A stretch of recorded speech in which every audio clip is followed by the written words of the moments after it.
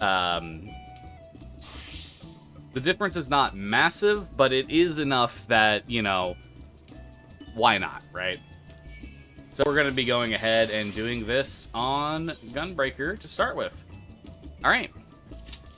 And as usual, timing starts when the first barrier in the instance goes down.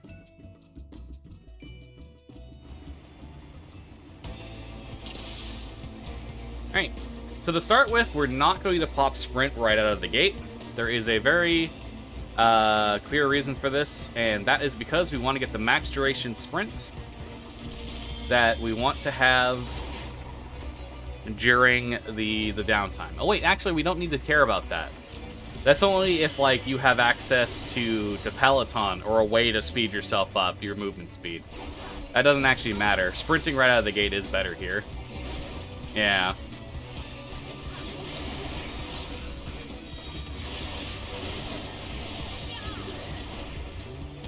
So basically, the reason why tanks are required for this is, number one, you need their inherent damage resistance that comes from playing a tank class. But also, number two, the tanks have self-healing buttons that makes it so that they can survive in situations where they don't have, you know, a way to heal themselves with, like, a GCD or healer buttons or anything like that. So... and the other reason why it's better to sprint at the start is you can get the full duration sprint with no risk here instead of popping or potentially having a risk of not getting it. That, and also you get more out of it.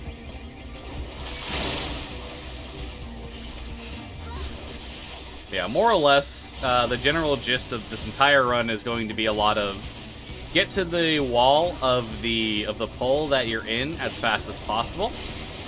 Use your mitigation tools to lower the amount of damage you take as much as you possibly can.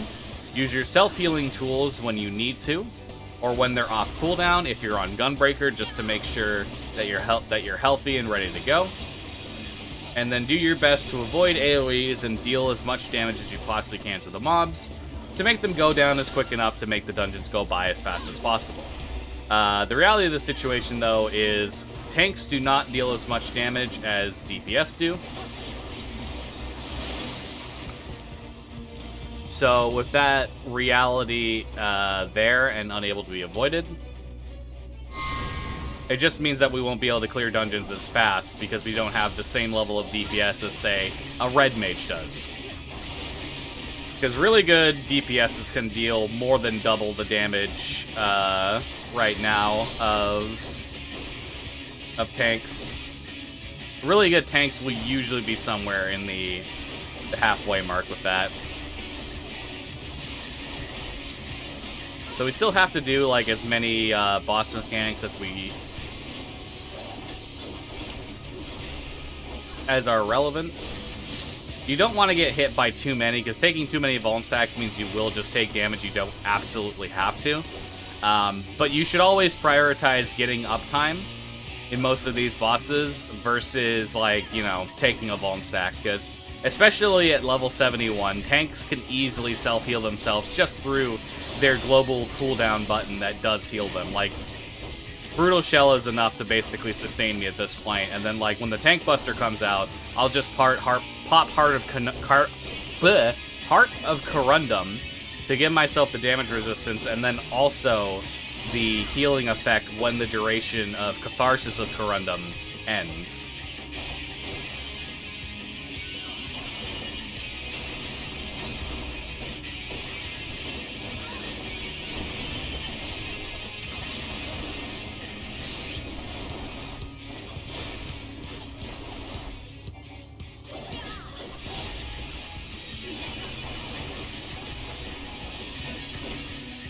I should not have done that.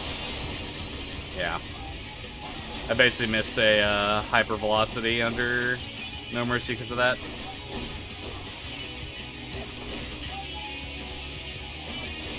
Yeah, as you can see, I'm at 4 vulnerability stacks, which means I'm taking 4 stacks worth of extra damage that I don't need to, but I'm nowhere near close to at risk of actually suffering, like, a death at this point. most bosses will have ways for me to maintain my uptime without taking ass tons of fucking damage, basically. Ooh, that optimization, dude. That's a relatively hard optimization to get, actually. Alright, cool. Probably shouldn't have popped Sprint. I popped Sprint to maintain my uptime, but that definitely should not have helped me. Or rather, that definitely made me lose time, because it's just better to sprint when going from point A to point B, rather than get one more GCD. Especially when I don't have access to Rough Divide to gap close, too. So I'm gonna do something here that's like a small optimization thing. I'm more or less just going to hit a GCD, and then I'm gonna move slightly towards this fence. This is basically just like, I'm hitting as many of them as I can, while keeping my GCD rolling. I should have waited till I was under No Mercy for that. Which is just a small movement thing. Oh yeah, I've got the fucking, This mob has that debuff that makes the tanks GCD. Like, it basically gives you a slow effect. Yeah, slow. Which makes your recast times take way longer. You're still not in danger of dying, like, at all, but it is just a sign of annoyance, basically.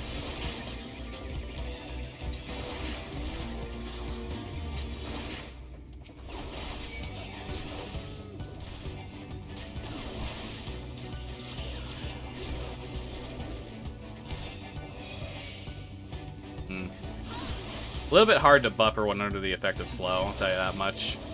Not to mention, sometimes when they get locked into their animations, they take a while to move. Like that, for example, just absolutely taking forever to move for no reason.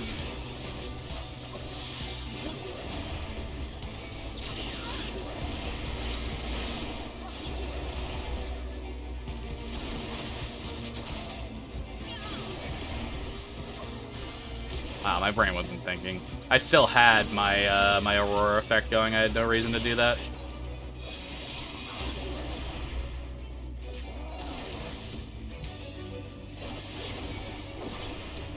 Yeah. The main reason why big pulls are so advantageous is because being able to do big pulls will make your run go by way faster 100% of the time versus doing smaller pulls, because the more enemies you're able to hit with your area of effect, the higher your damage will go, and that number goes up forever. Like, the more there are, the more damage you can deal. But, you know, if you can only pull, like, 3 enemies without dying, then your DPS is capped out at a certain point, basically. Like, you can only deal this much DPS. So that's half the reasons why tanks are so good for this category, is they can commit to doing those giant pulls where they're dealing like 20,000 DPS, and a DPS can only commit to a pull where they can pull 4 enemies, where they're doing like 9,000 DPS, basically.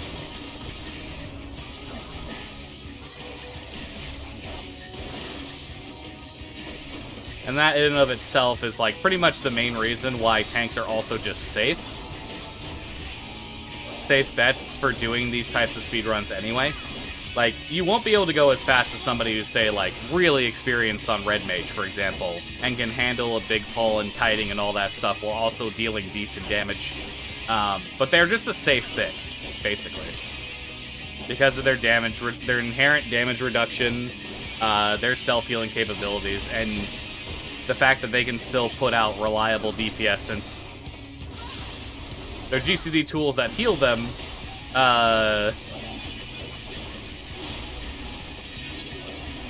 wait, why did I hit Fated Circle? That was lapse in judgment. Their GCD tools that heal them also deal damage, basically. Like, this Brutal Shell deals damage while also giving me a shield and healing me, you know?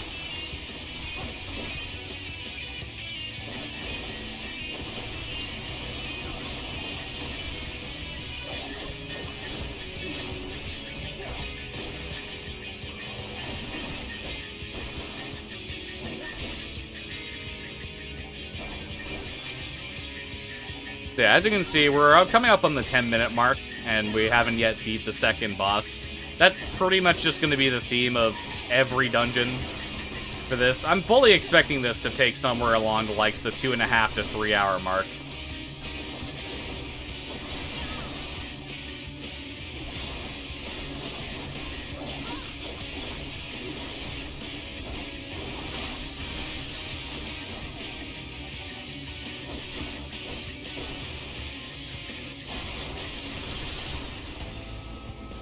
Alright, so this next pull really sucks, because unlike with every other pull in this dungeon, you're forced to handle the mobs one at a time, basically. So, like, in this particular case, I have to wait here, deal damage to all of these guys, and then between my GCDs, I can just start moving towards where the next pack of mobs spawn. Right over here. And then I can just stay here until I've killed all these guys. But this effectively slows down the dungeon incredibly large amount. Yeah. Right. That does actually knock back, so I do want to actually avoid that or stun it. Which means I should probably just be stunning it.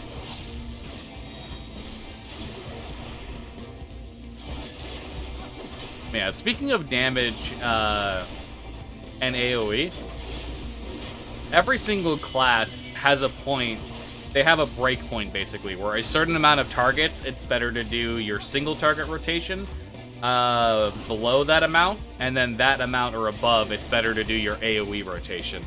Some classes, these are like all of their abilities of this case. Some classes have a mix or match type of situation where certain abilities are better at single target, but certain abilities are not.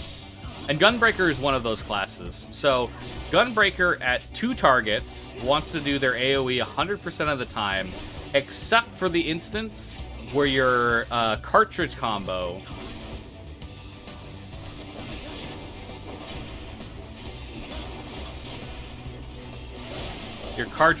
is up. Because the total damage of your cartridge combo over 3 GCDs is more than the total damage you get from doing a Demon Slice, Demon Slaughter into Fated Circle, which is effectively your 3-hit on AoE. But at 3 targets, it wants to do AoE 100% of the time. But it has that weird little thing where it's better at 2 targets, except for when your Gnashing Fang combo is up and ready to go. But then it AoEs every other time. And there are plenty of classes that are like that, but the other class that we'll be playing, Warrior, is just strictly better at 3 targets 100% of the time. If it's 2 targets, it's single target. If it is 3 targets, it's AoE. And that is a static thing for Warriors.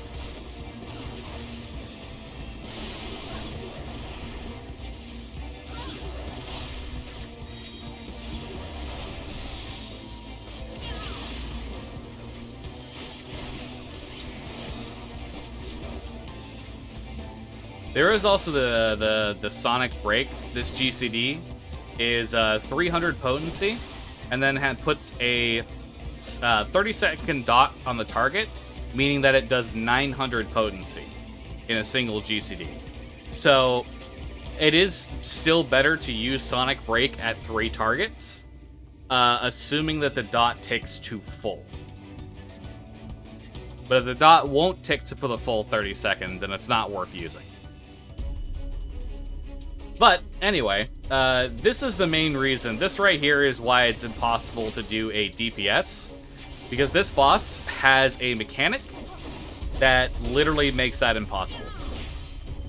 Like, you will just end up taking too much damage and be unable to do it regardless of what you choose. So right now, it's not possible to do this fight on a DPS, which makes you have to do Gunbreaker for this first dungeon.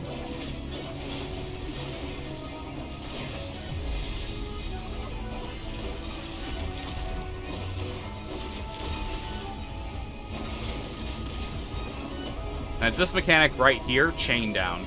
So what happens, normally you're supposed to do this with 4 people. Somebody gets targeted, and then you break the chain that's right here that I'm being held by. And then you can come out of, then you can get out of the AoE and continue to freely attack. Unfortunately, with no help, there's no way that I'm going to be able to avoid this. So as you can see, it does damage over time, and it gives me 3 vuln stacks. The amount of damage it deals to me on a DPS alongside the 3 vuln stacks basically makes it impossible to be able to do this dungeon on a DPS, is more or less how it goes. So the ideal situation is we deal enough damage that we don't have to see a 3rd chain down, but there is a potential that I will get a 3rd chain down. We want to avoid that no matter the cost. But yeah, these 3 vuln stacks, even if I somehow survive the chain down and getting those 3 vuln stacks, that straight line stack AoE alongside the proximity and stuff, there's so much outgoing damage that hits you that it makes it incredibly hard to end up living, more or less. It's entirely doable, I feel, but it's not worth the effort because the room for error is basically fucking nothing from the last time I checked it.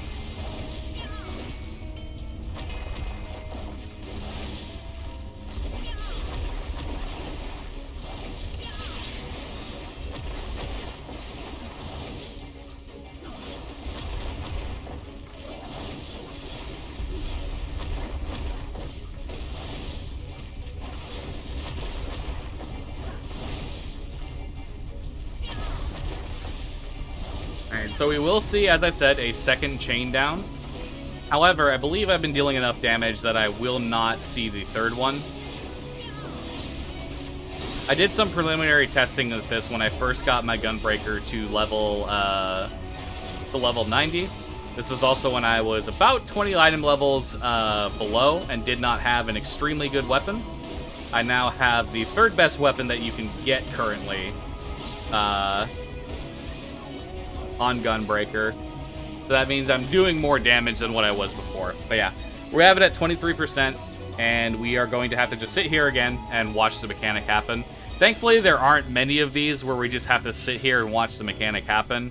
There are a couple in the later portions where mechanics like this happen, but thankfully, for the most part, there isn't a super large amount of, like, forced downtime. Like, you have to just sit here and watch that when it comes to these fights.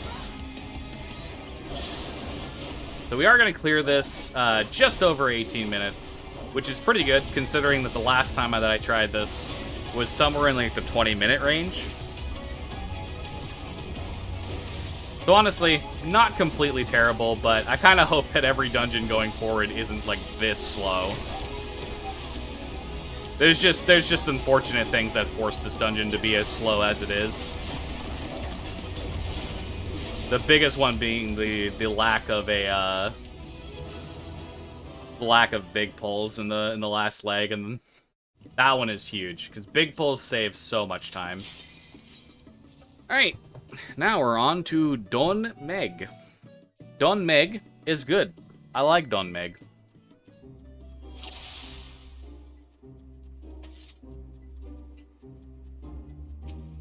Alright, so first things first, we're going to do something interesting here. We're going to come over here and we're going to use Interject on that guy. The reason we do that is because it's very simple. If that guy is allowed to get that cast off, he will super buff one of the adds that comes around and fights me here in this first big pull.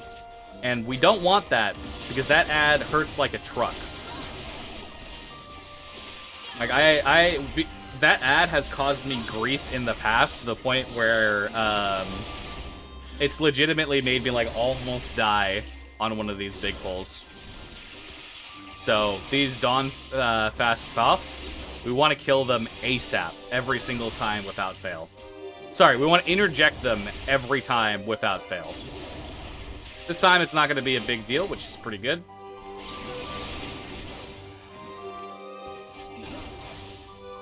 Didn't need to do AoE in that guy, so I probably could have done that 2 GCD faster, but we're not going to worry about it super hard.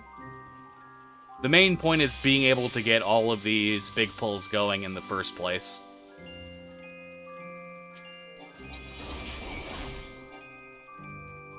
We want to try and use our rough divides to get closer to things as they come around. Get closer to things so that they aggro quicker, and also they get to us quicker, which means we can, you know, damage them quicker and all that good jazz and stuff.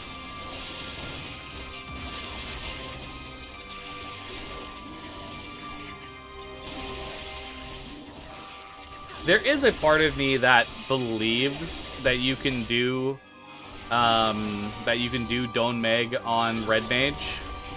However, Red Mage lacks the ability to interject and kill the FOFs that cause one of the ads to go super buffed. And because of that, unfortunately, it just ends up meaning that it's just a wasted effort. Putting all that time into trying to killing it just loses time. So I just don't think it's worth it.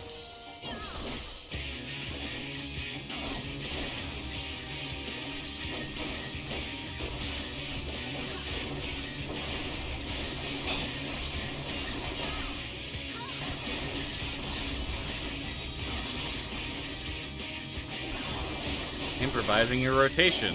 My favorite. Alright, so Ankthon here, Lord of the Lingering Gaze. The mechanic he's doing here, Land's Blood, is one of the most interesting mechanics in a dungeon that I've had to work with.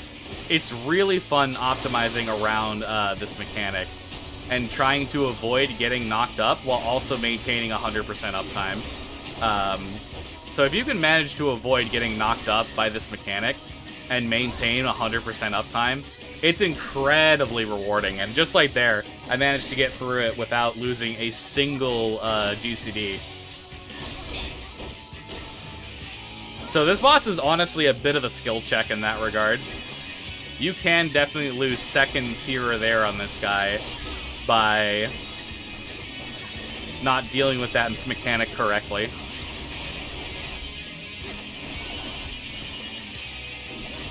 Aw, damn it. I know somebody just typed in my chat, but I can't see it. Oh, it's Nolock. How you doing, dude?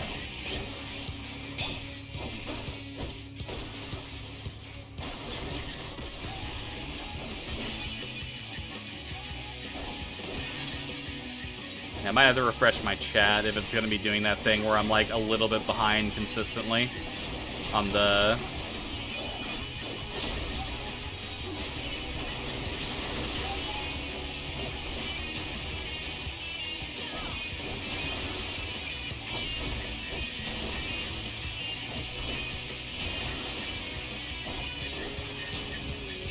Thanks, Nerd God.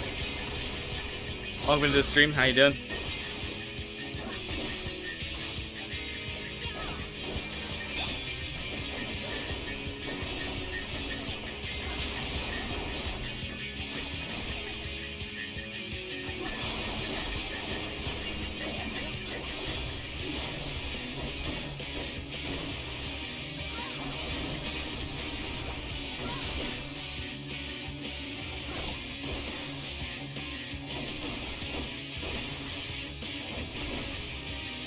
Alrighty then.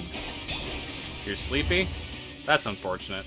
Alright, sprinting here is bad because this has to actually change and let me run through, right? Sometimes I forget about that.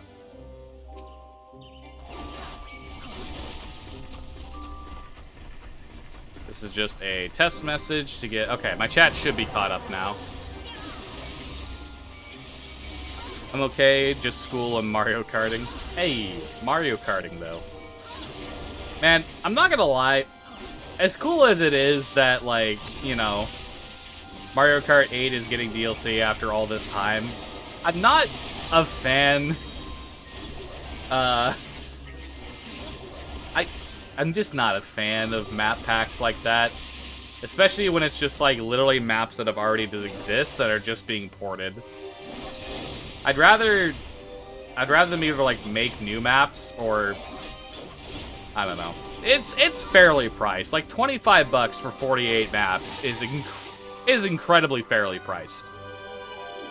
If you ask me. Like I've seen map packs there we go. In certain game theorists is getting in my brain.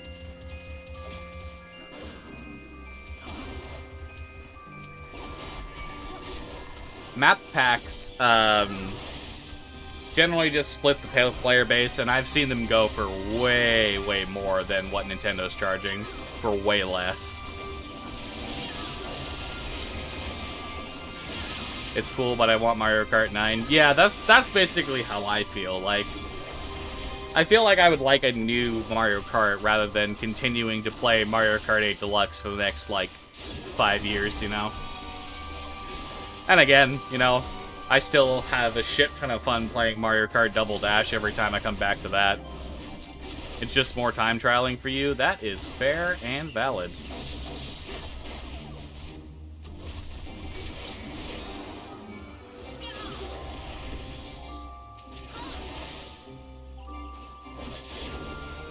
Double Dash is the best Mario Kart, don't at me.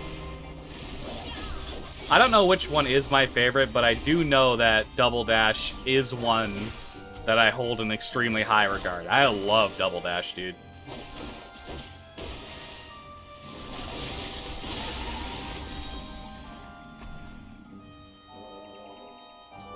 Alright, let's see if we can't kill this guy before the 10-minute mark of this dungeon. I got 2 minutes to do it.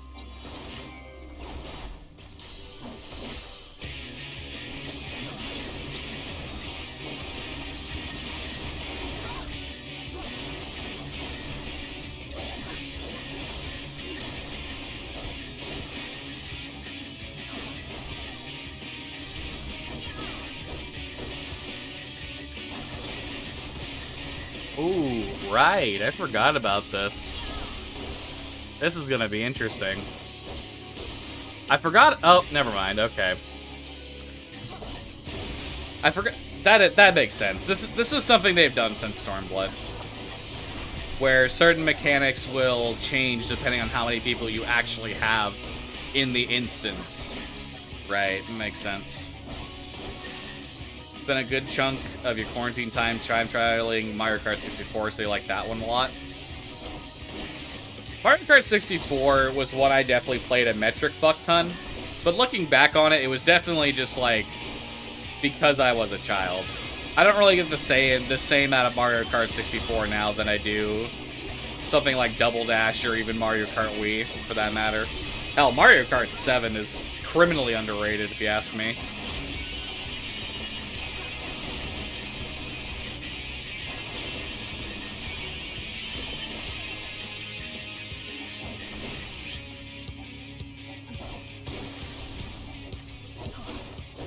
We fall, we fall, we fall, we fall, we fall, we fall.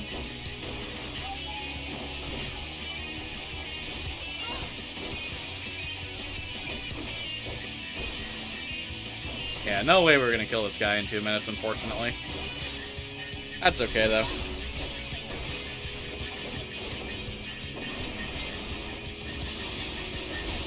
Did it really? I sincerely hope it didn't do, like, the big hit of Double Down on the... It probably did, didn't it? It did the primary hit on Double Down for fucking... the routes that I was in, rather than the boss. And again, it is only a 20% damage reduction for all targets past the first one, so maybe that's what I was seeing. It just happened to direct hit crit. 3DS was one of my childhood consoles, and I want to get one again for Mario Kart 7 and Animal Crossing New Leaf. Yeah, I definitely understand the Mario Kart 7 one. Also, childhood consoles. I'm crumbling to death. I'm crumbling to dust, everybody.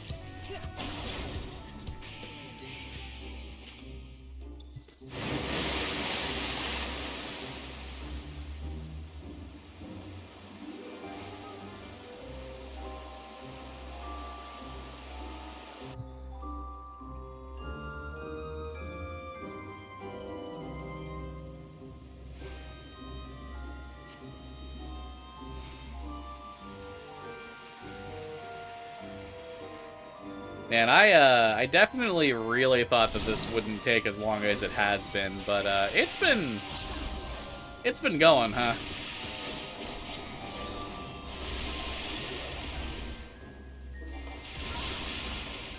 Jesus Christ, man. Double down just hurts. 1200 potency, man. That shit just hurts. Holy moly.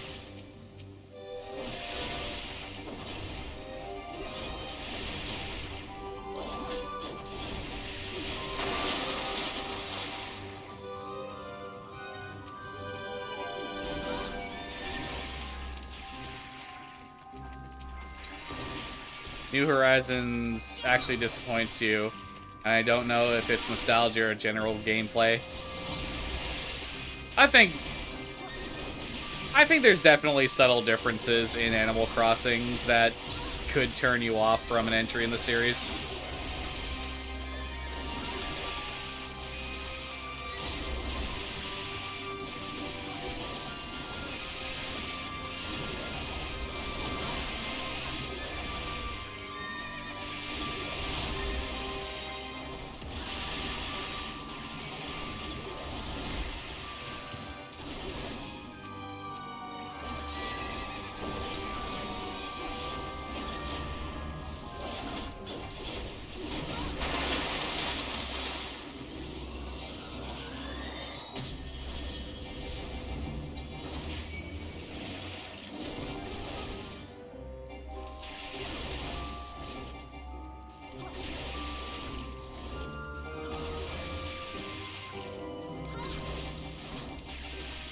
Well, hopefully this dungeon doesn't take longer than Holminster.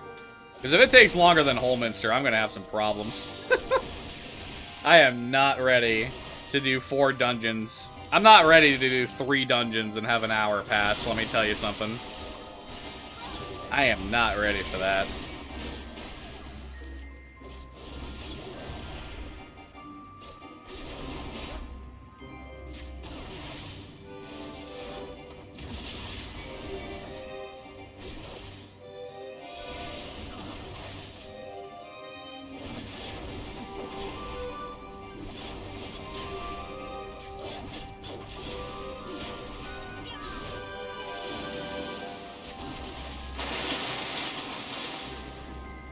That actually worked out really well.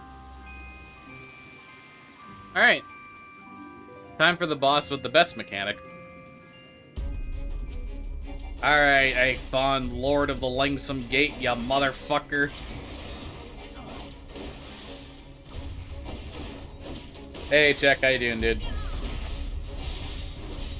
It's Lord Flavio, indeed. I am, in fact, that guy from Paper Mario the Thousand-Year Door. How did you know?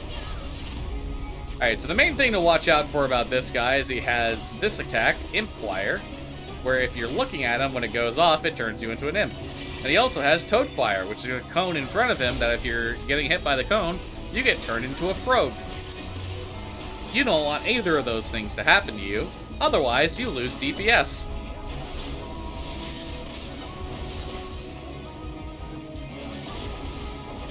Oh no. Alright, everybody. Am I the sprint god, or am I just really bad?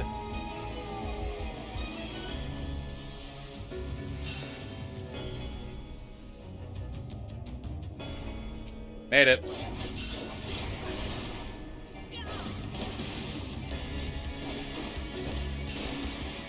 I did definitely stop. I didn't want to fall. You lose so much time if you fall there. I did not want to do it. I also don't want to use my burst on this thing. That's kind of sad you can't choose it with Reaper portals. Yeah, because they still treat Reaper portals like normal dashes. If you go over a pit, you're just screwed. What about signature move Markiplier, where if you're behind them, you turn into a sexy Korean man? I don't think he has that one in this patch, unfortunately. I think they removed that. It's much like Ninja Shikuchi or whatever. It's like any dash. Even though it's flavorly, even though like flavor, it's a teleport. the actual coding of it treats it like any other dash. So, yeah, you're not able to cheese it like that because it's not actually a teleport. It would be nice if it was a teleport because that cheese would be funny. But yeah. It's just the way things are coded.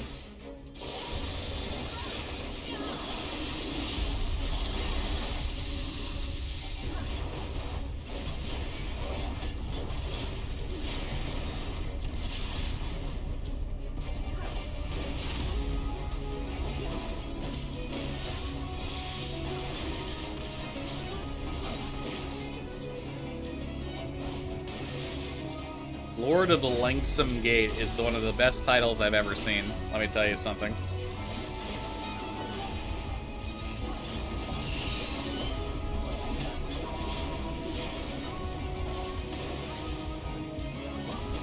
Oh boy, raid white spam, which isn't even breaking my brutal shells. Whatever shall I do?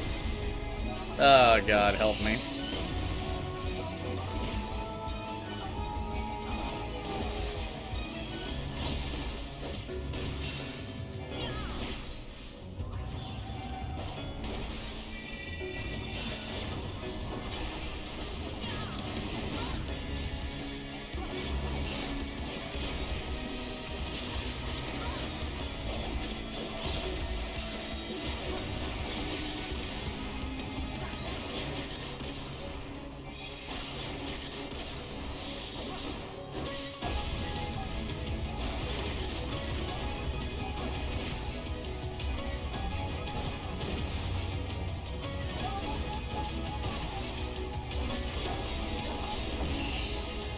Thank goodness.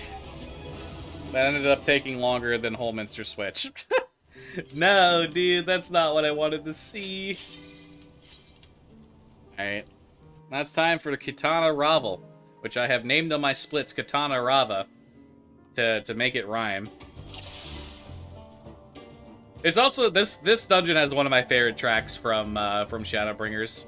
I really like the Katana Ravel theme. It's just like a general background music song. It tickles the little endorphins in my brain.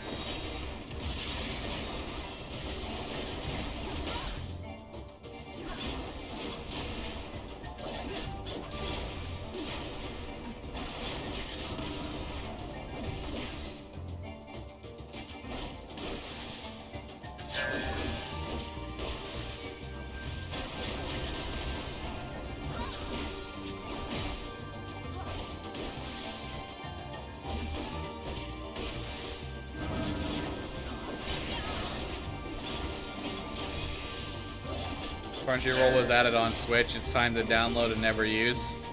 Man.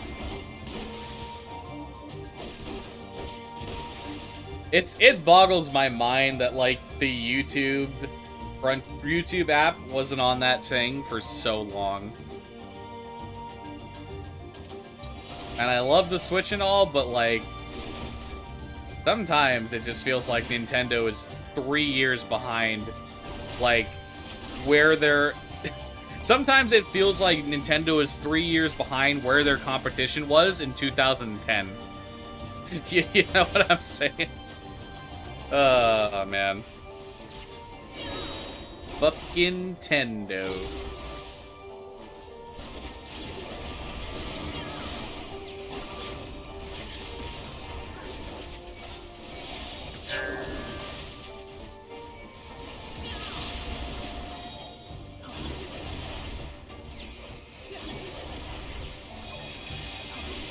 Alright, so this is the first pull in pretty much the entirety of...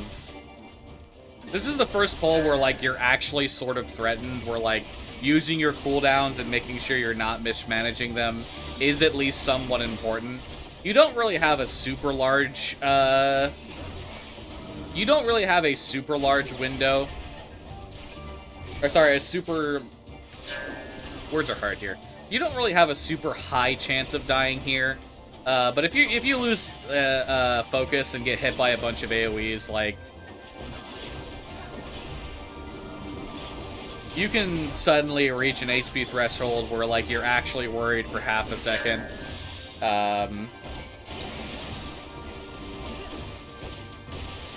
So you typically want to be avoiding that. You like anime, you swear. That's fair. I also like anime.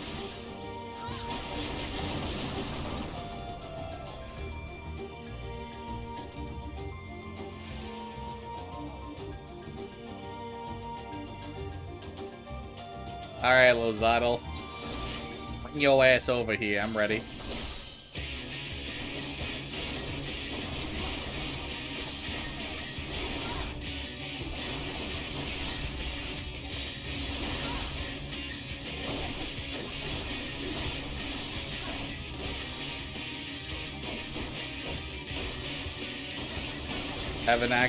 Actually haven't watched a series since quarantine. I just don't have the patience.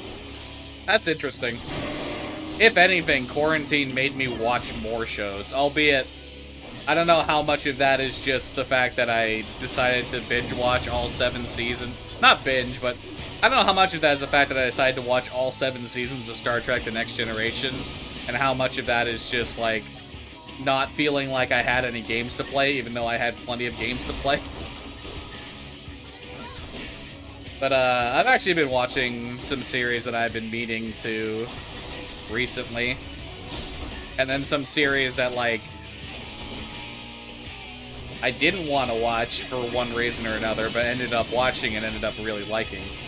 Like, for example, now, I want you to roll with me here, because the title of the show is called Rascal Does Not Dream of Bunny Girl Senpai.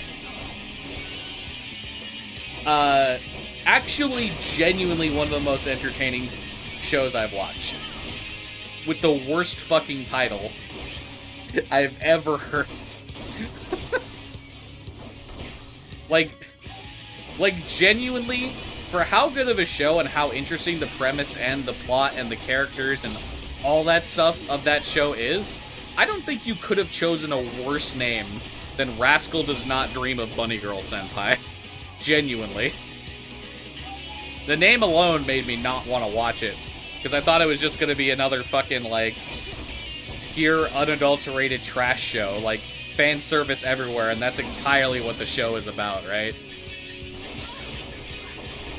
Couldn't be further from the truth.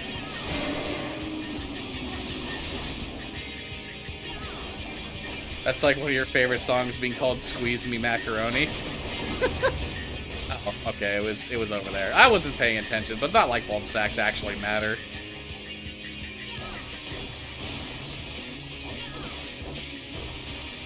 Yeah, if I was going through, like, Spotify and I saw the title, Squeeze Me Macaroni, I'd probably be less inclined to actually give it a listen because of its name. That's just who I am. But I also understand that sometimes having a title like that would be more attractive to your show. But it didn't make me want to watch it. And I'm sad because I did miss out on a really good show for a long time because of that.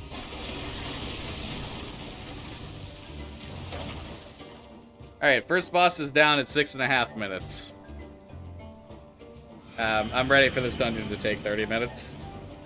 I'm ready! I also just love that these bats are called acrobats. That's real good. Solid metal song that's made by a band called Mr. Bungled. That's an interesting name.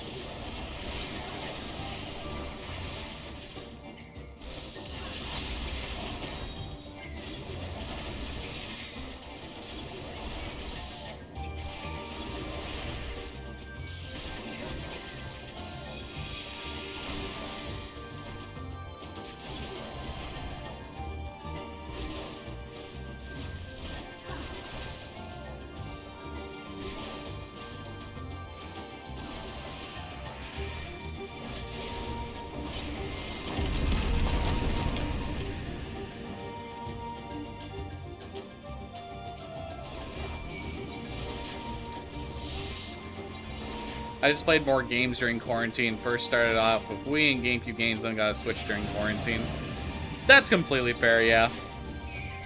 For me, it definitely was, like, I was already in a mood where I wasn't really feeling of playing a lot of video games. So watching shows just seemed to make a lot of sense to my brain at the time.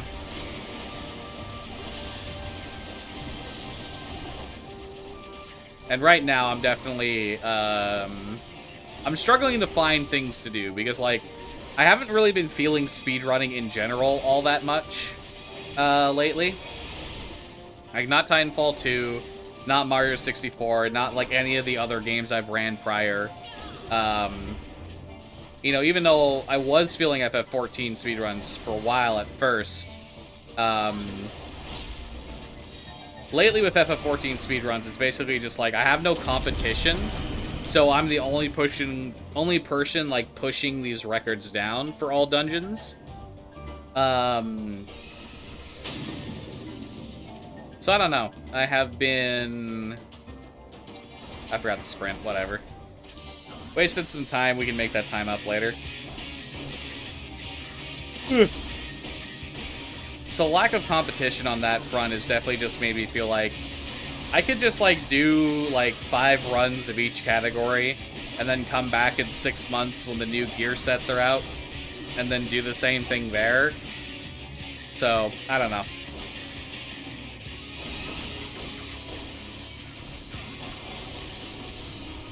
I will say this. I am probably going to be sitting here for at least another 3 hours if this continues the way it has been going.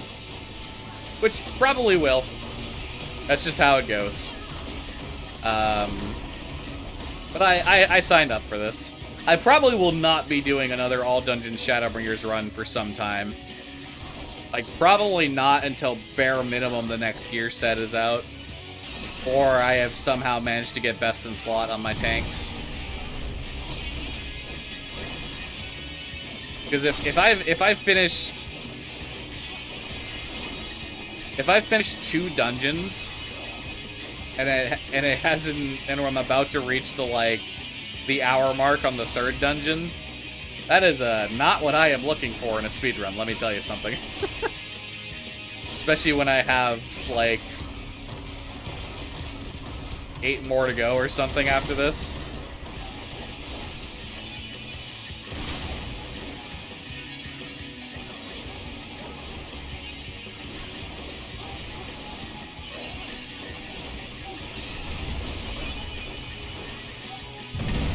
Oh hey, that landed on me. Oh no. Anyway.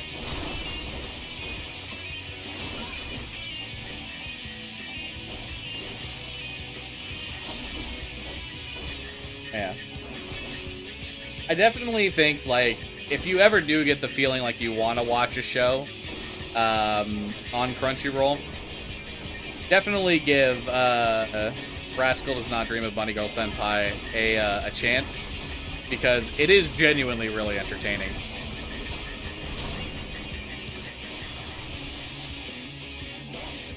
In terms of things I've been watching, like, in season, because I'm not particularly a seasonal anime guy. I tend to avoid it unless it's a show I'm really interested in and I keep seeing spoilers. I prefer to binge watch things than I do wait at a new week every single time. Because I feel like the seasonal watch is more for people who are involved in fandoms, and I'm not really, so I don't really feel like I get a whole lot out of watching seasonally versus waiting to binge it. With that being said, one show that I am watching seasonally this time is My Dress Up Darling. Absolutely one of the best rom-com, romantic comedies, sitcoms, whatever the fuck you want to call it, I've watched in quite some time. Like, the 2 main characters are so good. Their chemistry is fantastic.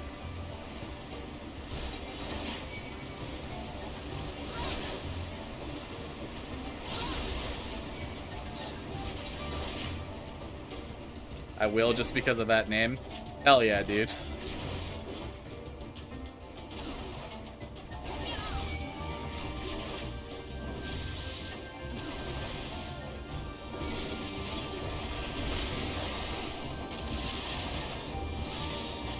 So there's an interesting little thing about this dungeon. So after this pull is done, the next pull does not actually go very far. Like, you don't have to go very far to get the big pull for this next part of the dungeon. However, there is an aspect to it that not many people know about, and also it just makes the dungeon harder because the healer has to heal more and the tank has to be more on top of their mitigation. But basically, this wall will come down, these guys will spawn, and then you come in here and you aggro these guys, and then you run out. You come out of this location, and when you come out from here, these adds that are supposed to spawn when you've killed all of the other adds end up spawning. So you can spawn them in early and end up killing them earlier than what you're supposed to by doing that. The neat little optimization thing that works out for a speedrun in that sense.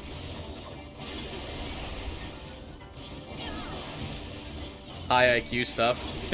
Not really, but having knowledges of how spawns work like that is definitely a big thing where you can take advantage of it, because it will save you time. Both in just normal dungeons, both in just normal dungeon crawling as well as in a speedrun. Alright. Alright, you three-headed son of a bitch, let's go.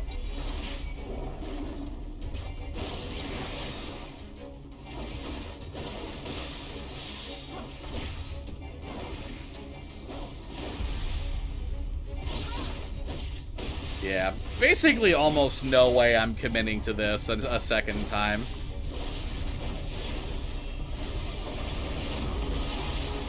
I'm also just gonna eat this because I'm like, there's no way this is gonna do like a relevant amount of damage to me.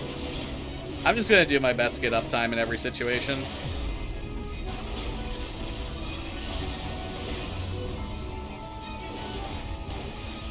My health be damned, basically.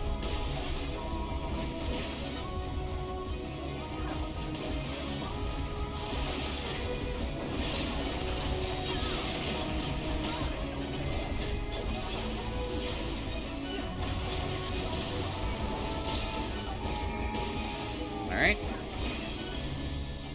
Knockback resists.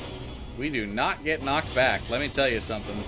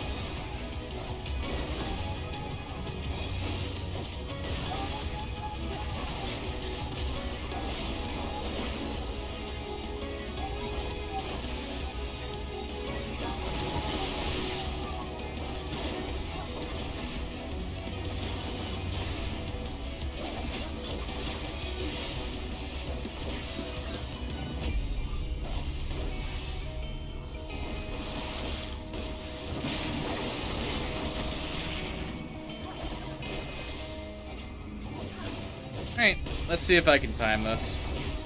Shouldn't be too hard, but you know, there's always a chance that I fuck up. Or the game taps me out randomly for some reason. Jesus.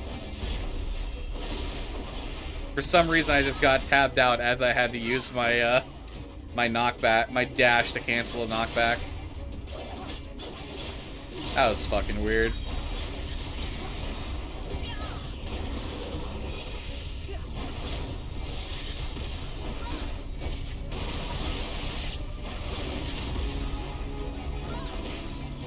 Lost in the flood, here proud angels bathe in their wages of blood.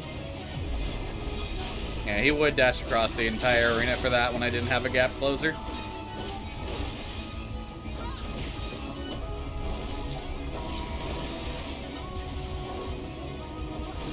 Did I get slowed, or I think my GCD must have got rolled back. There's no reason that should have happened. That's been happening a lot. Like, ever since the player population boom happened for this game, I've been noticing that, like, my GCD will get rolled back on occasion for seemingly no reason.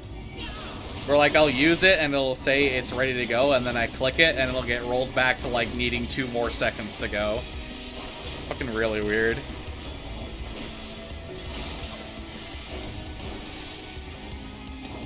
Okay, we're almost done here. We fall, we fall, we fall. You bitch, why'd you jump to that wall? Alright. Doot. Alright, 56 minutes and we're entering the 4th dungeon. How many more do we have to go? That is the question.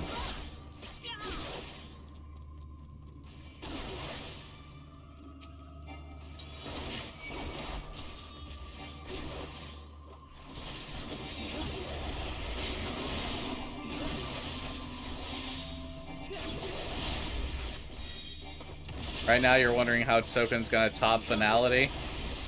And I was wondering how they were going to top Shadowbringers, and they basically did. Like, Endwalker was just have, if not, fucking... It's basically the Final Fantasy boss theme of all time. True.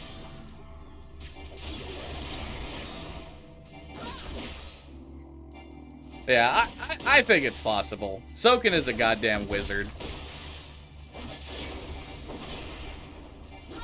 Sir, I thought speedruns you were supposed to go fast. This is not fast, sir. Can you go faster, please? Streamer, can you go faster, please?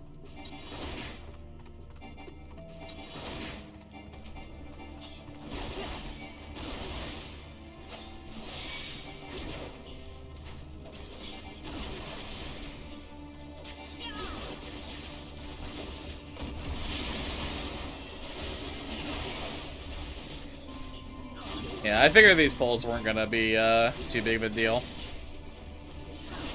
A test of your reflexes! Apparently somebody's made a mod that every time an AoE appears on the ground, that voice line plays. Like, any AoE on the ground, that voice line will play.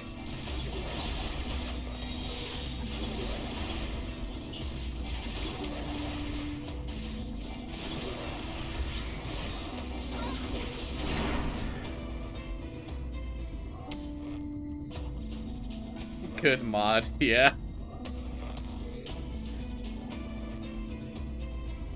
A test of your reflexes!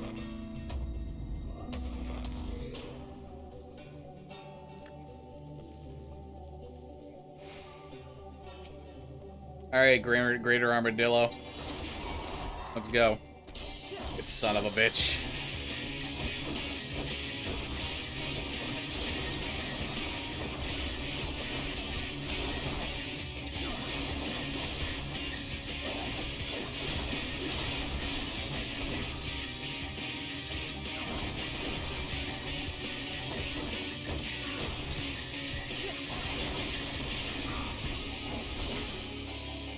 Oh, right, double down. This isn't Shadowbringers, I have double down now. That's like a button I actually want to press.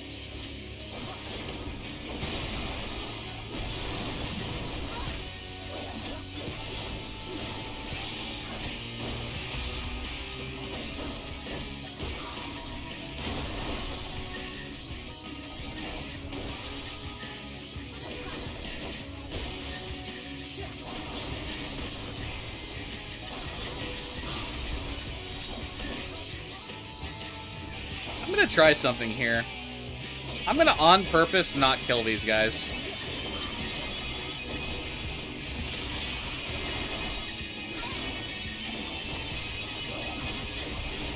Well, I mean, if they're just gonna die, If they're just gonna die from Bow Shock and fucking Double Down, then fuck it. What I was going to do is I was going to avoid using AoE GCDs and just see like if more ads would spawn at that particular point when they're supposed to. But I guess if I'm just gonna fucking murder them anyway, then like, what's the point?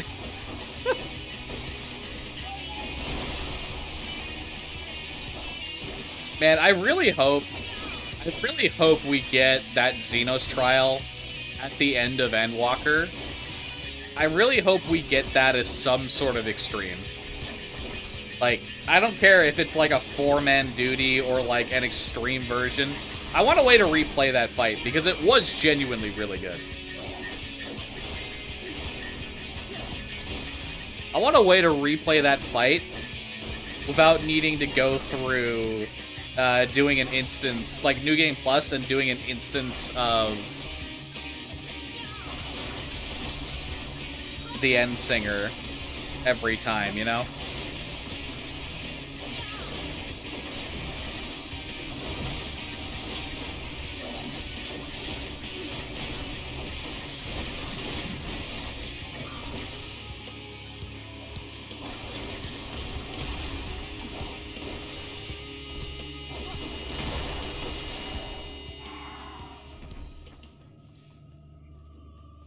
Yeah. I guess there is this shitty pole over here where I can only do like, I can only do these 3 mobs. If you haven't been able to tell, I've been trying to take like tight lines wherever I can. It doesn't matter nearly as much for this category as it does for other categories, but I figure, like, it's probably time for me to start training myself to take, like, the line through the dungeons that'll make me go through it the quickest. Like,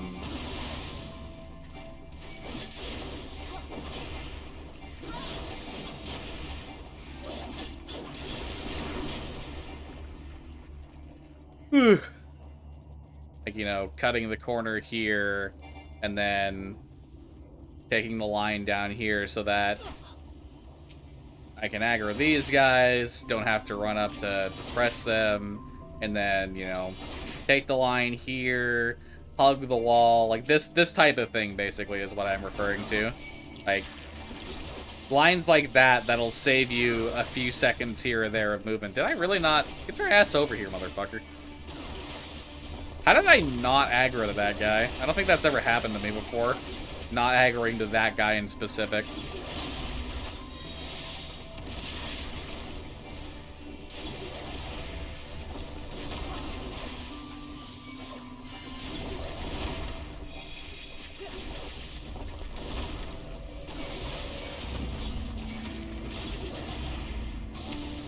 This one actually hits harder than I thought it would. Very interesting. I'll be fine, though. I'm in no danger. My health might look like it's starting to get somewhat low, but I'm in no danger.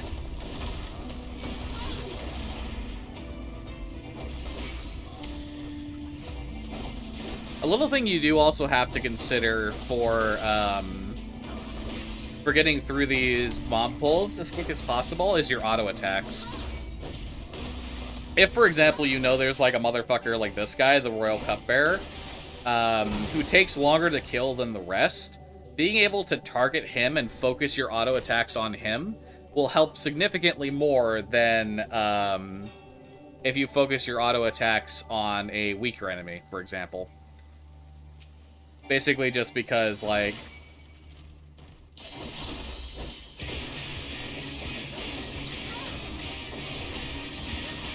you'll be able to do your AoE damage longer, which means, you know, very slightly better efficiency in your overall DPS capabilities. It's not a massive amount, but it is like a definitely noticeable amount.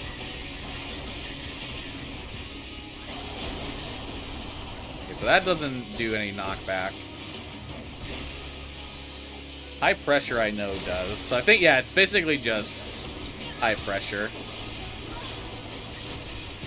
So I'll be wanting to use my dashes on high pressure, just eating the bone sack for well bore, and then doing this mechanic like normal.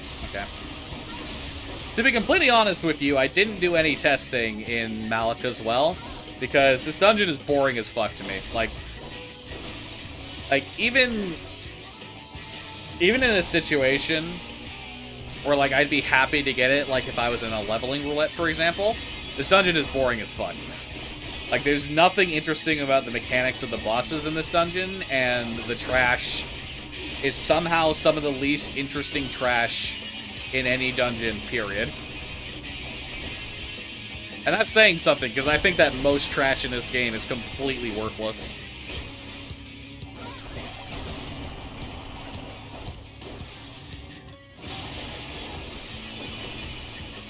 I'm not gonna have a dash, am I? Yeah, lost a little bit of uptime there, and I lost one of my continuations. That sucks.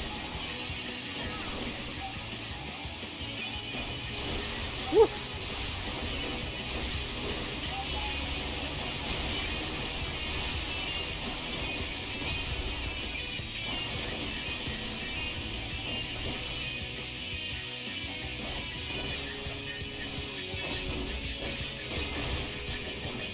Oh man, let me tell you something though, dude.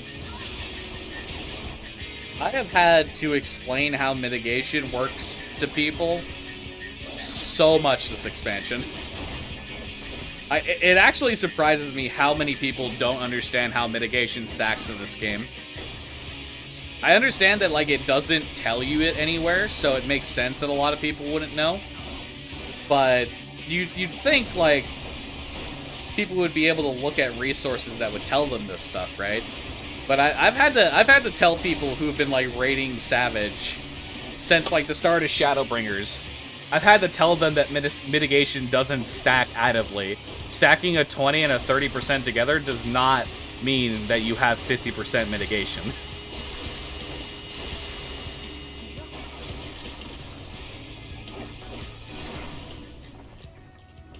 So the way it works is the damage is calculated the damage reduction is calculated separately every single time. So let's say you take 10,000 damage from an attack. All right? The damage, if you did not have any mitigation, would deal 10,000 damage to you. So if you put a 10% damage reduction on yourself there, you will mitigate 1,000 of that damage, meaning you'll take 9,000 damage. But if you have an additional 10% on you, right, an additional 10% damage reduction, it does 10% of that 9,000. So that will mitigate 900 damage, meaning that you're only getting 19% damage reduction in actuality. So for every additional bit of mitigation you add on top of your first mitigation, there are diminishing returns, basically.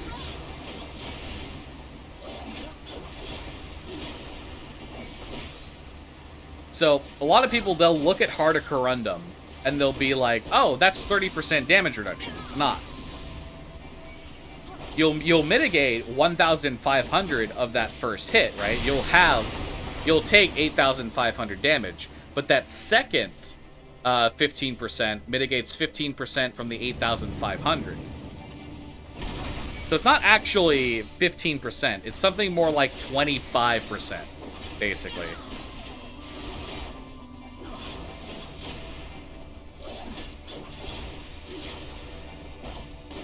Elder probably died of dots. Yeah, there we go.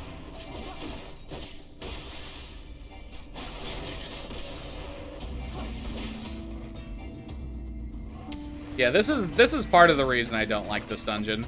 It just has this piece of trash where it's just not worth it to run over to the second one until the first one has started to rebuild. Or, sorry, has finished rebuilding, so you can actually get AoE damage. And you can't even get all the AoE damage out. Like, I'm only able to hit 3 targets here. This shit sucks. But yeah, I've had people like say, oh yeah, Heart of Corundum is amazing because it's like 30% damage reduction, and I've had to explain to them that it's not actually 30% damage reduction. It is still more than what you would get if you used Rampart and only Rampart, but, you know,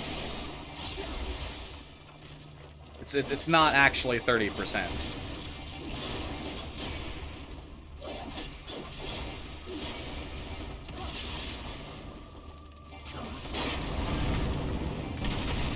Oh boy, time for the least interesting final boss of any dungeon ever.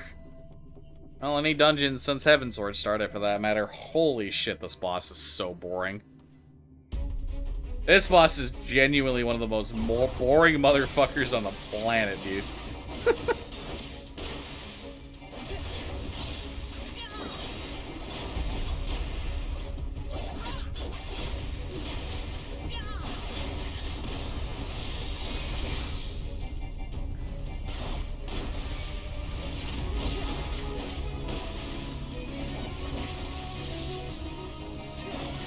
You've actually seen wipes of this boss.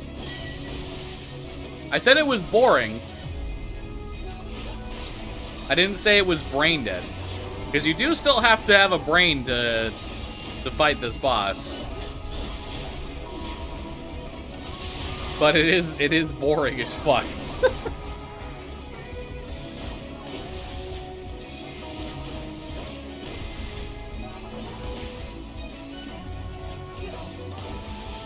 This boss is basically the entire problem I had with Midgar Somer Savage.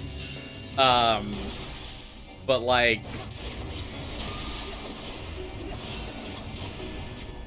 this boss is the entire problem I had with Midgar Somer Savage, but like in a dungeon boss.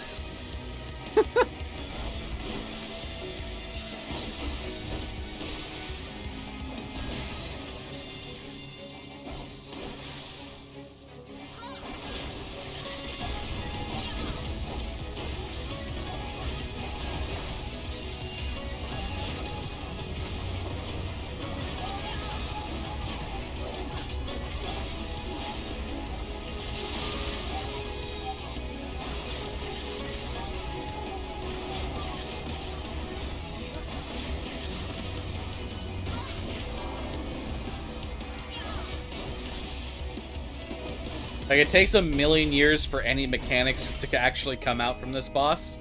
The actual mechanics that there are not varied or interesting in any way. But if you do manage to fuck them up, they can be way more punishing than they honestly ought to be. Yeah, I am just... Exactly. I'm super Resident Sleeper. I could probably legitimately do this fight one-handed. Like, I could probably legitimately just use my mouse to kill this boss. That's not even a joke.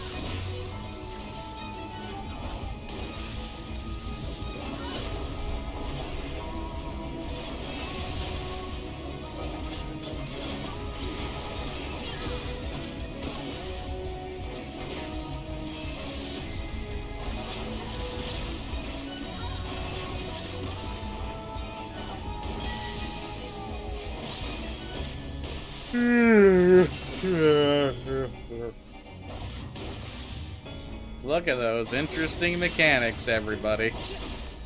Not enough flashing lights, true. Needs more flashing lights.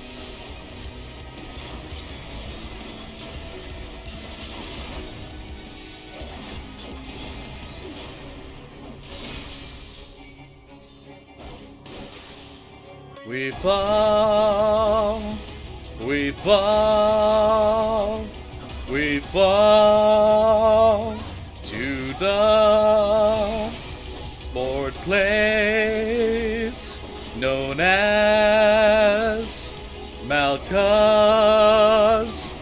dumb wall.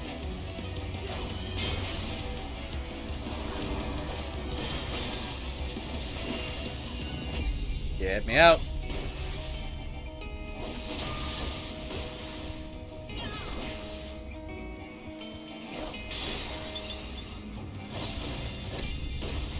Oh, it started with that one this time. You know what? I want to feel something. I want to feel something. Hit me.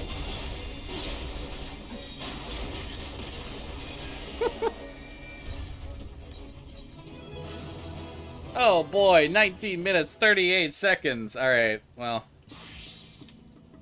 Well, we are going warrior for one dungeon. And they were going warrior for this one dungeon for a very specific and good reason. Oh, I hit sprint too early. But, So it is you. this dungeon, Mount Gold, has a thing right... This dungeon has a fight, or as a pull right at the start, that you can literally pull from the opening gate to the wall of the first boss immediately. Very few dungeons actually let you do this. They don't let you basically pull from the start of the dungeon to, like, the first boss. This dungeon actually lets you do it. But the problem with that is you cannot heal through this as a gunbreaker. So, you actually do need to play warrior for this, because of a certain little ability that we like to call bloodwetting. Bloodwetting is really fucking stupid.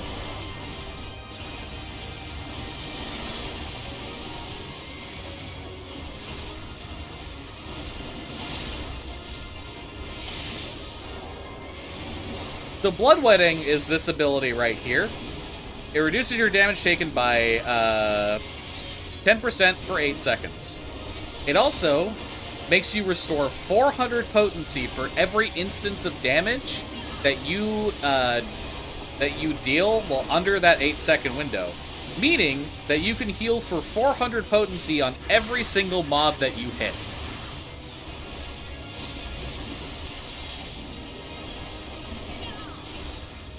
Effectively meaning that you can heal more than double your HP in a single attack, as long as it hits everything.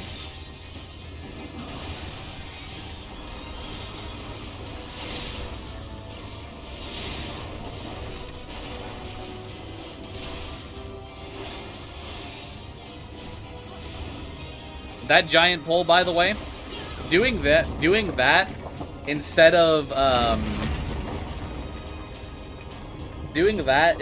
doing like 2 smaller pulls saves you 3 minutes. For the record, it legitimately saves you 3 minutes. Primal Rend!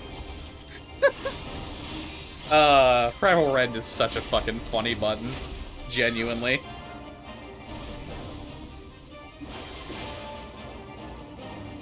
But yeah, the full effect of bloodwetting is reduces damage taken by 10% for 8 seconds. Restores HP with each weapon skill successfully delivered with a potency of 400. This applies to all instances of damage you do with that particular weapon skill. You also get the effect of Stem the Flow, which reduces your damage taken by an additional 10% for 4 seconds. You also get the effect of Stem the Tide, which gains a barrier around you with a 400 potency shield. With the potency of 400. So in total, you get healing from your weapon skills, 19% damage reduction, a 400 potency shield, for free every 25 seconds. I'm just gonna say it. If you die on Warrior, it is your fucking fault. Like, if you die on Warrior in, like, normal pulls, normal dungeons, any of that stuff, it is your fucking fault. This class is absolutely absurd with the amount of self-healing that it has. And that's not even its only form of self-healing. It gets self-healing of Storm Paths with a 250 cure potency that you can do every 3 GCDs if you really wanted to. It has Thrill of Battle, which heals you for 20% of your HP, and also increases your HP by 20%, and also increases the self-healing you get from Storm's Paths and your next ability, Equilibrium. Oh, I should use Primal Rend before I lose it. Whoopsie daisies. Your next ability, Equilibrium, which restores your health at a potency of 1,200. It also has a healing over time effect, which also heals you over a course of 15 seconds for a total of 1,200 potency. Meaning every 60 seconds, you can heal yourself for 2,400 potency over the course of 15 seconds. Warrior is dumb.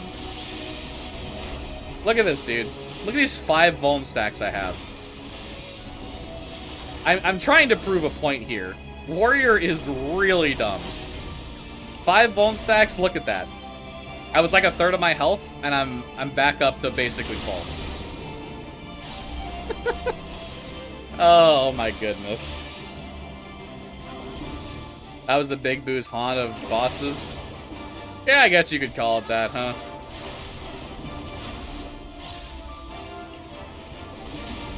Oh man, 6 Vuln stacks. Oh, I'm below half HP. Whatever shall I do? There we go, I'm full HP again.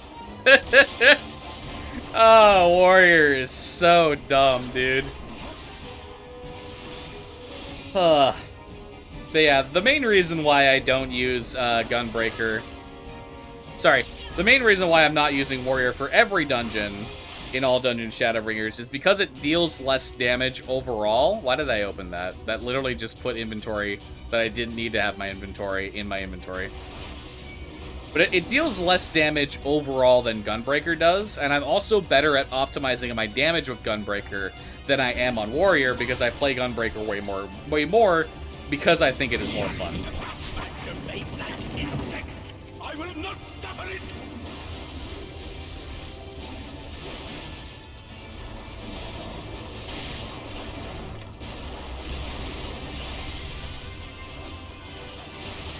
Primal Rend! Funniest ability, Primal Rend.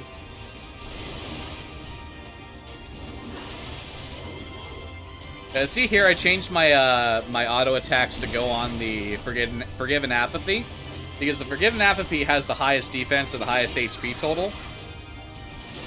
So I want to get my auto attacks on him, so I can keep using my AoE for as long as possible to be the most efficient with it. As I also mentioned earlier, Warrior is a three mob class. Its single target is better at 1 and 2 targets, but its AoE becomes strictly better at 3 targets, and that's just how it is. So I'm actually going to save my sprint here on purpose to not lose duration on it, because going through load zones, your cooldowns will continue to tick, which means that I'll lose duration on sprint, and I want to have like the maximum duration possible. Because while it may not save a whole lot of time, it is still some time that I can be saving by doing it.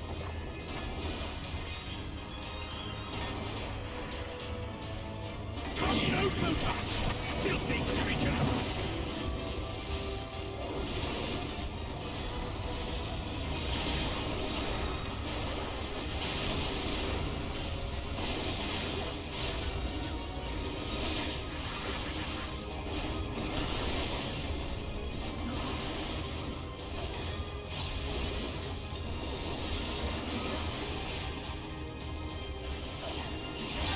Yeah, the only real reason I want to come in here on Warrior is so I could do that mega pull at the start of the dungeon.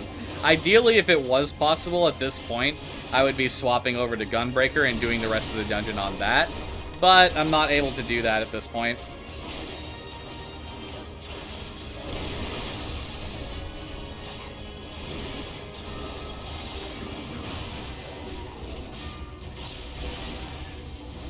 Oh yeah, right, Vengeance. That helps. That helps if I actually use Vengeance. Oh yeah, there's also the Mega Pull at the end of the dungeon, too.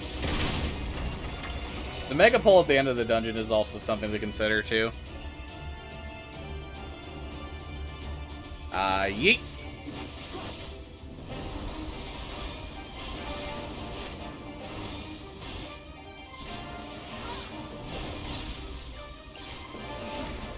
Rival Rend! It looks so funny, dude. I love that shit so much.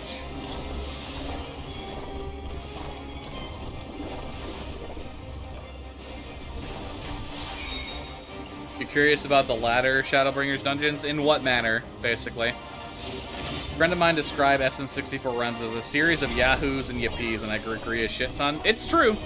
They're not wrong. They are correct that it is, in fact, a very large amount of a series of yahoos and yippies. Very true. Very true on that front. I don't even know if they're possible to solo as warrior.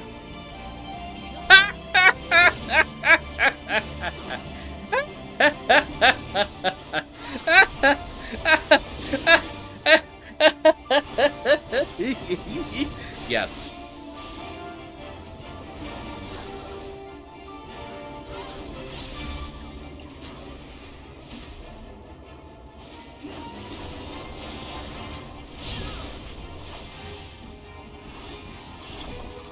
Trust me, I wouldn't have done this if I didn't think it was possible. Now, you can solo every single Dungeons Warrior in this game.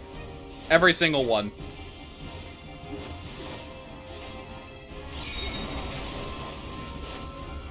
Oh boy, my favorite mechanic. The one where I get to run into this little corner and avoid the AoE.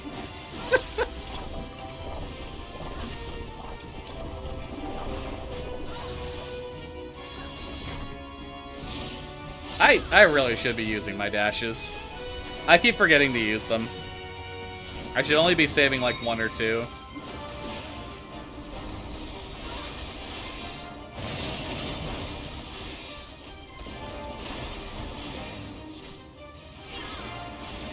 Rival Rend! What the fuck is that attack? You're gonna have to be more descriptive. There's a lot of attacks.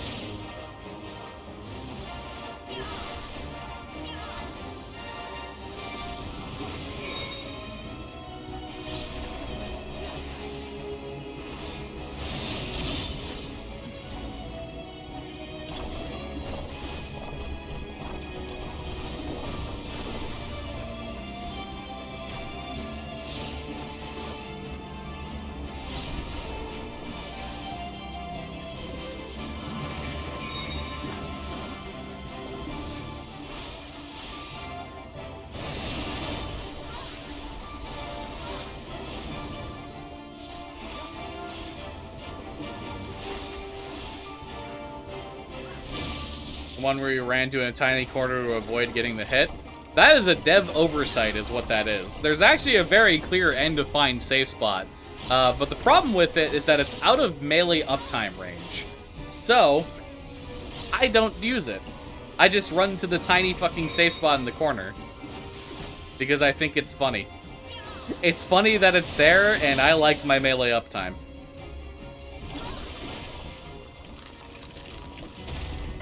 I am righteousness! I am righteousness! And righteousness will prevail! Hello, friends. Can't you do anything by yourselves? Oh, man. I love that line so much. I am righteousness!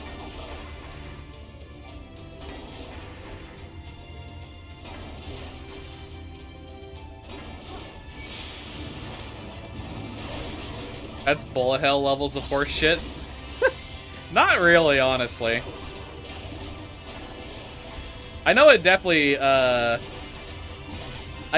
looks like that, but like I said, there's a clearly defined save spot that you're supposed to go to, like the devs intended you to go there for that pattern. But I don't like losing melee uptime, so I look at that pattern and I laugh and go, ha ha! And then I shove myself in a tiny little corner and laugh. I really should be using Vengeance for this. Vengeance literally is a cooldown that deals damage. Every time I get hit with a physical attack, it reflects 50 potency back. It just makes this pull go by quicker, and I should have been using it earlier.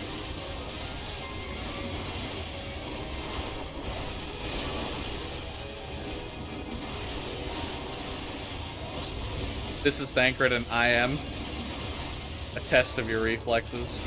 I am righteousness! I'm gonna be honest, I don't really understand why everybody got so obsessed with This is Thancred.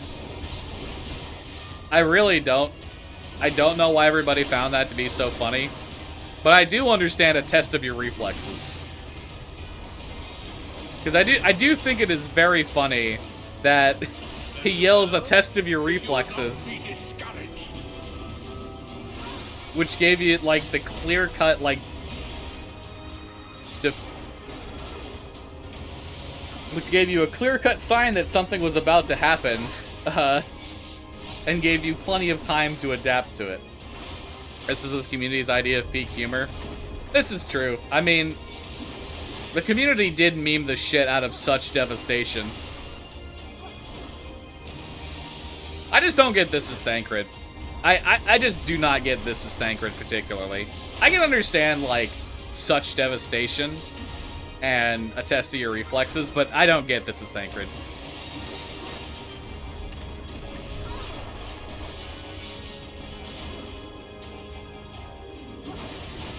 Alright. Now, where was that fucking blur filter? Where was that blur filter?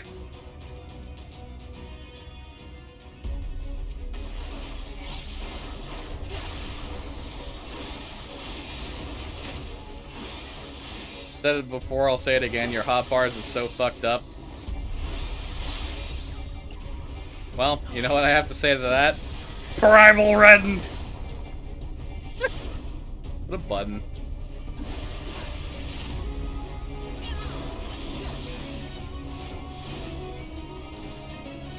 Stop that, damn you! I don't care what it takes!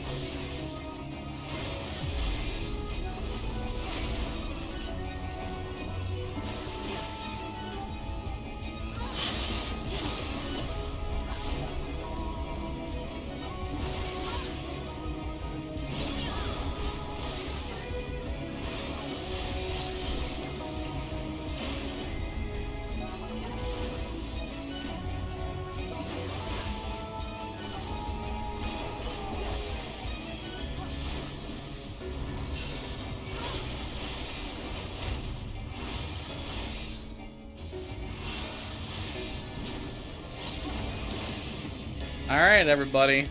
Which is the real one? It's this one. Whoa!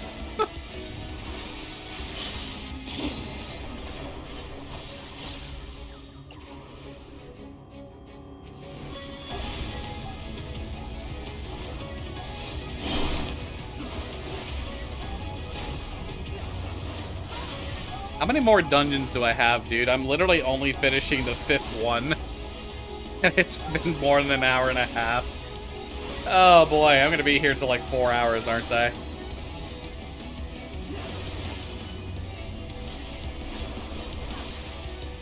How could you tell? Oh my god, I don't know, man. Could it possibly be PB because this game has defined patterns that are easy to find? Son of a bitch.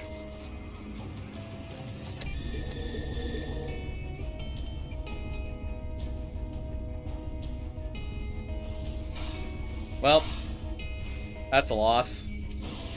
At least I still get Primal Rend out of the deal.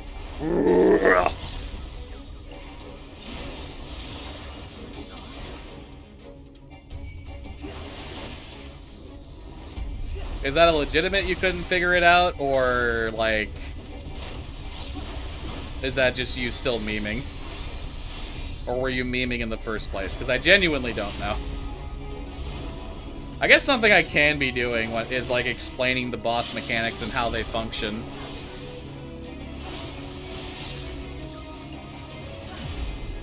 I love the level 90 warrior skill. It's like, I'm the Fell Cleaveland now. Yeah, like, Primal Rend is very satisfying. Just being able to fucking do this is satisfying as fuck.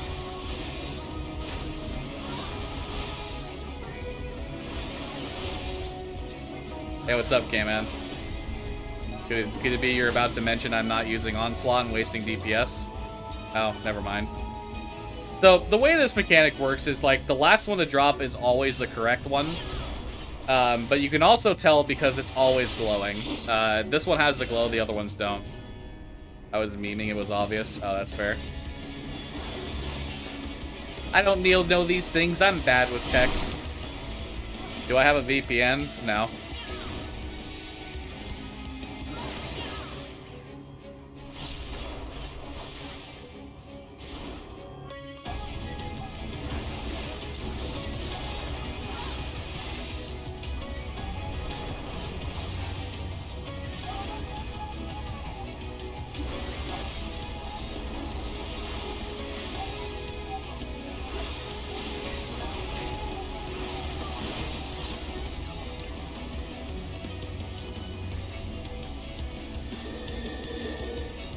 We here at the Lord Fluffy Emporium of dumb shit like to live dangerously.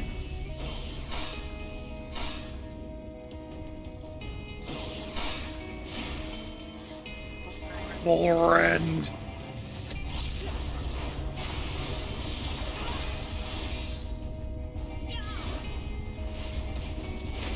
Well, there it is. There's the first dungeon to take more than 20 minutes. Oh boy. I'm in for a ride. I'm gonna be here till fucking 10 a.m., dude.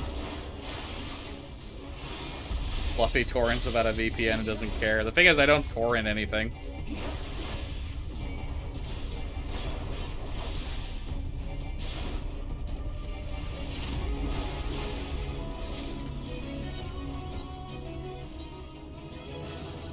Holy hell, dude. 21-22. Oh, I forgot to swap off back to Gunbreaker. Whatever. Whatever. I can just do this one on Warrior. It's not that big of a deal. Probably not going to lose that much time for it. Days of Amarant. You just use extremely fishing streaming sites like Netflix. Yeah, man. Netflix sounds kind of sus there, my guy. And the unchecked energies of creation begat malformed. So I'm doing something interesting here. You might notice that I am using single target at 3 targets on Warrior. The reason for that is simple, because the next wave of enemies spawns when you kill one of them. So you actually gain more time in this dungeon by killing one of the enemies really quick to get the second wave spawning, because the amount of DPS you're losing versus how much you gain by spawning these early is absolutely worth it. It's 100% faster to get these next wave of ads spawn and then AoE them down than AoE all 3 of them down first.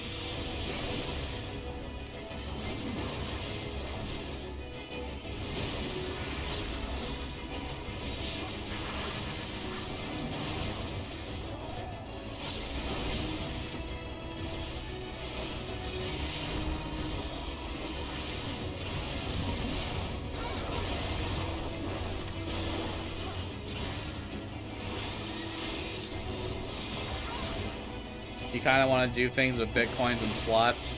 Ah, yeah, that makes sense.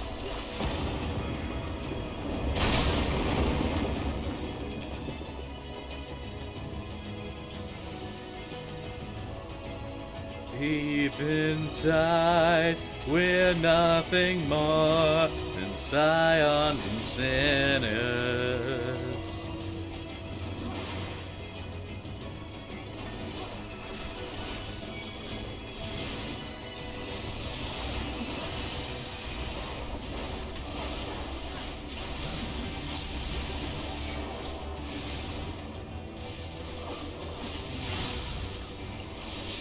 Is online gambling legal in Canada?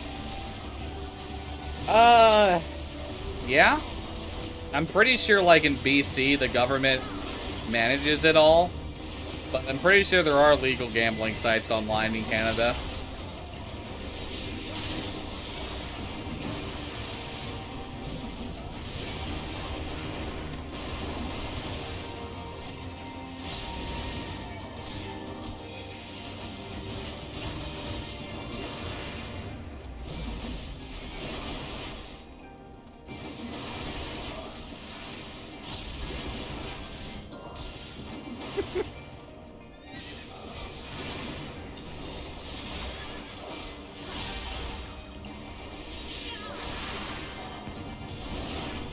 just Yeah, as I'm pretty perfect sure as yours. the BC government, Our dread may for be example, our deepest moderates their own legal gambling site for British Columbia.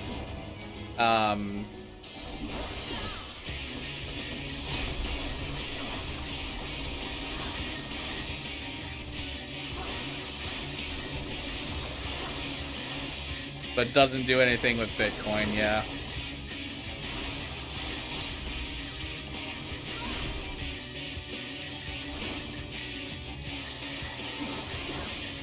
The road that we walk is lost in the flood. Here proud angels bathe in their wages of blood. At this, the world's edge do we cast off tomorrow. I don't know if this kills me. I probably shouldn't risk it. I know that some of these mechanics do actually straight up one-shot you.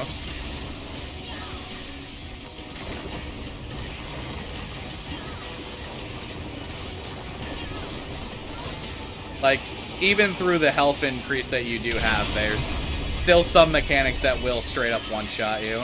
I just don't remember if this is one of those ones.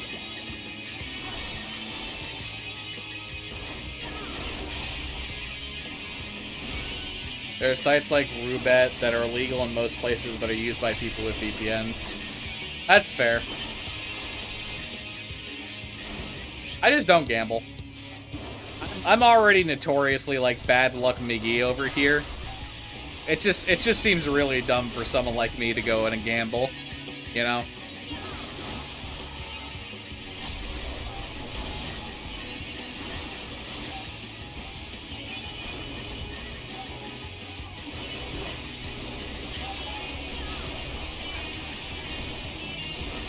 God, this thing is ugly as fuck, my guy.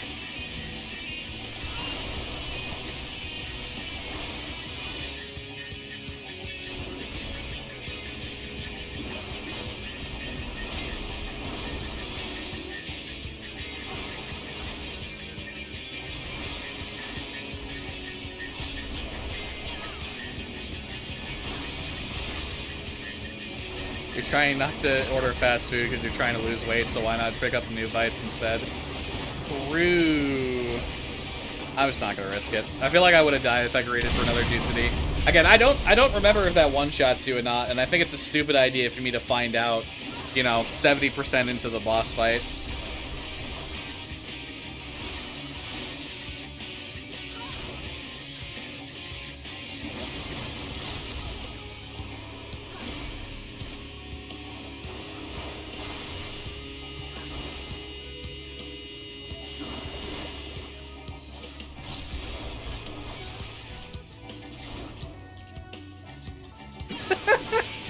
Oh, God. Fucking nerd god.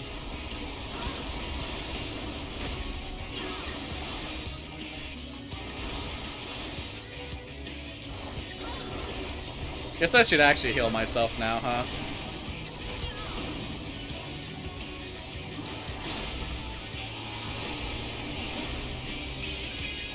I'm not gonna lie, playing Warrior has me, like, mentally checked out.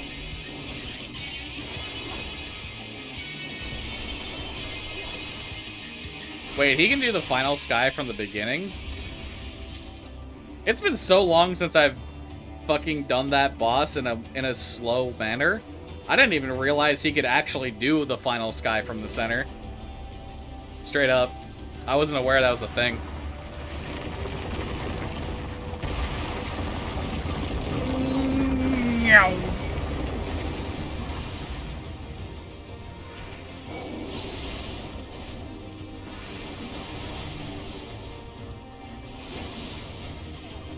So it's worth noting that this Terminus Roiler says HP recovered via healing magic is reduced. However, that literally does not matter in this particular case for our good friend, the Warrior. It will just burn through everything with the crit direct hit menace it is. Want to know another good meme line?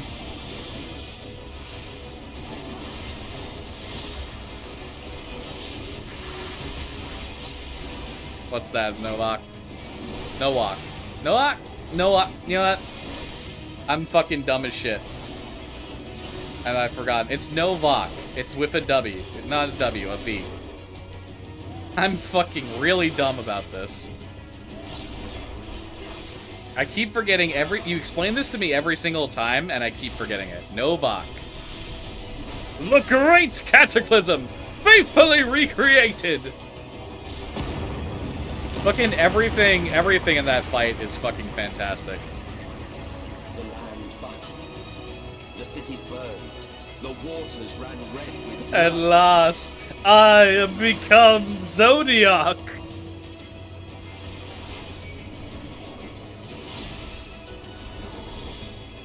Oh, thanks for rolling back my GCD. I really appreciate it.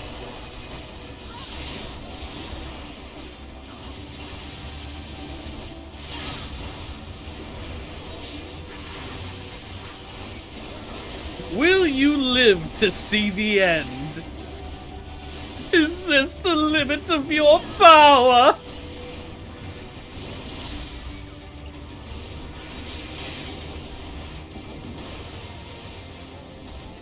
The marvels of circus were but playthings.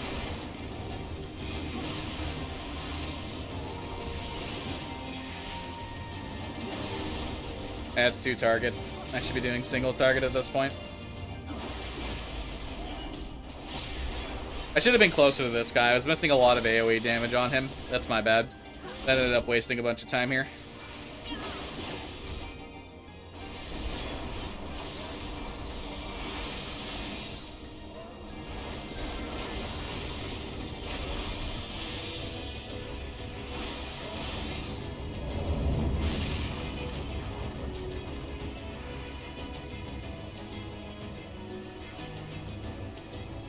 Deep inside, we're nothing more than scions and sinners. Oh boy, my favorite boss. Adds the fight.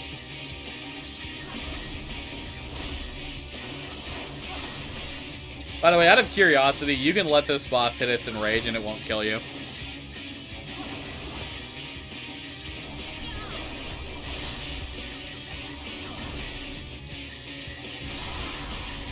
The road that we walk is lost in the flood.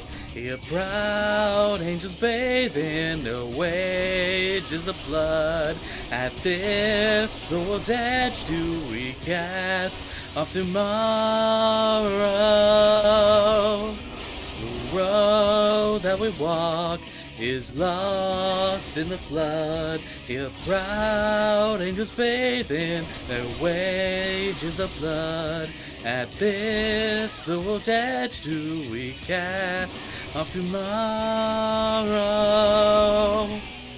HP not being a red bar is throwing you off. You might be able to change it to be a red bar, but yeah, I don't know. I've never considered that to be like an issue for me personally. I gotta get this guy closer. Getting him like as close as he can. He's not gonna be any closer. I'm gonna have to just do it from right here. I think, yeah.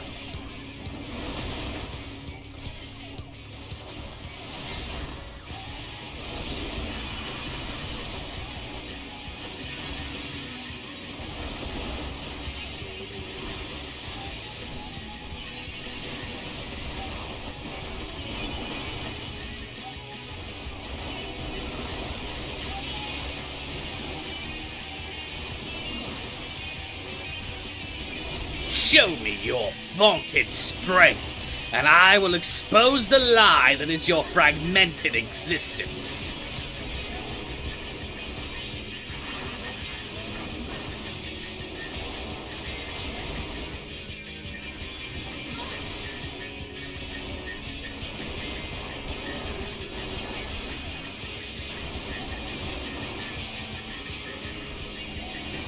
I love having five bone stacks and getting hit by fucking everything and still being alive. That's my favorite. I love tanks. They're so dumb.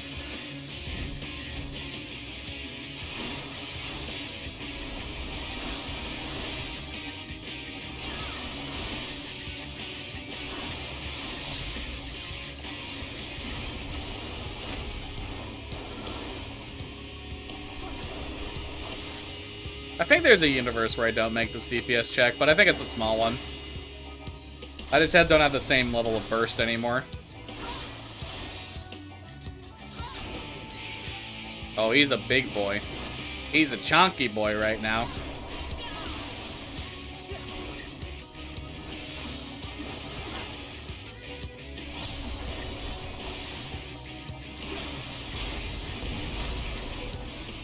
Yet this is far from the worst of it. Come, and I will show you.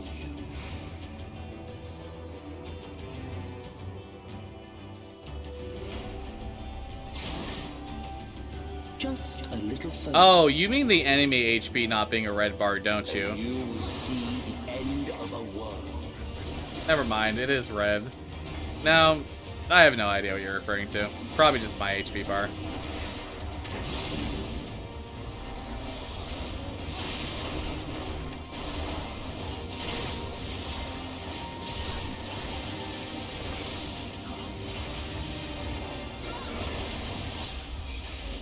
Oh boy, I just hit the lag zone right there, dude. Holy moly.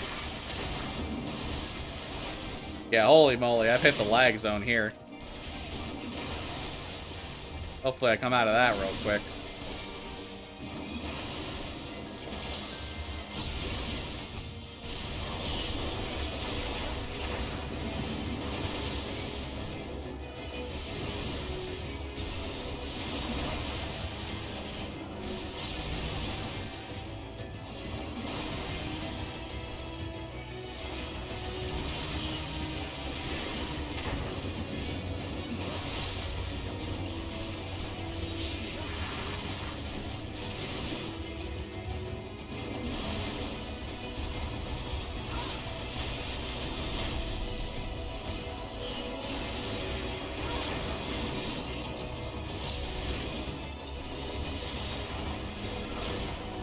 The star was fading.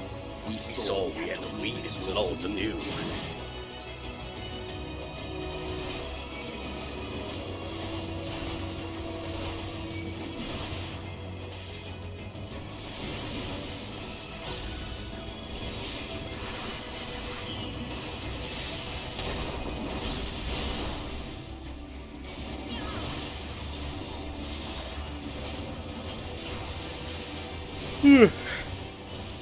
How many more dungeons do I have after this?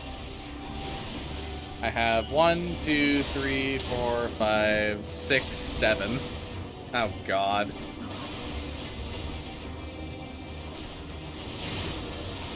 We're almost at the 2-hour mark, everybody. Give it up for hour 3.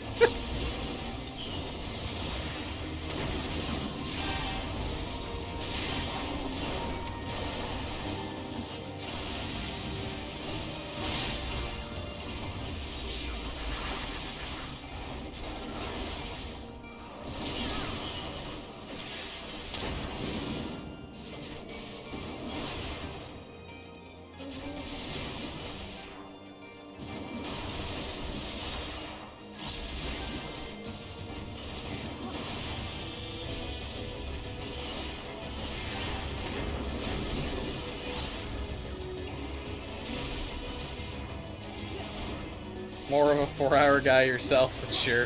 Fair enough. Man, I really didn't think I would be just finishing Amarat at hour 2. I thought I'd be like finishing maybe Academia Ander by that point. Between us and our goal loomed a final misbegotten fiend.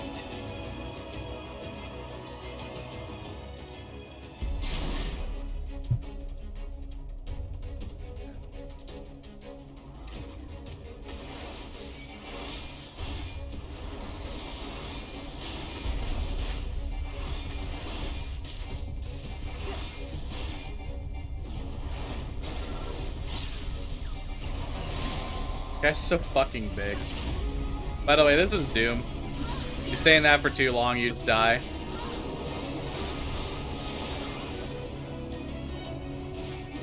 Here's how little I give a fuck.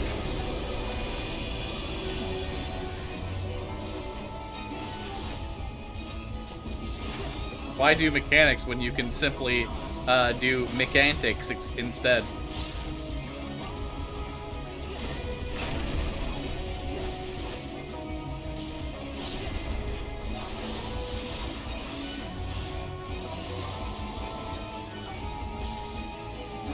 Warrior's so fucking boring.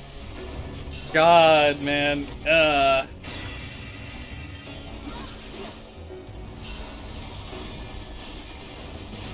Warrior's really cool. Like, its cooldowns are awesome. I love using its cooldowns, but man, its DPS rotation over the years has just gotten so boring. It used to have one of the most interesting, engaging, and fun to do DPS rotations out there. And it has just consistently gone down over time in terms of enjoyability. Like, I really miss Heavensward Warrior. I miss the start of Stormblood Warrior, where Inner Release and Berserk were two different buttons.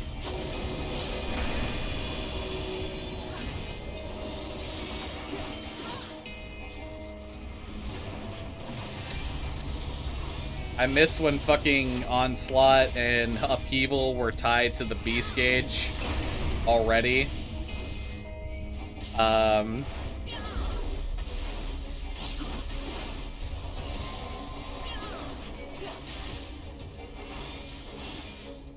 I miss when gauge management actually mattered.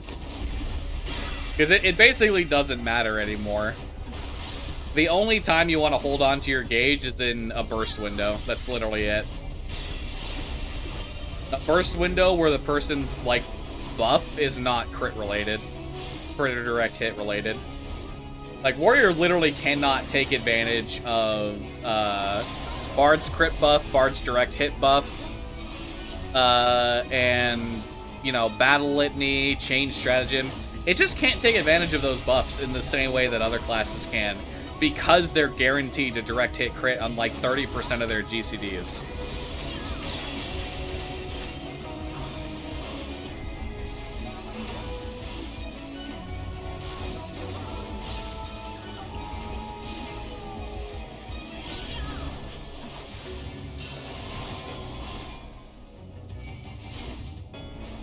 Yeah, I hella fucking miss Old Warrior, man.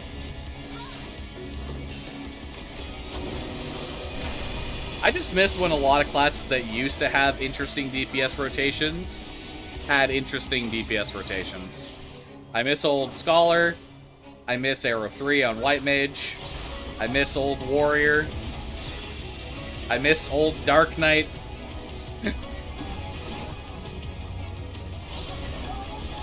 I miss Old Bard. Oh, man.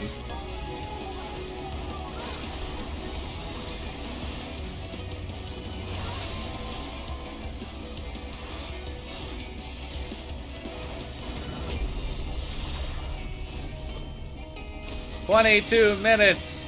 Give it up for 22 minutes, everybody."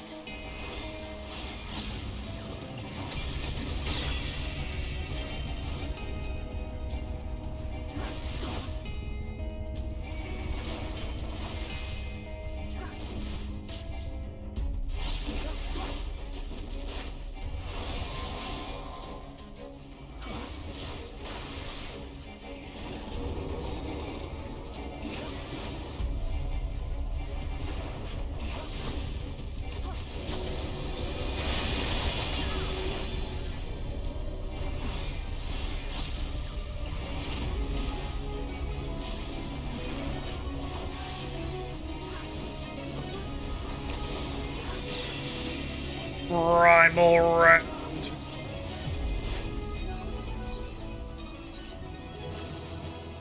Oh boy, there it is. There's the 2-hour mark, everybody.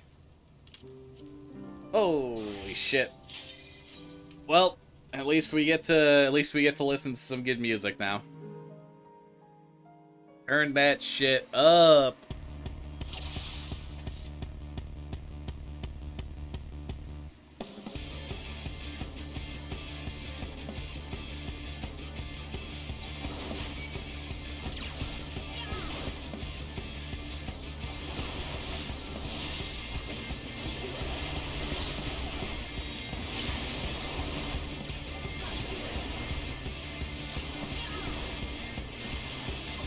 Adrift in tender, Comradio's ride. 2 hours and just finished the Demasque dungeons, yep. Pretty much. Still got 7 more to go. Woo! Yeah, baby! That's what I've been waiting for. That's what it's all about. Woo!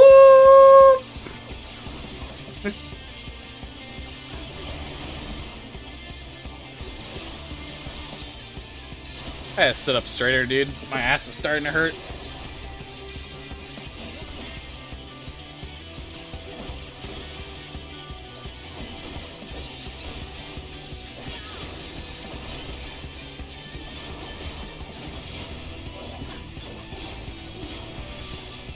You know the worst part is, I'm gonna get to Paglathon, I'm gonna take like 35 minutes in that dungeon. Taking time to readjust yourself in chair, that's damage loss, shaking my head. True. And I didn't sprint either, that's time lost. True. Time to the dreadful ahead of the road that is borrowed. Design through the suns and the seek tomorrow. I can't. It just sounds so wrong, me doing that.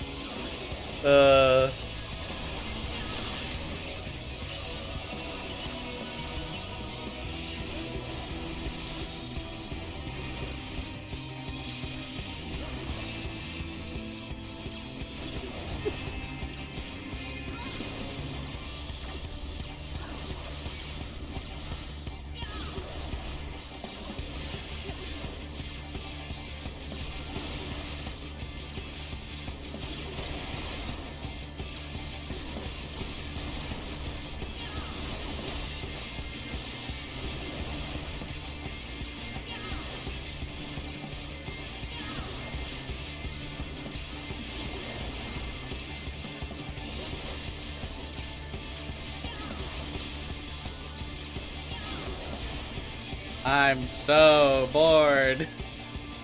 Die already, damn it.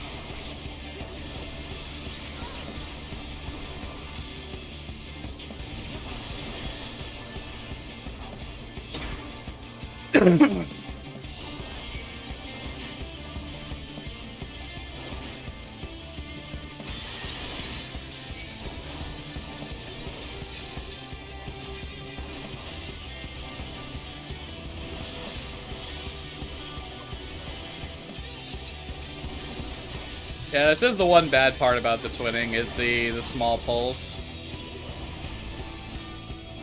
Fortnite is at 50% of downloading. Well, you have fun with that, I won't.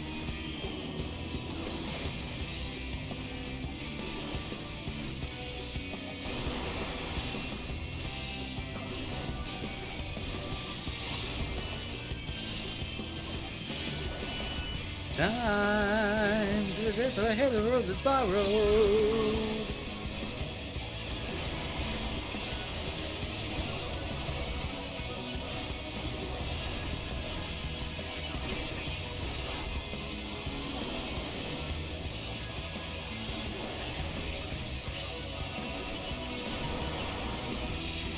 You'll spend an hour playing this and be like, why did I do this again? Yeah, that's about the proper reaction to Fortnite.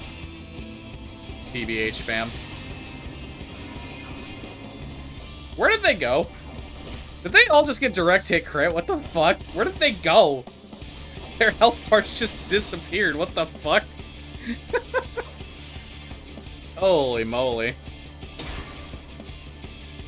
Fucking double down, by the way. 1,200 potency and 20% less for all additional units.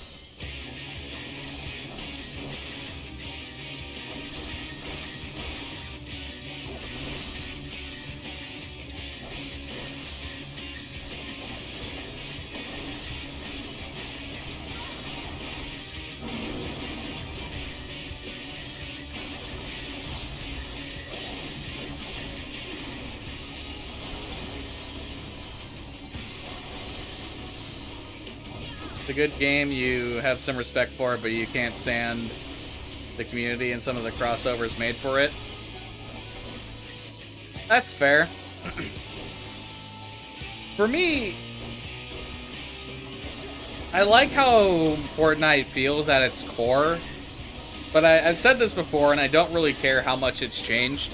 I really did not like how the building mechanic interacted with the gameplay. And regardless of how they've changed it, at this point, nothing was going to make me want to deal with it.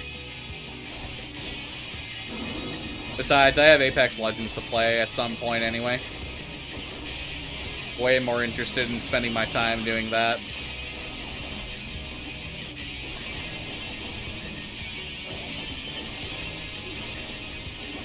Yeah, K-Man.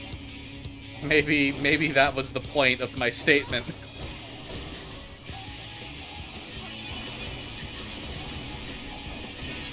But what am I doing?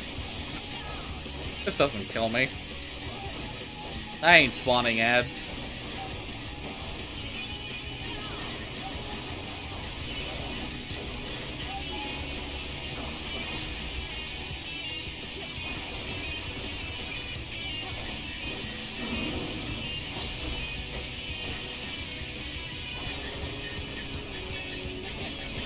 Apex is fun, but too sweaty for me. I hear that a lot. And I get it. But I'm a sweat myself, so what can you do?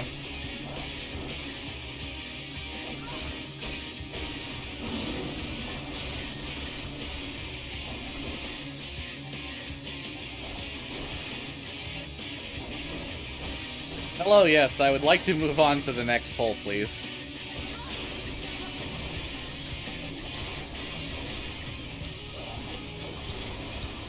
I did always mean to give Splitgate a try, but I never did.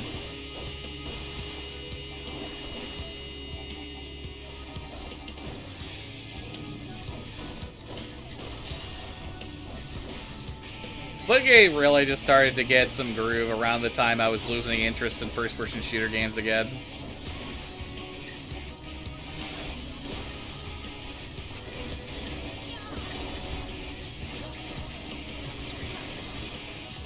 No, I wasted my double down. Fuck!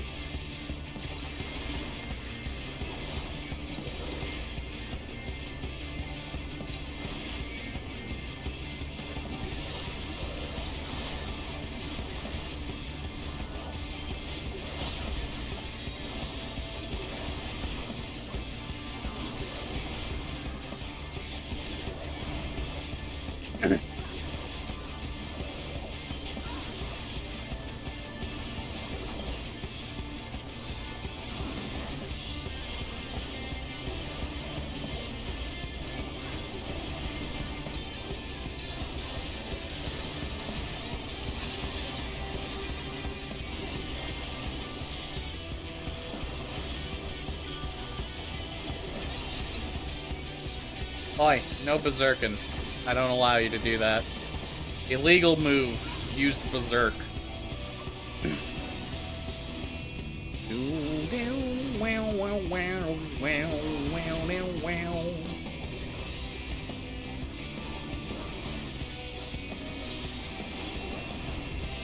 Yeah. I mean, when they were talking about continuing the War of CG today, before I started my stream, that was about the time when I'm just like, you know what? I'm just gonna watch I'm just gonna fucking actually do all Dungeon Shadowbringers tonight.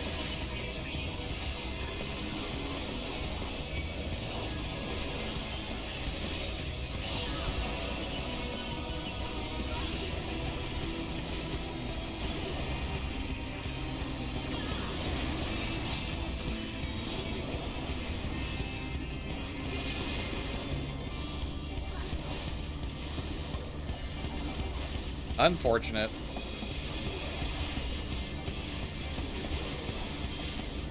Well, ripping shit, BBMC. You're doing the thing again, where you're taking all the L's. Lol.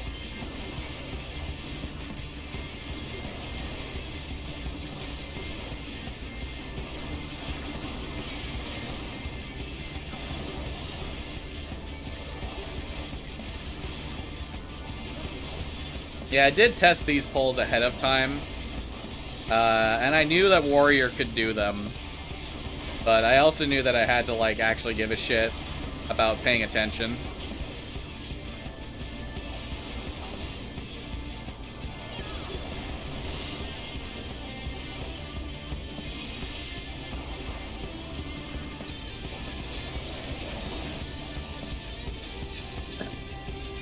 Kane led them directly through CG territory, and Colin and Jesse got blasted. Amazing, mission complete. That why there is y'all are the dumb PBMC. Yeah, no. I'm gonna be honest with you. I'm not enjoying their time with that war. War is typically interesting, but I'm just over it. It's so very fucking clear that BBMC is outclassed in every regard, and then Dundee went and just fucking started another war with the Vagos for a stupid-ass fucking reason, and I'm like, alright. So, what I'm seeing is these people are gonna be having a bunch of L's for like the next week and a half. Do I really care to sit here and watch that happen? Yeah, absolutely. They could absolutely take the Vagos. I'm not doubting that by any means, but why are you starting a second war when you're at war with CG of all gangs? It just seems like such a boneheaded decision.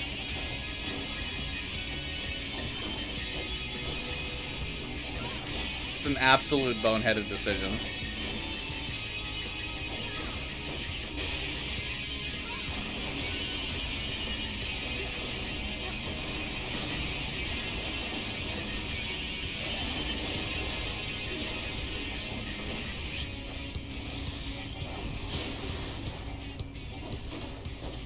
We fall, we fall, we fall, we fall.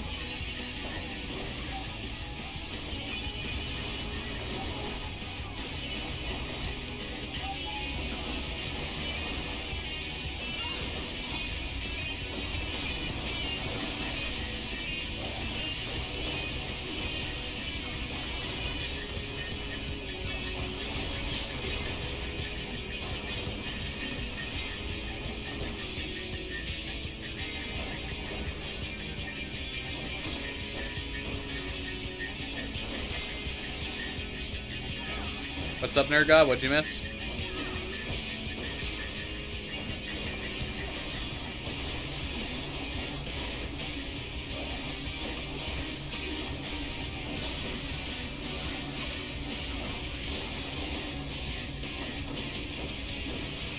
Also came in on the splits. Do you like what I called Academia Ander on the splits, by the way?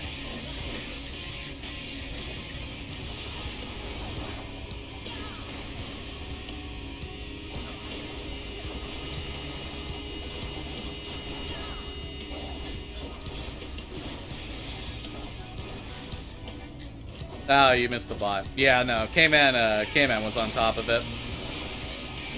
Even still, it's not like the worst thing in the world. I'm adept enough at playing Final Fantasy XIV that I could have tabbed out for half a second and taken care of it myself. I get it. It is not hard at me at all to do that.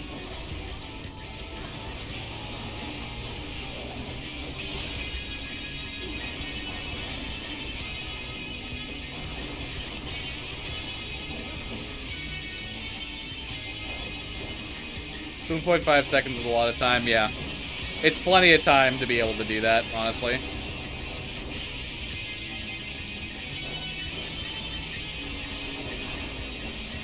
I'm just gonna use double down and end it.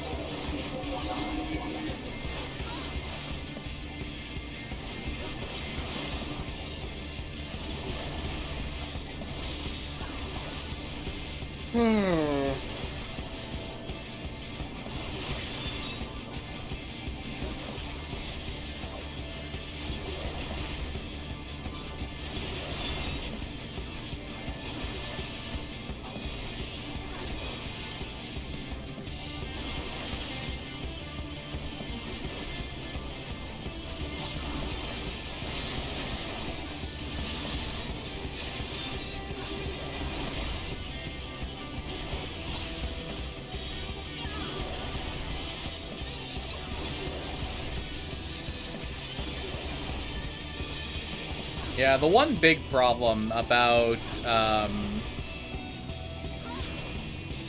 tanks at this point is direct hit is still basically most desired substat to a certain point on tanks as a way to maximize their damage.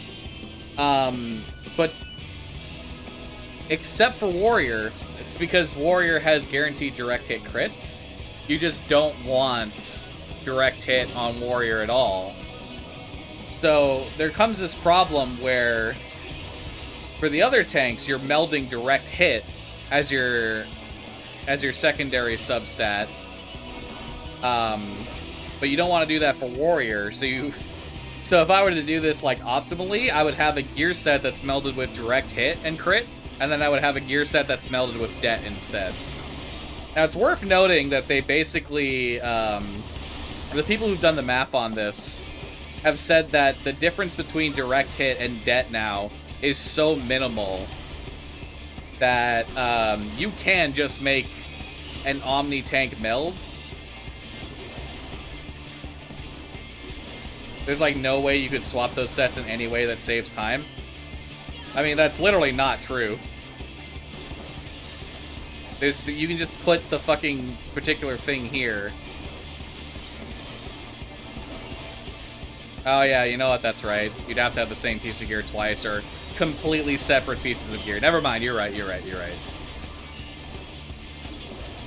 Yeah, it is worth noting that the people who have done the math have said that, like, while direct hit is slightly better up to a specific point, the difference between just melding direct det now and direct hit on tanks is to the point where you can meld, you can just do Omni tank melds and have, you know, det as your primary meld, and you won't be losing a massive amount of damage, like a noticeable amount of damage on Gunbreaker, Paladin, and Dark Knight.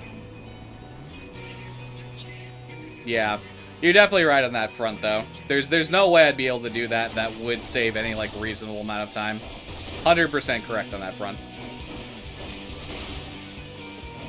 Also, give me your dance emotes, give me your cat jams, give me all that stuff. Let's go.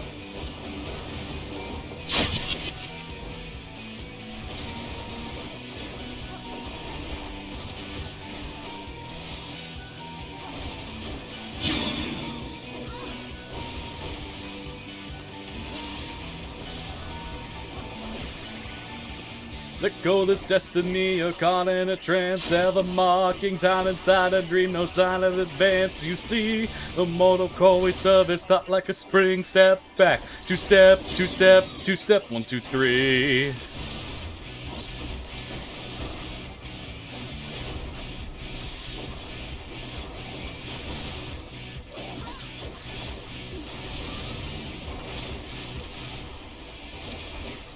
Our world's a fantasy, no more than a test. Ever feeding off the fallacy, creating this mess deep down inside this big machine with all of the rest. Break free, two-phase electricity.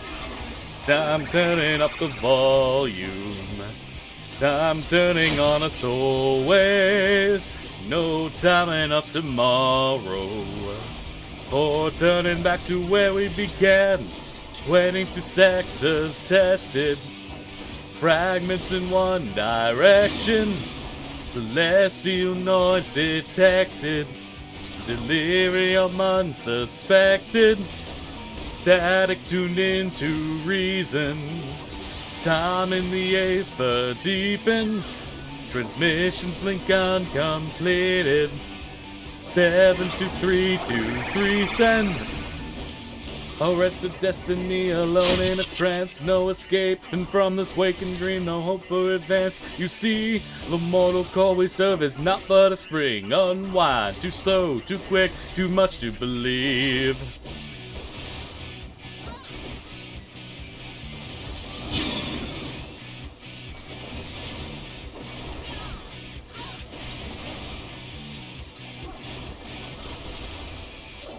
You was a fantasy, you failed the test, ever forging all the fallacies, creating more mess directly through this big machine with all of the rest. DC, dying electricity.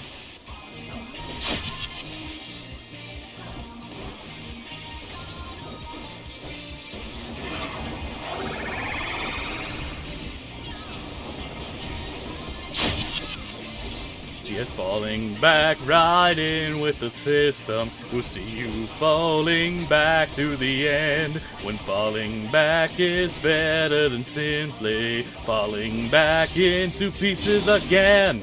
Silence still breathing. Memory writing, reading.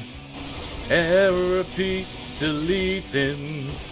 Medicals flowing free and energy slowly seeping, suspending our disbelief in synergy with our being. Synapses firing, breathing, seeking the peace of reason. This season, reason to keep believing, waking the beast who's sleeping.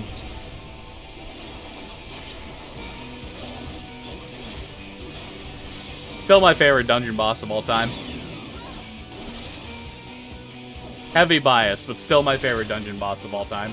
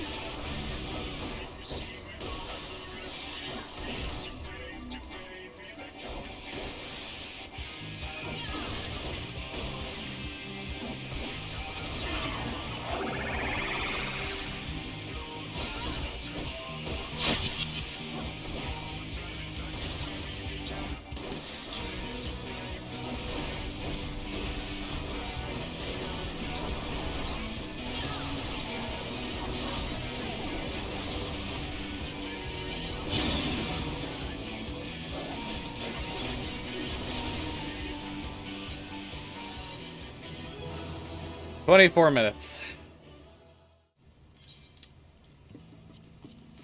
Oh boy. Oh boy. Oh no. Oh boy. Oh boy, oh no, oh boy. Oh boy, oh no, oh boy, oh boy, oh boy. Ugh. Okay. Yeah, this is probably gonna cap out sometime around the 4-hour mark. I don't think it'll reach 5, but there definitely could be a universe where it reaches 5. I've got 6 more dungeons to go, including this one, so we'll see.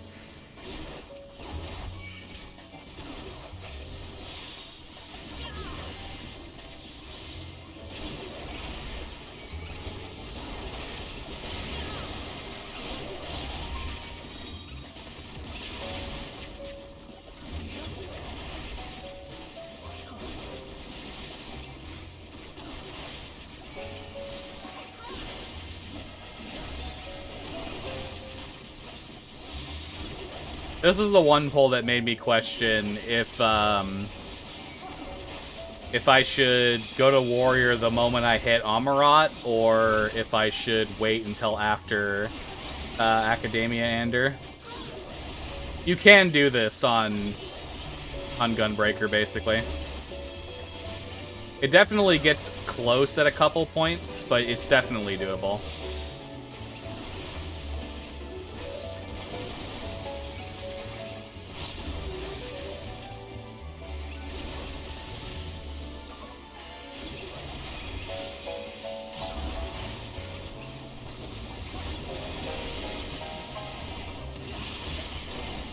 Yeah, it's literally like, it gets close, but being able to hit that double down will save your ass from it for sure.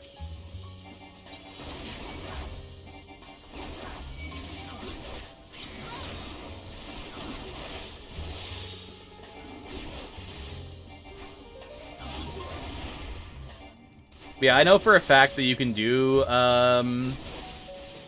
one of the last 5 dungeons on Gunbreaker, but it is too close for comfort. And at that point, I value consistency. I would value consistency over being able to do something slightly faster with actual risk tied to it, basically. Standing in these AoEs I don't consider to be like that much risk.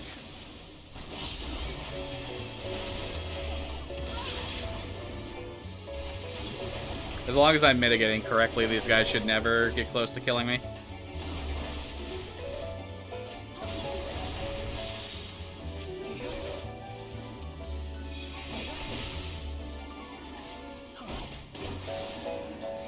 Yeah, starting with Grand Cosmos is someone I'll be going warrior.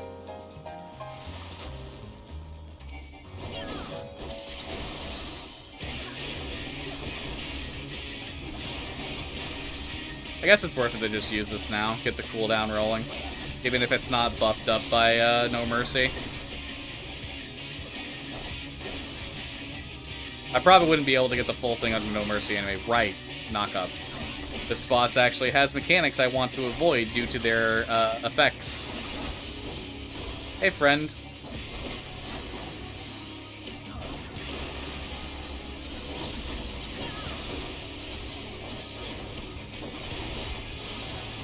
Ideally, I would like to save double down when they're both up. That's a bit hard. Yeah, I have to avoid this because it'll knock me up. Try and hit them both with Fated Circle while it's up. Slight DPS increase.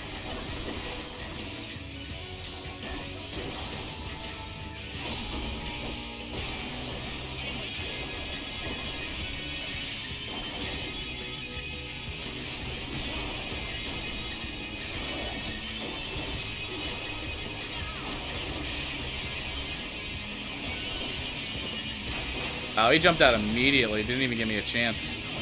That's interesting.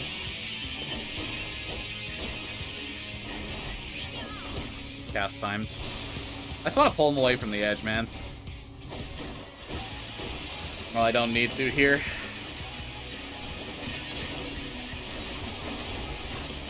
Why did I do that? I know he's going to jump away. I basically just wasted that.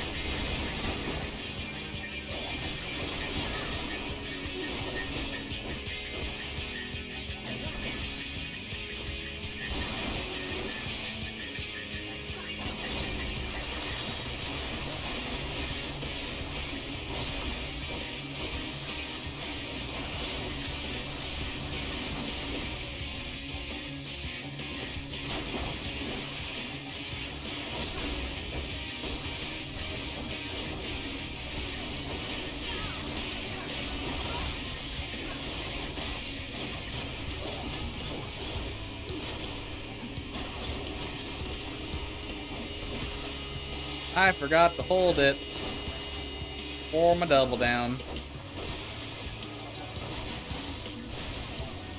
Son of a bitch.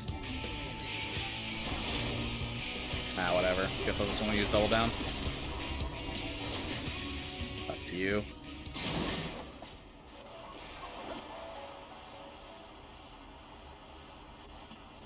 Six and a half minutes for the first boss is definitely not bad at all, but I have a sinking feeling, let's call it. That's not gonna last for very long.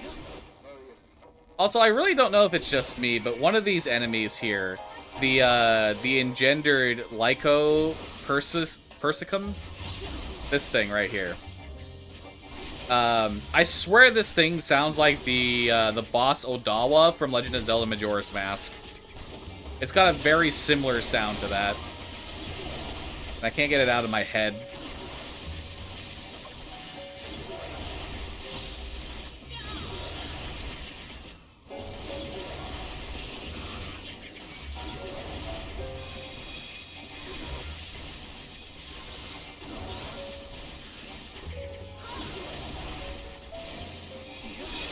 I haven't been targeting anything there, so I've been losing out on auto attack damage. That definitely cost me a bit of time.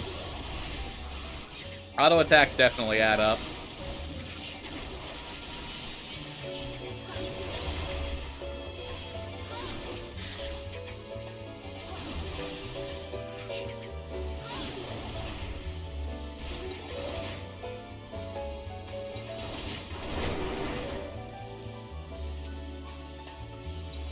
Yeah, just listen to them as I'm running here.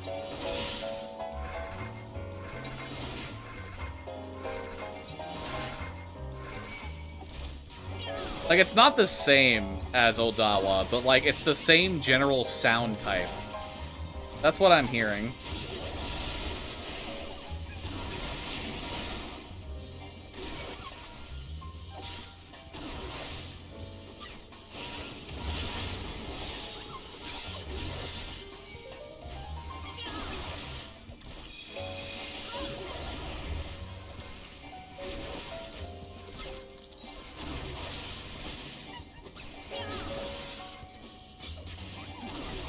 Smooth jazz of Academia Ander has been nice to listen to, though.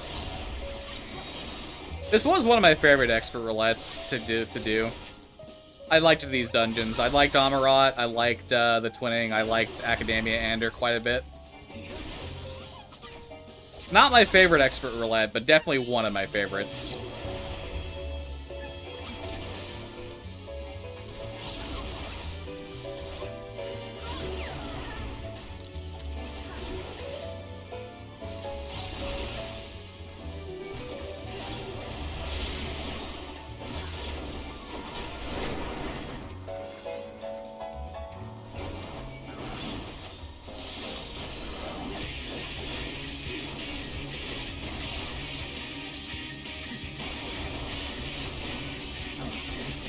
Damn, look at that, dude. 25k card of Corundum. That's like a quarter of my health on an ability that's free. Kinda ridiculous.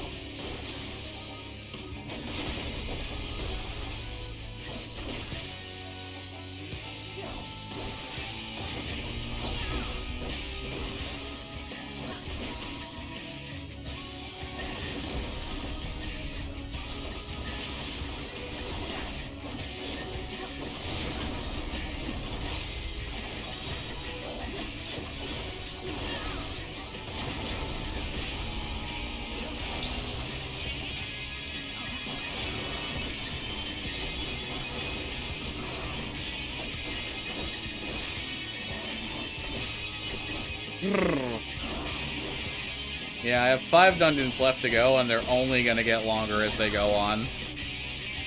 Because they're only going to expect a higher and higher gear level as they go on.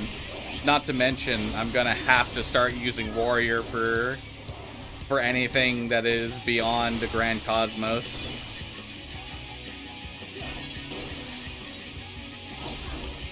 Because of the amount of damage the big pulls do, I need Warrior self-healing.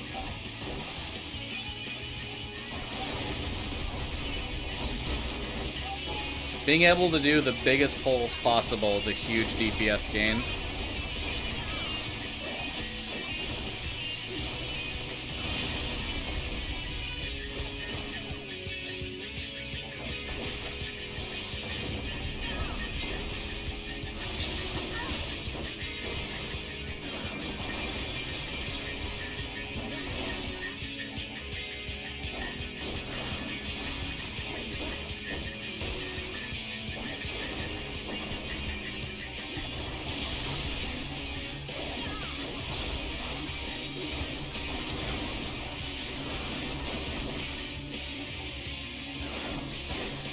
Man.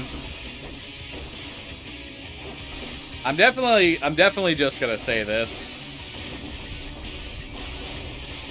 I am 100% not doing another run of this for some time. Like, I think the only way that I'm not gonna do this, that I'm gonna do this run again, in a quick time frame, is if somebody comes and beats it, basically, and I feel that I could beat it if I did another run. To be 100% honest with you, the entire reason I'm doing this is just to have the full clean sweep on the all dungeons leaderboard. Well, it's nice to be able to sit here and, like, do full rotations on Gunbreaker, because I really enjoy Gunbreaker. I know Gunbreaker gets a lot of criticism from people, but I really like it. I genuinely, like, really like Gunbreaker. It is nice to be able to sit here and just do the Gunbreaker rotation while doing some light mechanics, you know, over and over, keep me busy. But, you know, I'd be coming up on the end of All Dungeons: A Realm Reborn at this point, which is a category I find to be more entertaining.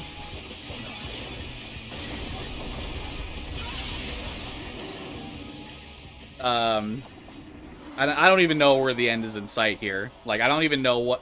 I think I'm going to finish the Grand Cosmos, and it's going to be past 3 hours. And I have fucking 1, 2, 3, 4, 5 dungeons after the Grand Cosmos. No, just 4. Only 4. I have 4 dungeons past the Grand Cosmos. So yeah, this is definitely going to end up somewhere in, like, the 4-hour range, 100%. There's no doubt about it.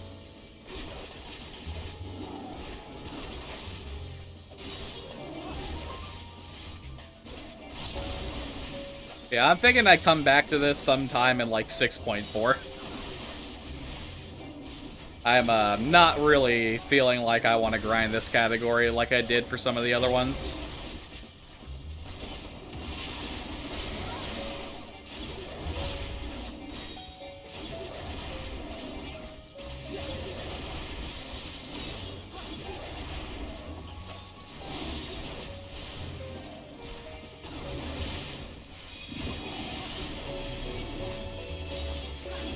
Dude, I need to stop buying games and not playing them. That's a fucking mood, dude. I have so many games sitting on my shelf, sitting in my Steam library, that I've bought and haven't played, straight up. That's a mood and a fucking half.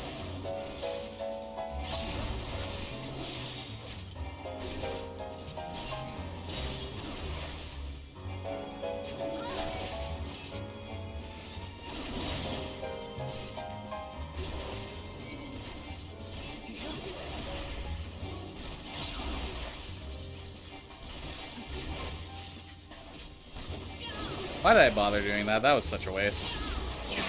I should not have popped No Mercy there. That was such a waste. Straight up.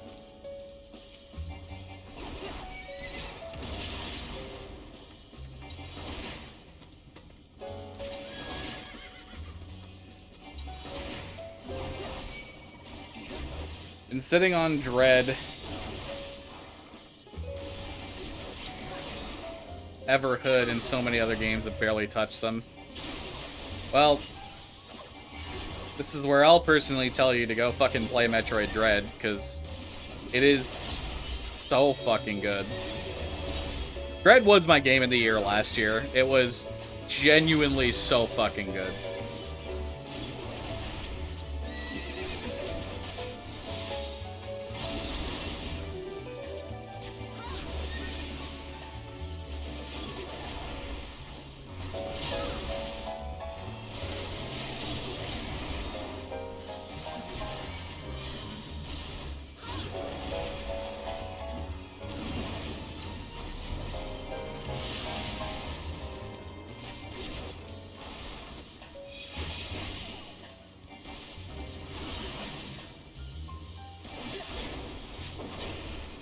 When you got Dread, you also got Breath of the Wild, and you got Far in Breath of the Wild.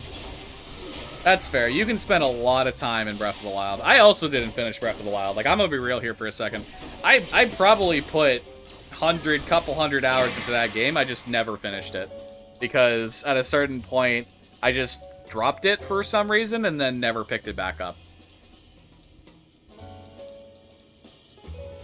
You're just terrible with video games? That's completely fair. Single-player games have been a interesting thing for me as of late. Hey, Quetzalcoatl. How you doing?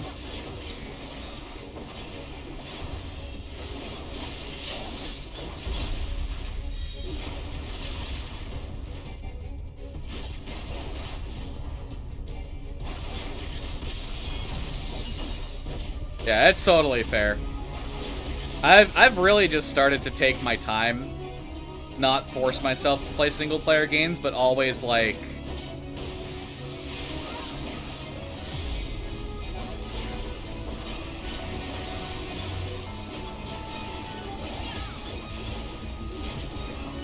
this mechanic with these orbs kind of sucks because you don't want to go out of your way to grab the DPS gain you get from grabbing these orbs. You know, it says damage dealt is increased. The DPS gain you get from those orbs is not worth losing 2 GCDs to get. So, like, you do want to grab them if they're close enough that you can get them within, like, 1 GCD. Or, you know, the boss is untargetable. That whole deal. I didn't get the thing, but...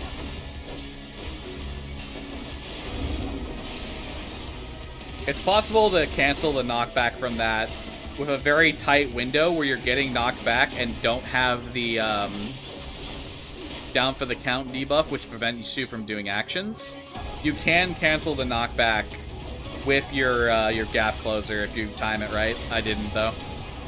You just like walking and climbing in Breath of the Wild. Moving around in Breath of the Wild is incredibly fun. That is definitely like the single biggest reason why I enjoyed Breath of the Wild as much as I did.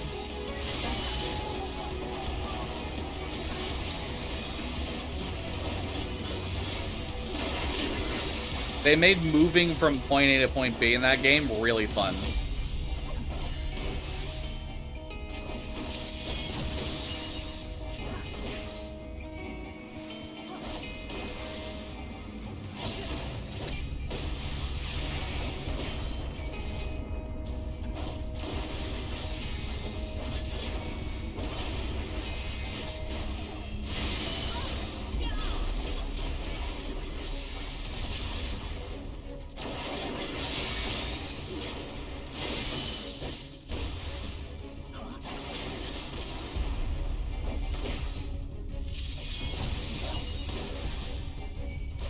He has 8 stacks of damage up, and he still can't even, like...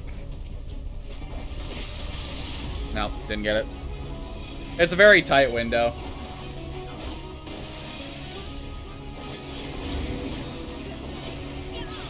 So close to the end, I'm to do Death Mountain, Divine Beast, get the Master Sword that I think I dumped. I think I got the Master Sword, and I still need to do Death Mountain, Divine Beast myself, but, like, I did so many of the fucking shrines that I think I just eventually burnt myself out.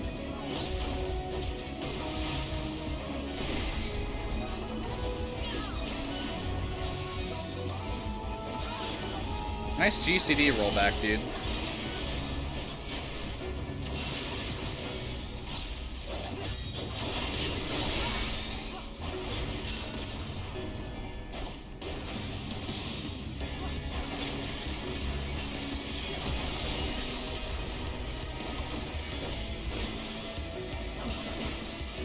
You missed Shadow with Thaw.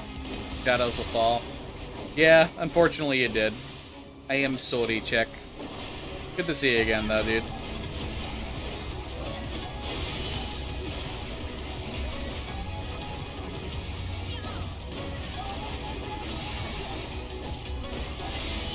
He gets so many stacks of damage up and he can't even do shit to me. Useless mechanic, lol.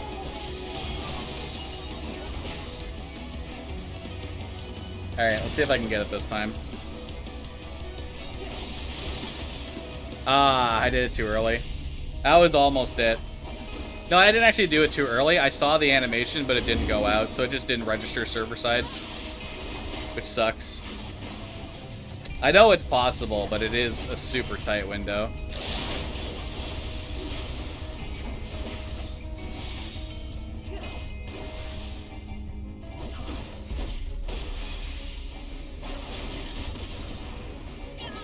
Once recommended this game to a friend who's not into MMOs at all, got understandably massively disappointed in DF queues and queue times, and being forced to play with others to progress. Well, that ended up being shorter than the twinning, but I'm not surprised by that. Alright, off to the Realm of Warrior for the rest of the run. They were glad to have the option to run dungeons like Sastasha alone. They cleared Sastasha alone. Interesting.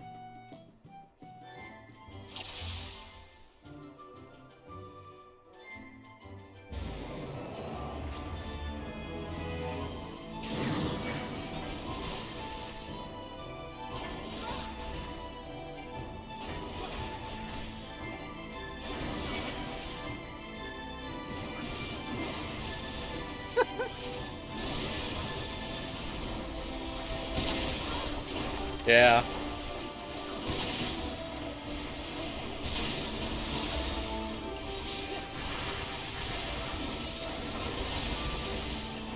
Yeah, I mean, like, Warrior has to get raw intuition to reasonably be able to solo everything. And even then, there's certain pieces of content that it can't solo. Which does suck, but it's just by design. Like, you're not meant to solo this game. That's just the truth.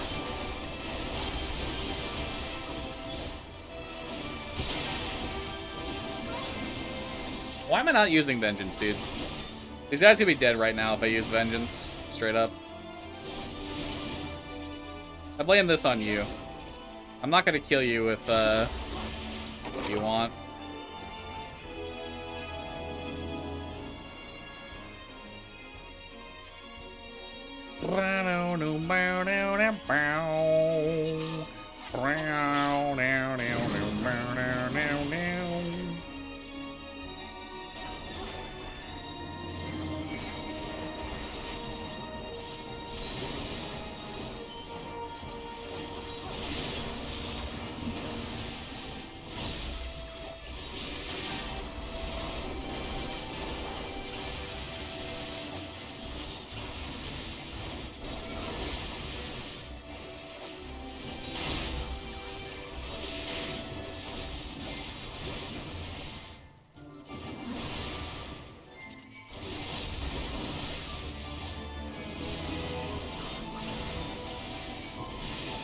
Oh, one of those is a stun. Okay. I was like, wait, why am I not doing anything? Because I got stunned. Duh. Of course that's why I'm not doing anything.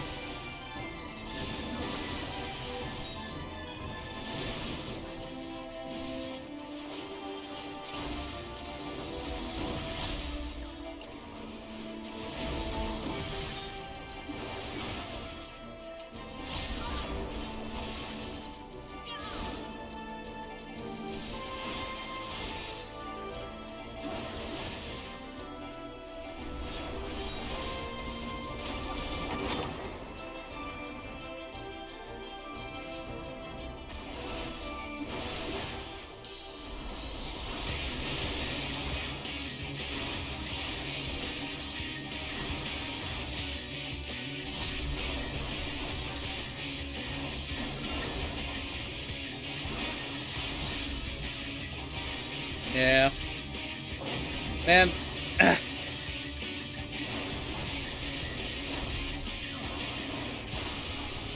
I'm not looking forward to Paglathon.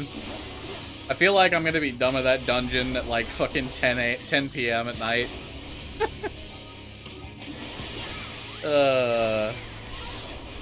Funny joke. Paglathon take forever.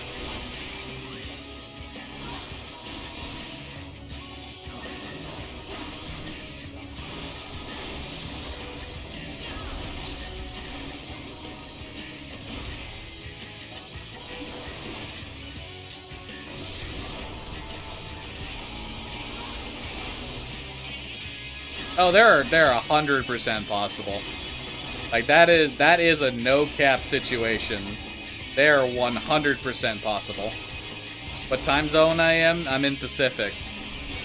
I'm just making a joke because the further along in this run I get, the longer the dungeons are taking.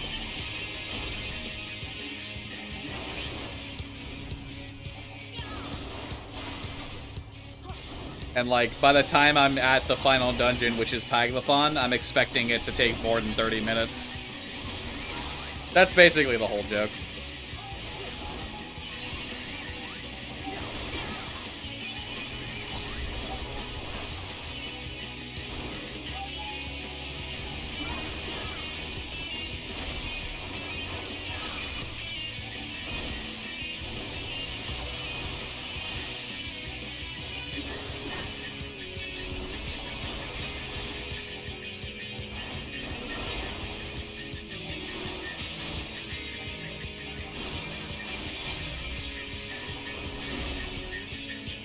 What's your eye level? 580.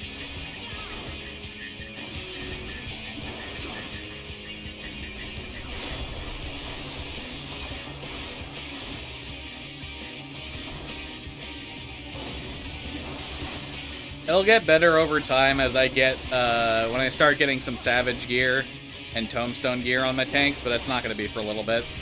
I'm still getting Tome gear for, Machinist.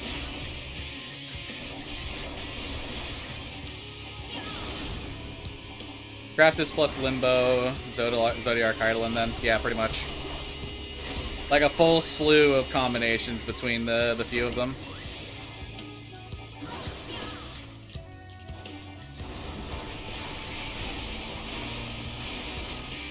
I'm not using Onslaught. I'm losing damage by not using Onslaught. I'm just straight up losing damage by not using Onslaught.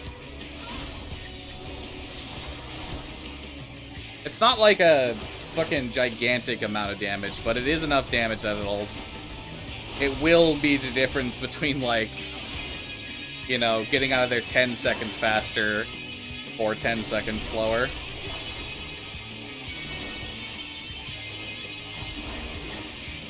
This guy also doesn't deal any physical damage, so there's no point in using Vengeance for it either.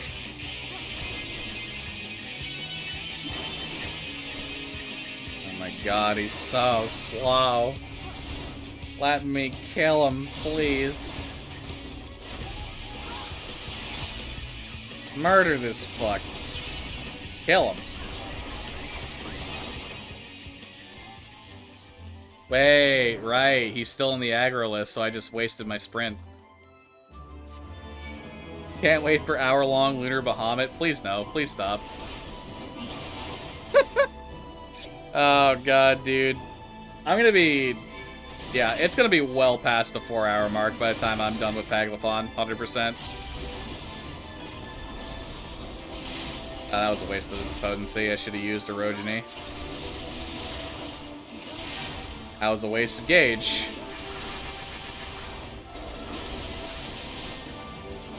I'm thinking. I'm really thinking, can you tell?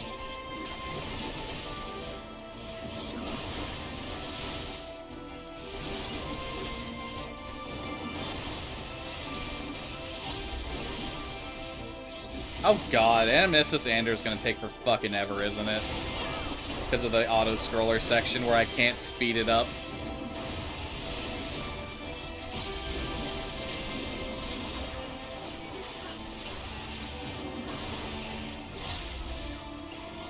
That was a waste. Jesus, I should have just held that. Yeah. No, we're gonna be in the 3-hour mark by the time we're done with the second dungeon. You wanna have enough people to cover all the greats? I pray that's one of those mechanics that adjusts to how many people are in the instance. I pray that that's one of those mechanics.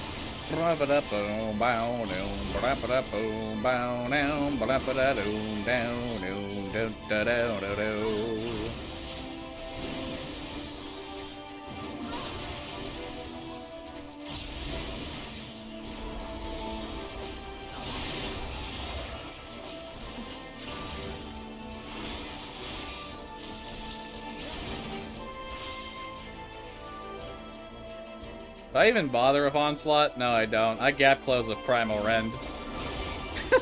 It's so funny. It's such a good ability. Oh god, this is also one of those ones. I hope that this one is one of those ones that adjusts to how many people are in the instance. Because I don't want to fucking do it. But I have to do it. Because it's a fucking... It gives you a damage down if you don't do the mechanic.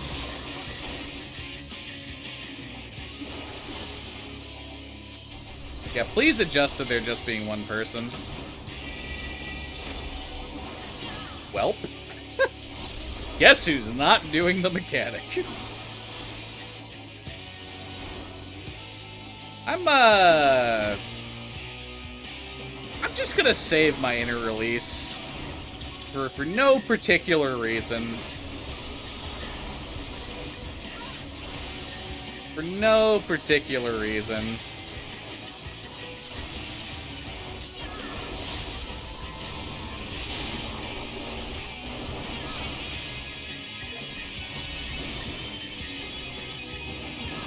Okay, so I literally can't even kill them. Gotcha.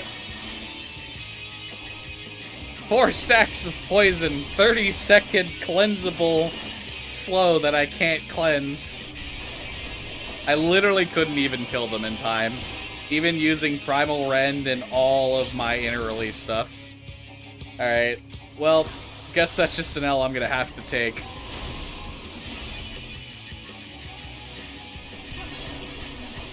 I just don't think it's worth. Like, I guess I would have to do some testing, but like, I just do not think it is worth the time when you're not committing GCDs onto the boss. Wait, that goes through knockback unity. Why?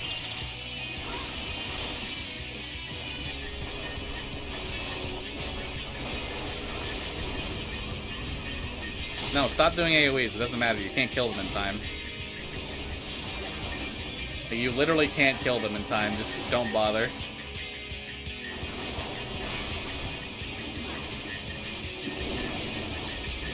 Okay, so even if you take no damage, it still puts the debuffs on you. That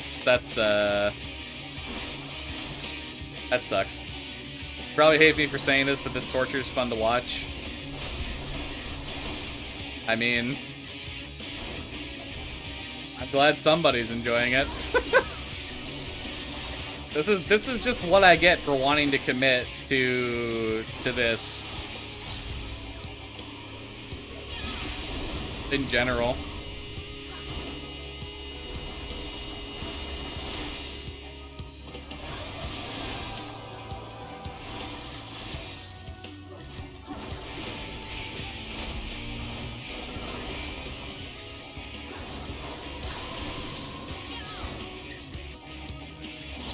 Show them the glory of your splendor. Eh, shut the fuck up.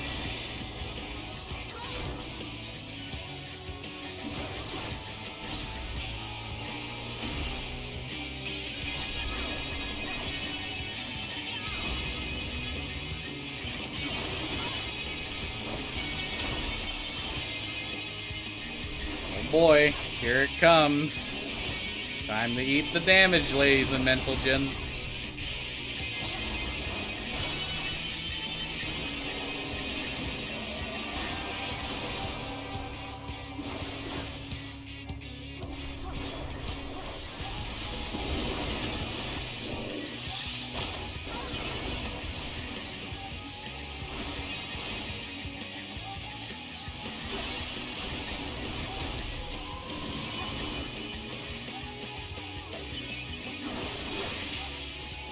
Off we go.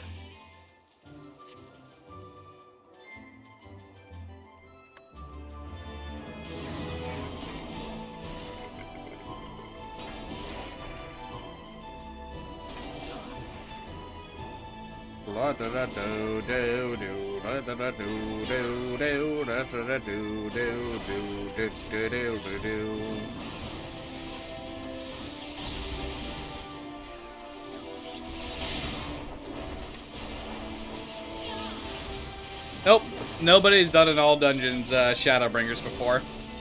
That's the main reason I'm doing it. I get my name on the leaderboard there. I have a clear, uncontested, clean sweep, and then I don't have to do this category again. Basically, is how it goes.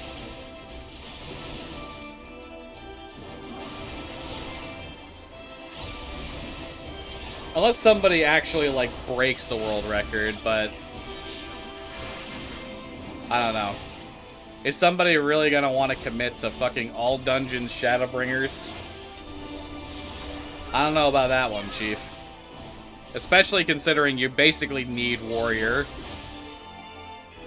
if you're gonna do it like super fast.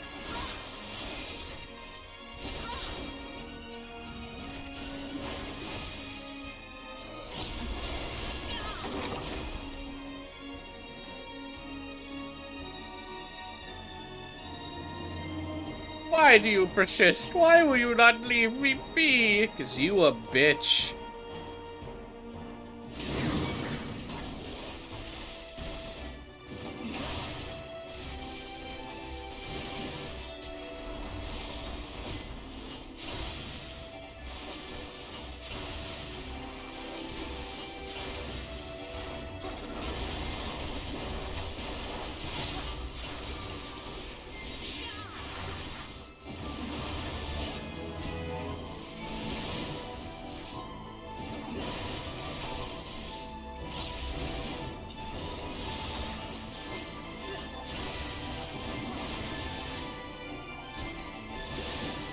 I thought for a second that I didn't split at the end of Animessa Sander.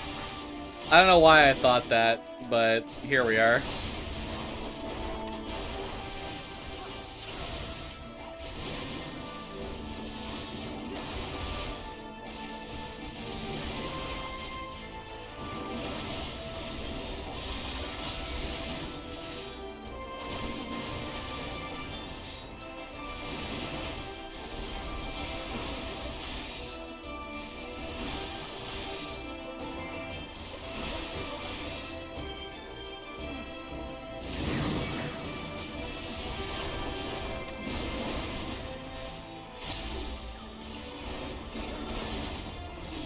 Oh, right.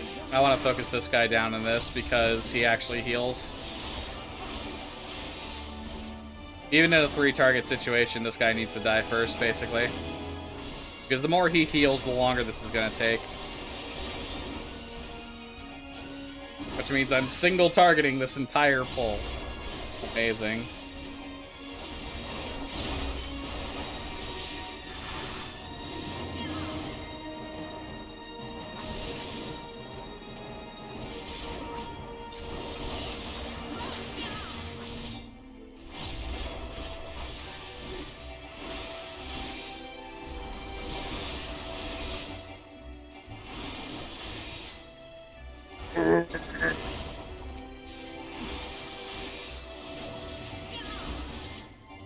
Yes, when I think of a dungeon, I think of a well-decorated house. I mean, hey, Twilight Princess, where rich people live? Alright, fair enough.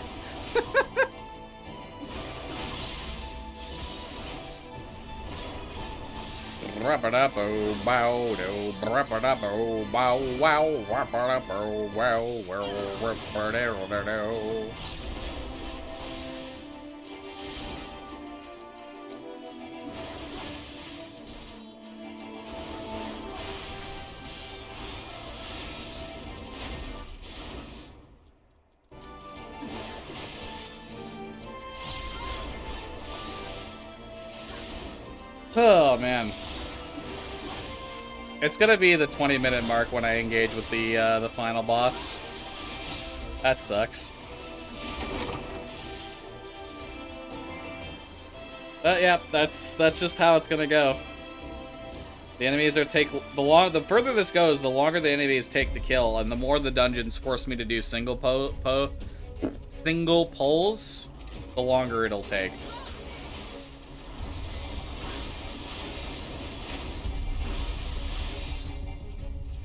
Hello, friend. My name is Warrior, and I'm about to fucking do something funny.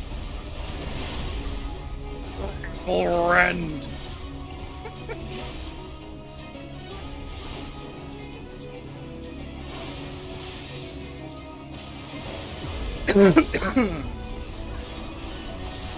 Watch as I stand in all of the bad in an attempt to make me feel something. Damn it, I fucking accidentally hit overpower. Lost damage, my favorite.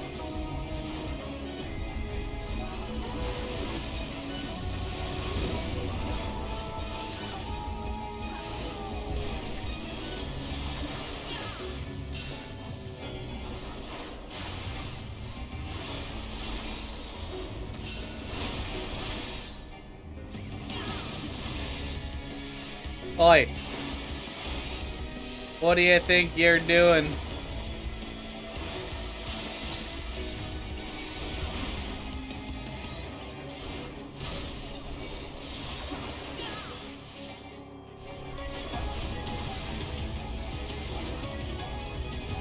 Scorching right? Oh man, I better dodge right! Oh no, that was wrong! Whatever shall I do, guys? I have 6 Vuln stacks. Oh man, I'm in so much fucking danger, guys. Help me. I'm definitely in a lot of danger and need that help.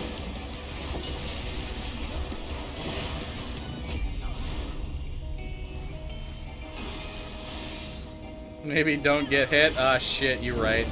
How could I forget rule number 1 of Final Fantasy XIV, don't get hit.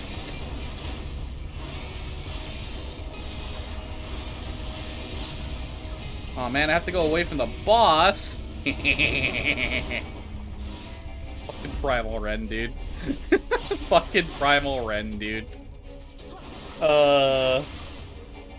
Funniest shit I've ever seen.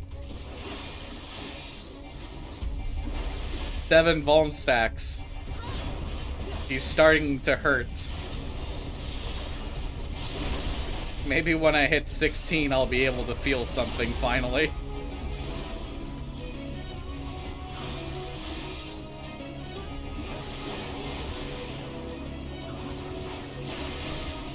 Oh, it caps out at 8. Aw, man. What is this? What is this pussy shit capping out at 8?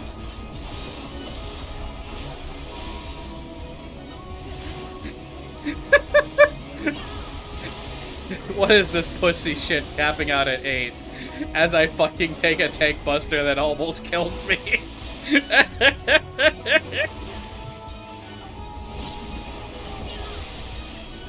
Oh god. Oh god, it hurts.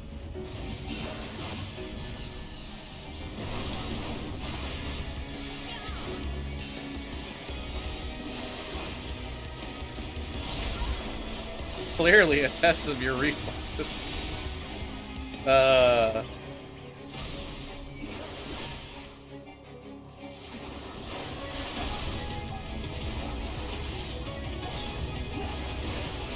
I didn't know damage this time. What are you talking about? What are you talking about? I'm not in any danger. Danger? I've never heard of her.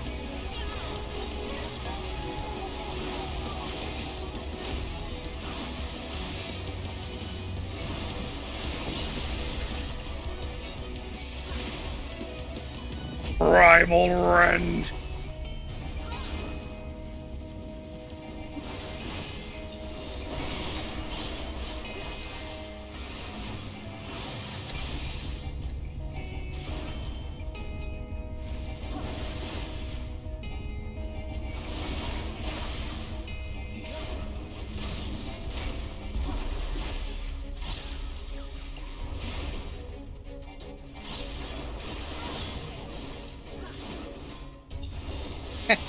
I'm in danger.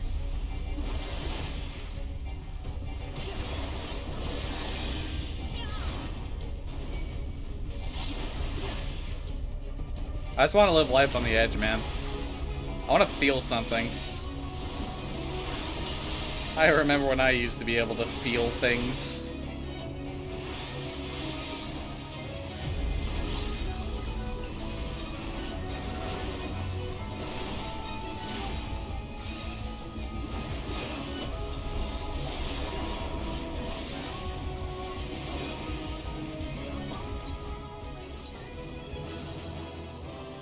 "25 minutes.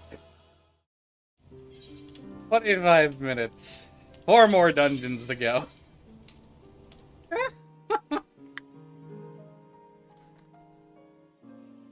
Oh yeah, fuck. My fucking Nintendo Direct reactions should have been up.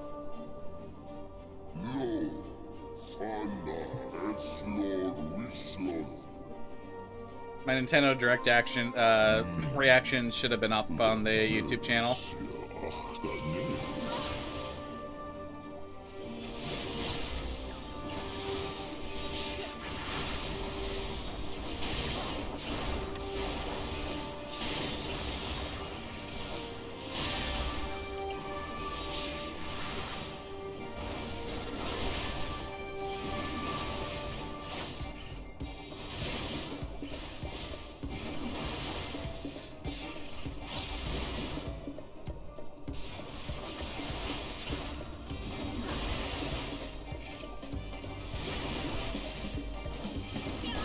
They announced a Wii Sports without Mii's.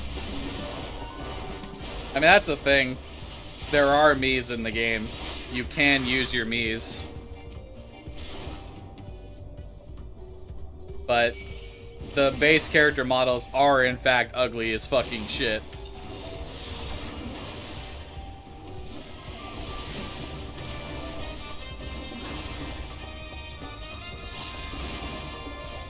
Man. I knew this dungeon was gonna be a slog because there was literally no way I can speed this up. Like, I just have to kill these mobs. Like, I can't, you know, manipulate a whole bunch of mobs together in AoE. Like, I knew this shit was gonna take for fucking ever, right? I've been new, but goddamn. I forgot how much I hated this dungeon in Expert Roulette. Because it's fucking this auto-scroller boring-ass shit that you can't speed up in any capacity besides killing the enemies faster. And then it has the gall to let you do some omega pulls. Like some really big pulls after the fact. It's just so mean, dude.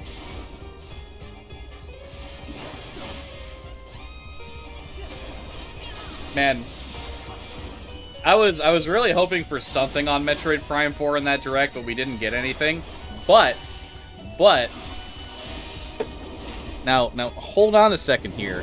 Retro Studios updated their Twitter banner today. And it's very clearly an outline of Samus in that picture.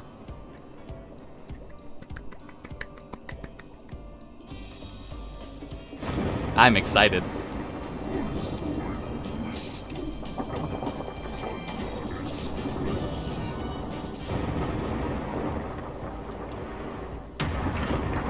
This dungeon is really cool.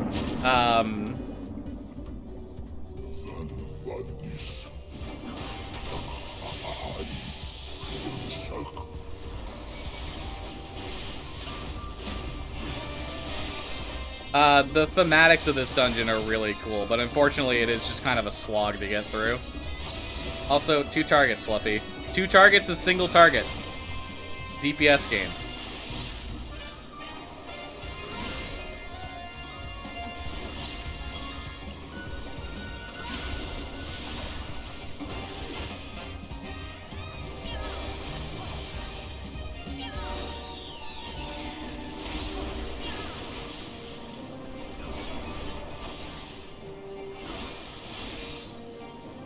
Yeah, basically, check. Yeah, I was very grumpy, no Prime 4, but then something, a hint that maybe I'll finally get something very soon. It make the endorphin in my brain go brrr. Or some peasant.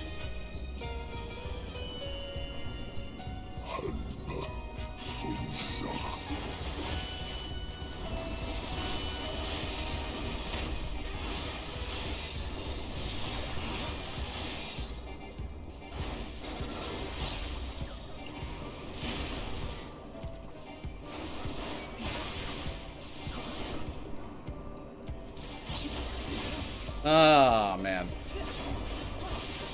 I'm definitely starting to hit that that wall of fatigue. Actually didn't watch it direct, I just read the live commentary on Sean's server. That's fair.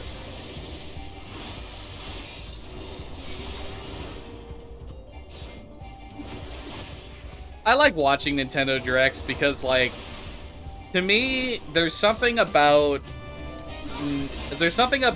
the anticipation of getting something versus the expectation of getting nothing, and then like being potentially really surprised by something. By like Klonoa of all fucking things getting ports to the Nintendo Switch, I was not expecting.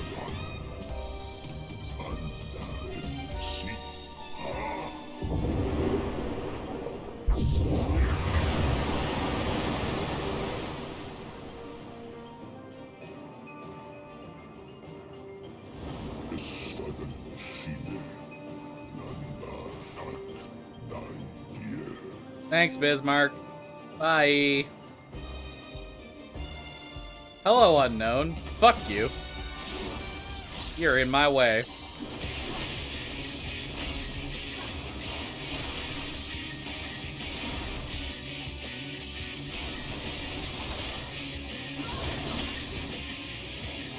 You got Mario Kart 8 Deluxe DLC and might play Earthbound. I think Earthbound being on the Switch was long overdue. Like, genuinely, I thought it was already on there. But apparently it legitimately wasn't on there yet. Which is very confusing to me.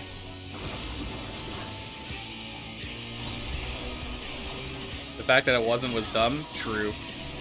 You just want Mother 3 localization so badly? Honestly, I just want to see how Nintendo would handle it. I mean, I'm perfectly fine with the ROM itself, like the translated ROM, but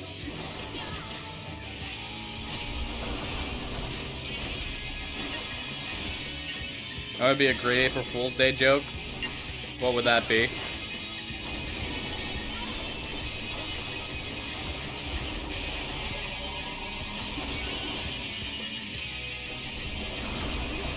Bringing back 24-hour cooldowns? Oh my god, yeah. Fucking inter-release one-shots bosses, but it's fucking 24 hours.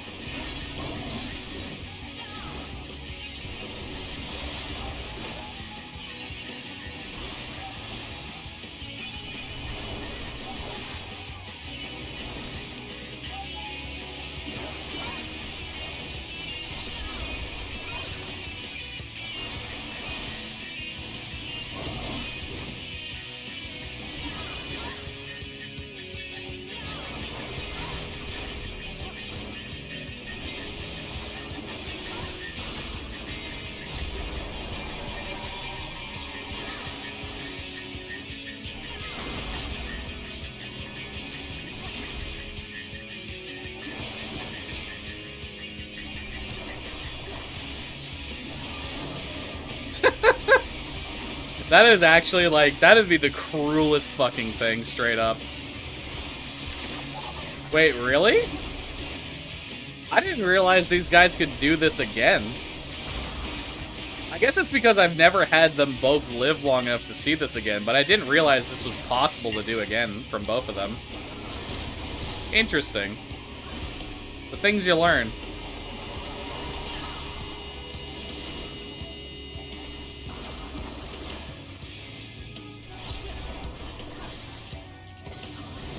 Oh, man. It's gonna be 10 minutes by the time I'm done with this boss. well beyond 10 minutes. Oh no.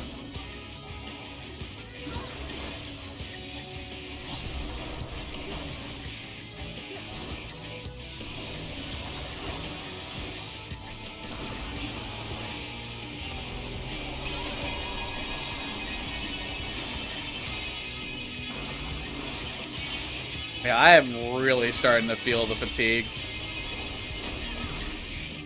The fatigue that comes with fucking,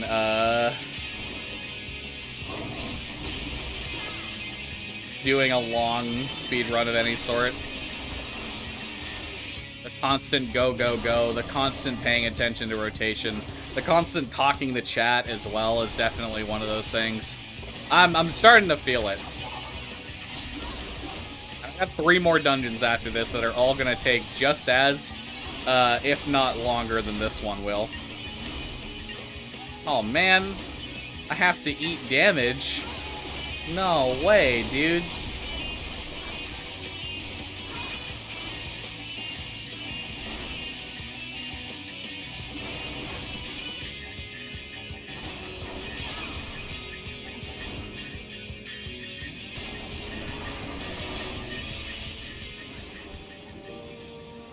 That's why if you're gonna do a long speed run, at least make it not boring. That's the problem, though. Most long speed runs are boring as fuck to actually do.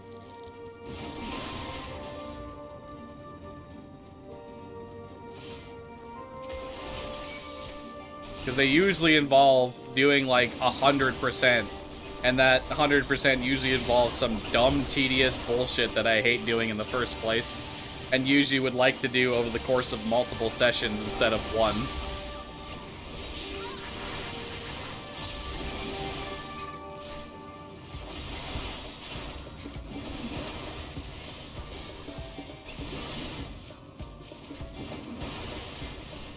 Also, it's not like I'm having fun. I enjoy doing Gunbreaker rotation, as I said earlier. It's just fucking...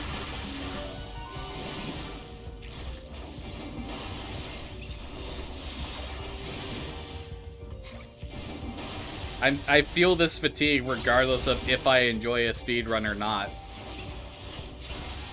Because I'm the type of person that needs, like, breaks, right? I'm the type of person that needs, like, 5-minute breaks here and there. Which is part of the reason why I love runs with cutscenes. That I can just stand up and don't have to actually do anything for. Because then I can stand up and do nothing.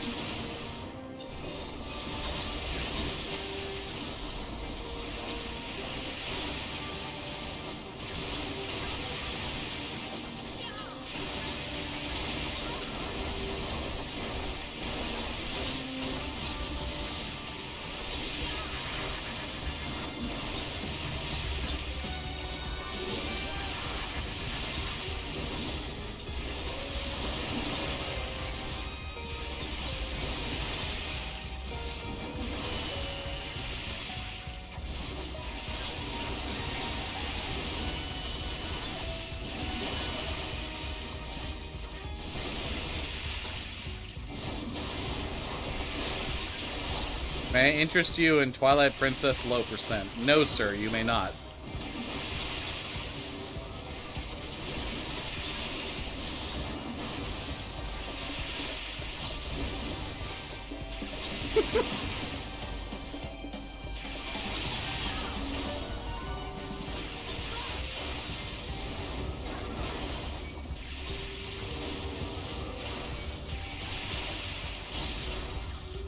You need to stare at a rupee for 13 hours. Yeah, great gameplay, everybody.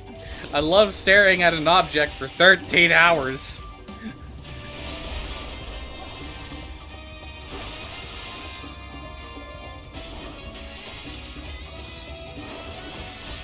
In all seriousness, a run where I could literally get up,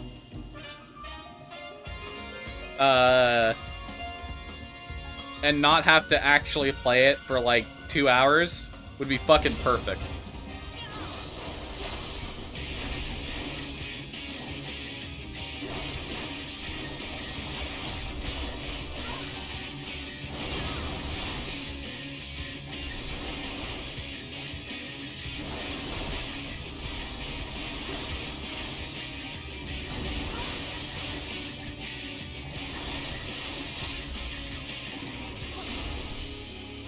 Primal Rend! I swear this shit does more damage if you start from far.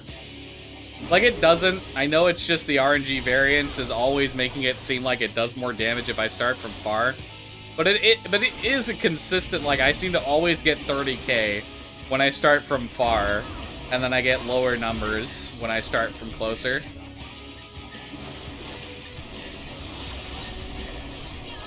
If there was a caveat like that, like potency increases as distance from the target increases, if there was a caveat like that, I think that would be fucking great, honestly.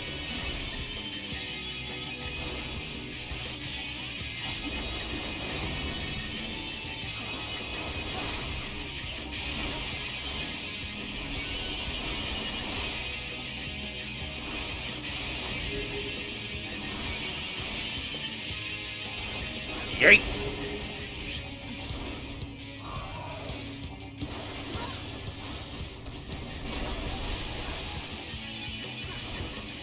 Almost moved too early. Don't want to move too early, that's pain.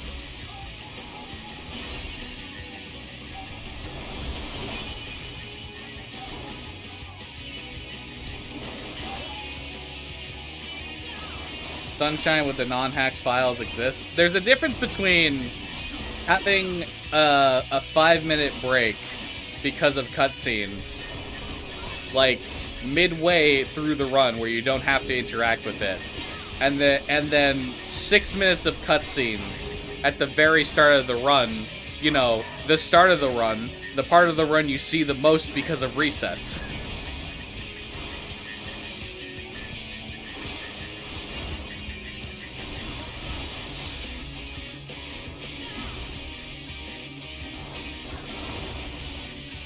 It's a very big difference.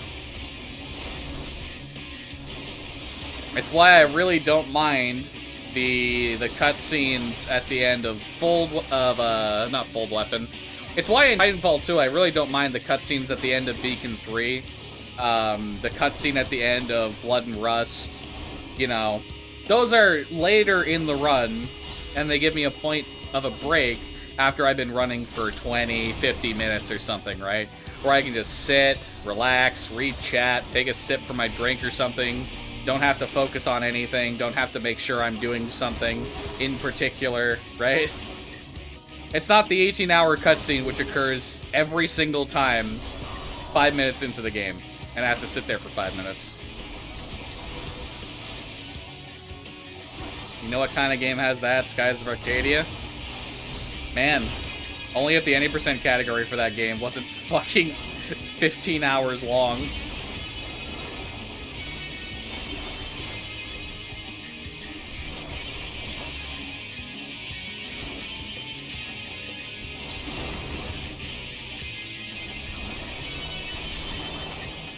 $18 minutes, everybody.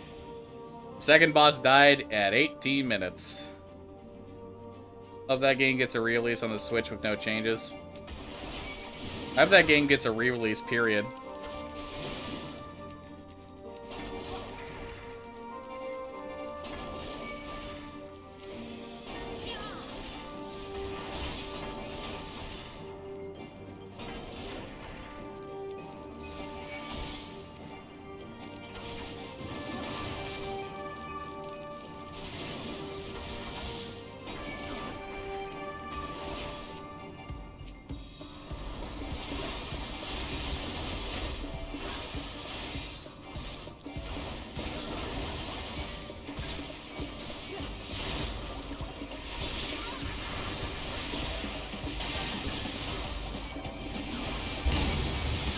They're everywhere!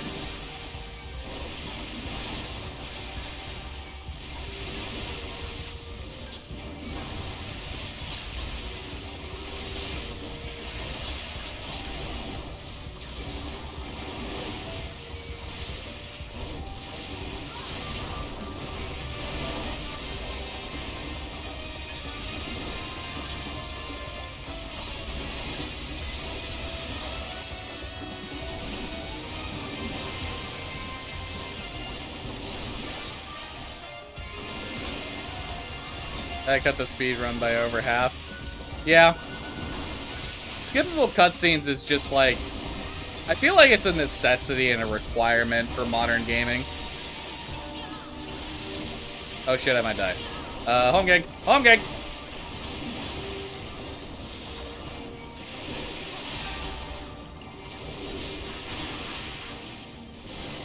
I lost focus for half a second, and I realized I was, like, seconds away from dying. Oh, fuck. Oh, shit. Oh, fuck. Danger, danger.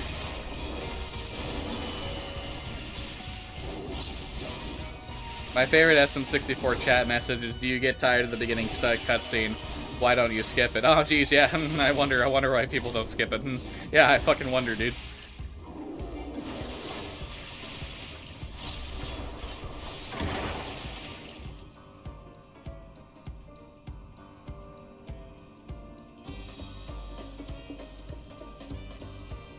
Yeah, it's gonna be past the 4-hour mark, almost guaranteed by the end of Heroes Gauntlet. And there's still 2 dungeons after Heroes Gauntlet. That's fucking Matoya's and goddamn...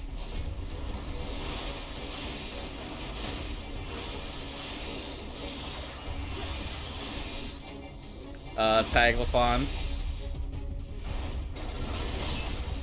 Imagine a mod that plays Pokemon Black and White 2's low health music when you're dying in 14. Somebody could probably make that for sure. Shouldn't be too difficult.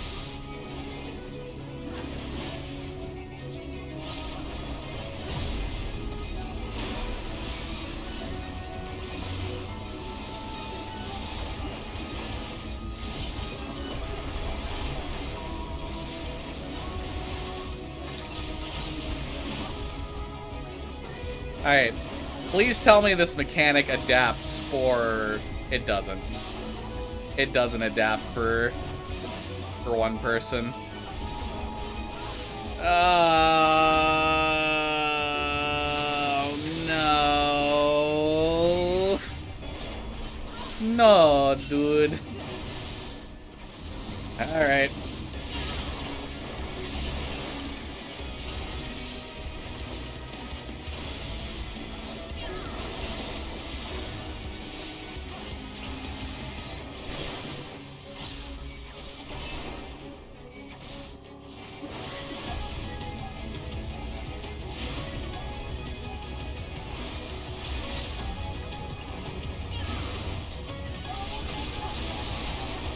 I was just really hoping it was one of those mechanics that did adapt based on how many people were in the instance. I kind of knew that it wasn't going to be, but I could hope, right? I'm allowed to hope, right? Fuck, dude, I still got 3 more dungeons after this. Help me.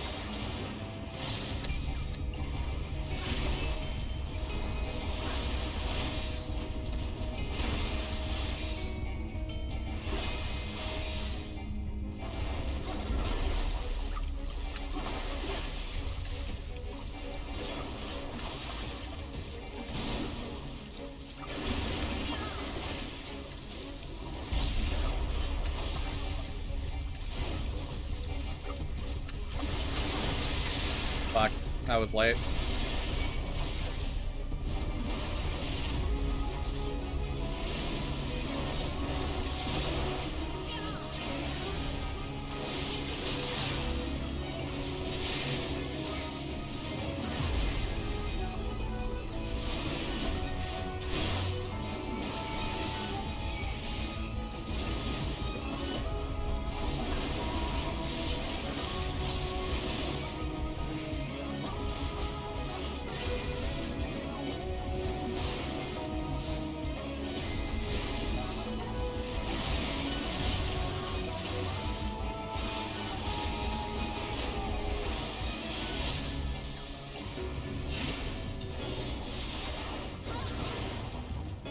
Yeah, this boss is gonna take forever because of that.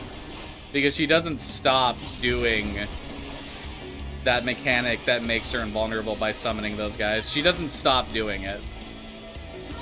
It takes her a bit to get back there, but, like, I'm consistently losing out on, like, 30 seconds worth of GCDs on her that I have to spend on those other guys. Like, it's not even an option. I literally have to, because they don't go away if I don't kill them, and the boss is invulnerable. Like, at a certain point, if they didn't make her go invulnerable, then, like, I would just ignore them. Keep damaging her, and then when they became an issue to the point where, like, I'd actually need to kill them to live, I'd start killing them.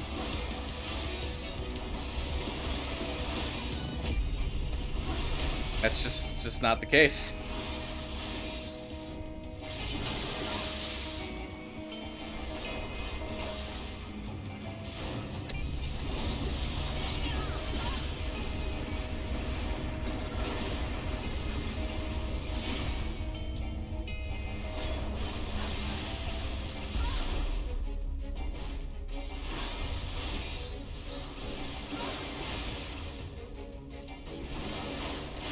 We're past the 26-minute mark in this dungeon, dude. Holy shit, help me.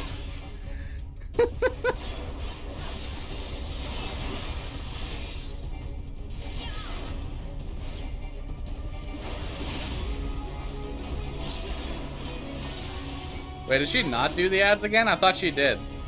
She's cycling through the seabed stuff. Maybe she doesn't do the ads again. Maybe the ads are like a one-time thing, and then she cycles through these for the rest of the fight. Or maybe that was a reset point. That could have been a reset point.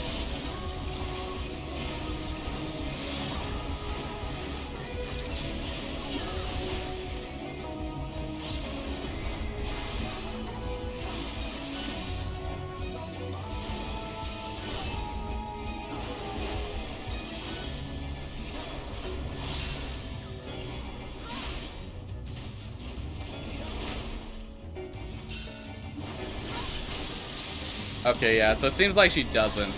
Well, at the very least, then I don't have to deal with it again, which is... it's nice. It's nice that I don't have to deal with it again. Because at this point, there's no danger to my health. Only way I die is, like, complete and utter negligence. But...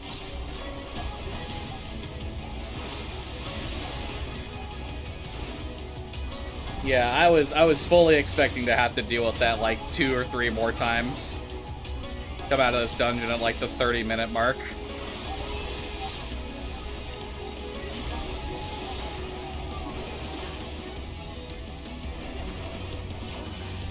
You little son of a bitch. I didn't have a dash up.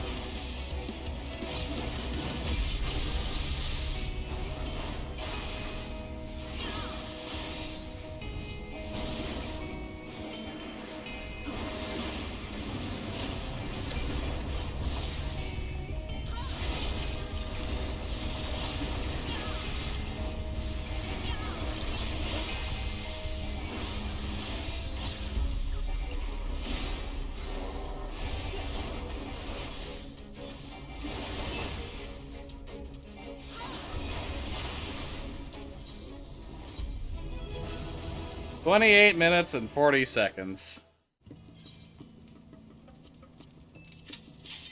Help me.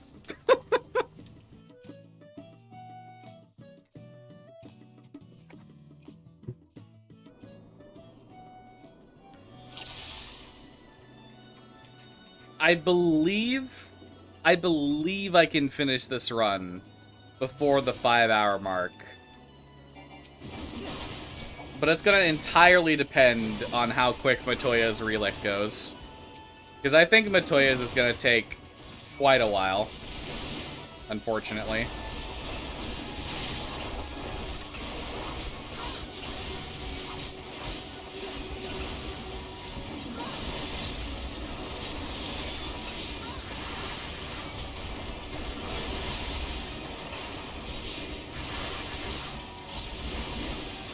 Yeah, thankfully, Hero's Gauntlet doesn't have any bullshit like,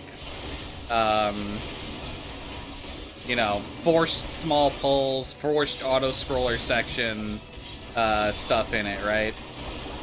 It's got none of that, but it does force you to wait at specific points for the path to open to be opened, basically. Obviously. Like, duh.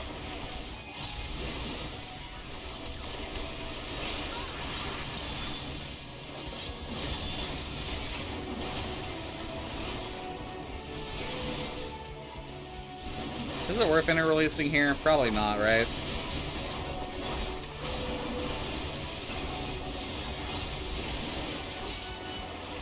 It would have been, yeah.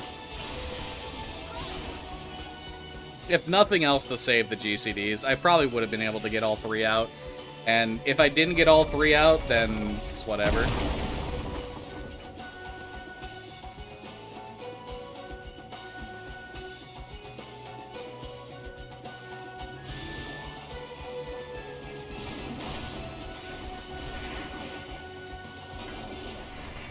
You have to actually get aggro on all of those, otherwise they don't come to you with this AoE pull, for the record. They will just stay aggroed onto the Talos. And it's annoying as fuck.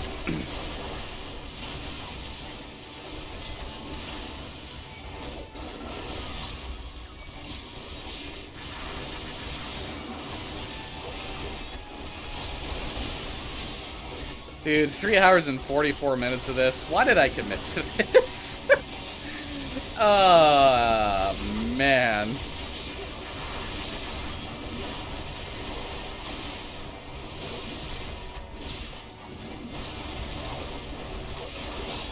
I really do respect people who can commit to like 5-hour speedruns, no joke. The people who can commit to 5-hour speedruns are actual troopers.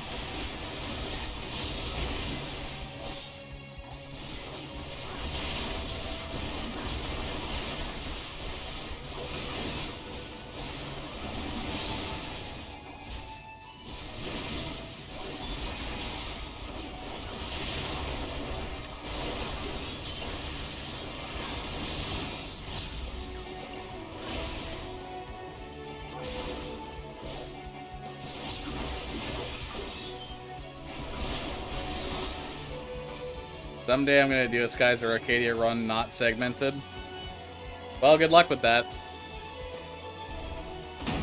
Wait, shit, no! That took so long, I'm not gonna be able to use Primal Rend! I'm just gonna click it off because I'm mad!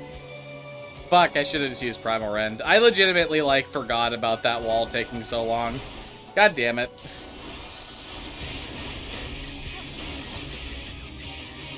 I thought I'd be able to just run to the boss and use Primal Rend and make total use of its potency, but fuck, man.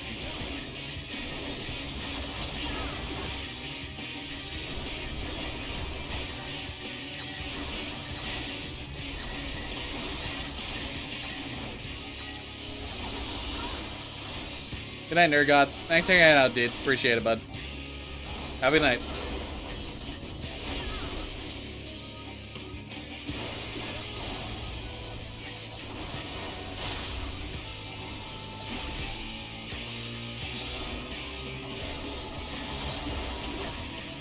Yeah, I'm definitely not committing to another one of these runs, straight up.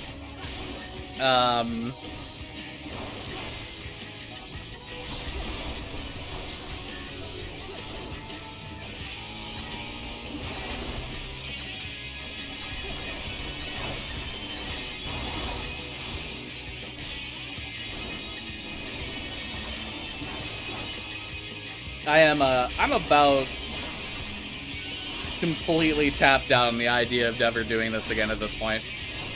Not until, like, either number one, it gets beaten, and the time to beat is something,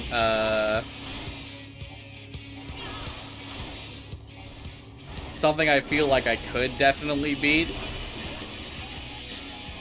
Or number two, like, it's like a year from now, year and a half from now, 5.4 is out, and I'm like, alright, fuck it, why not?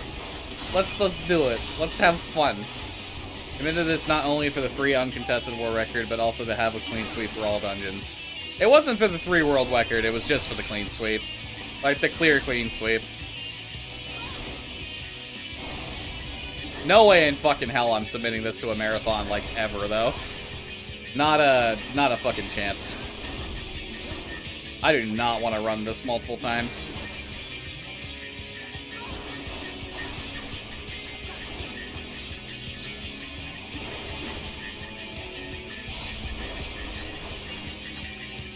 Maybe in 10 years.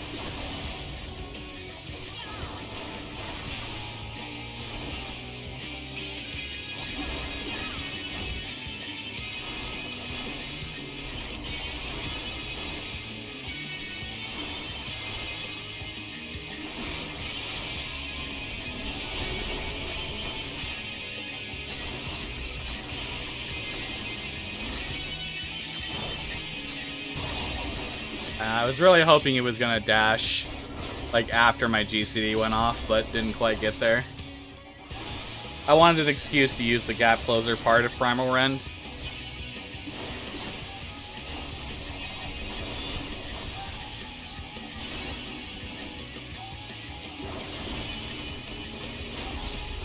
Oh, these bosses are taking so long to kill now, man. That, expecting higher gear levels thing really starting to kick in, huh?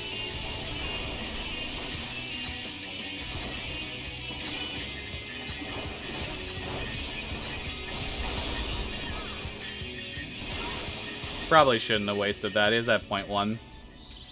Alright, Feul.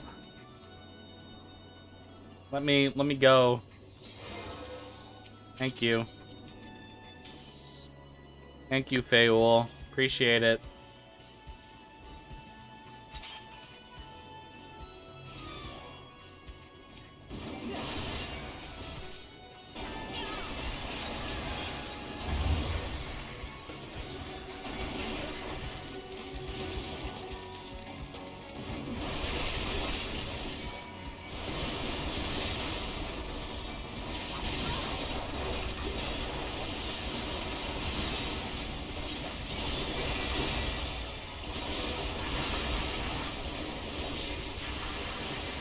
They've been toadified.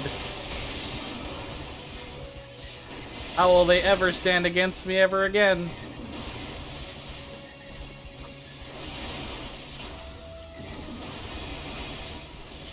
Hey, this guy. I fought this guy like 3 hours ago.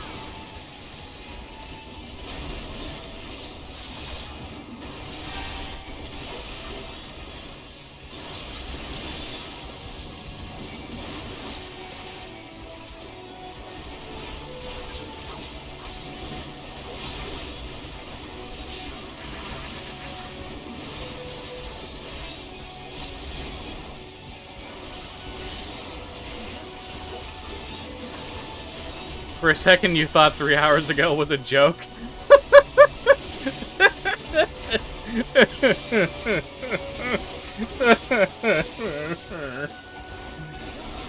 I wish it was a joke.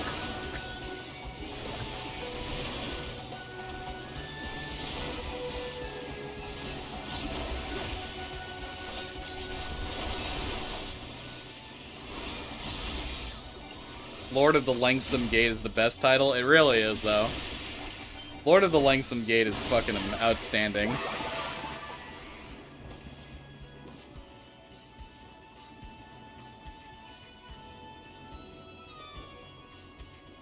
Hey, Tupac, how you doing, dude?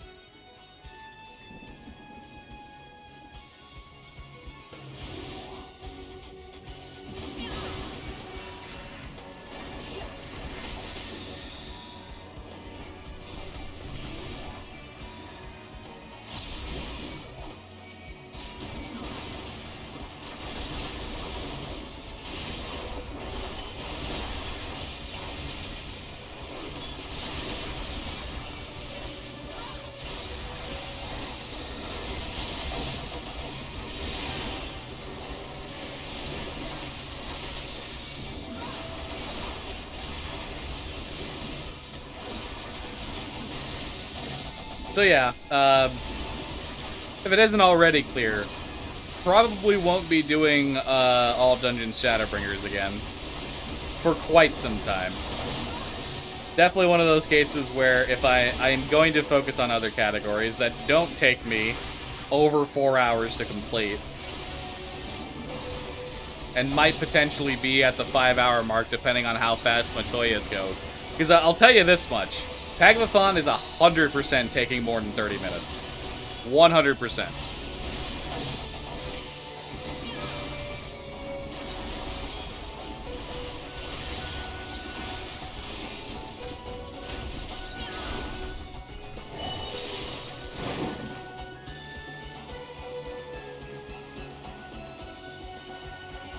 Oh look, everybody, it's the waifu.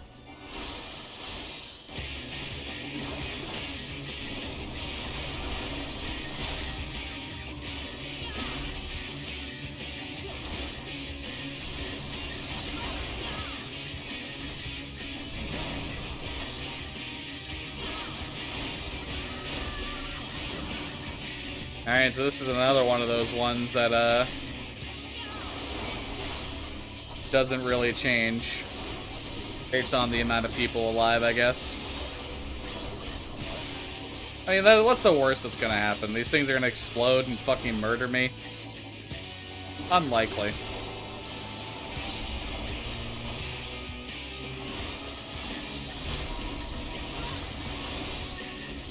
No fear, dude. No vuln stacks, no fear.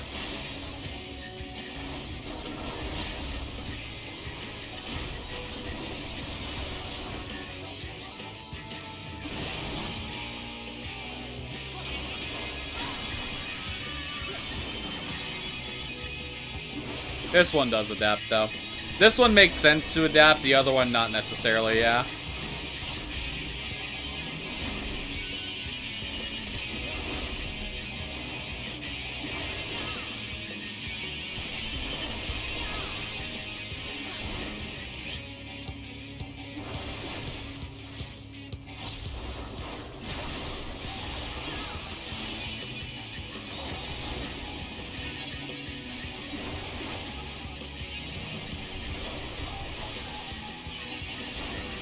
Oh boy.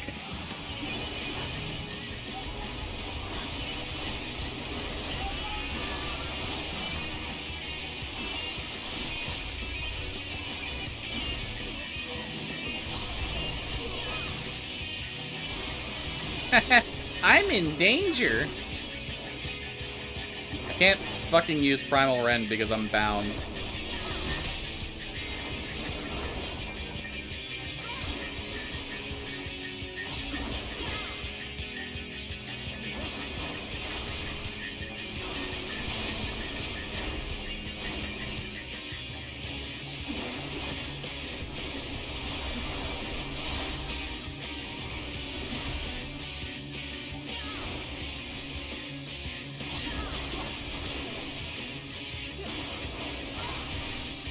Did that give me 2 vuln stacks, or was I in the Venn diagram there?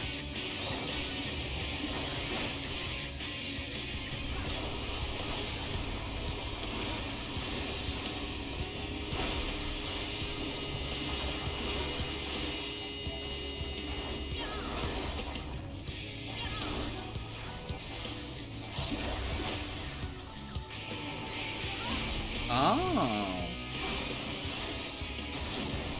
The things that you never see because of how good you are at the game. I did not know she did that. I did not know she placed like one half of the arena with those puddles and then did the same thing.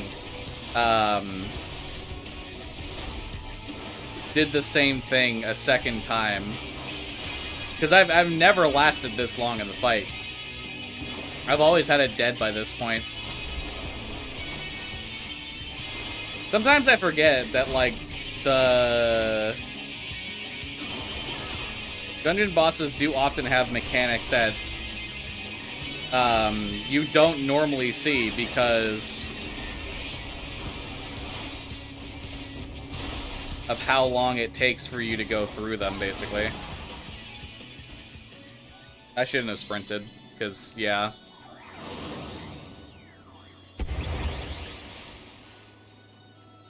Yeah, that was a huge waste of sprint. Huge. Absolute giant waste. Lunar Bahamut also has mechanics people rarely see, if ever. The first boss of Matoya's Relict has mechanics people rarely ever see, if ever.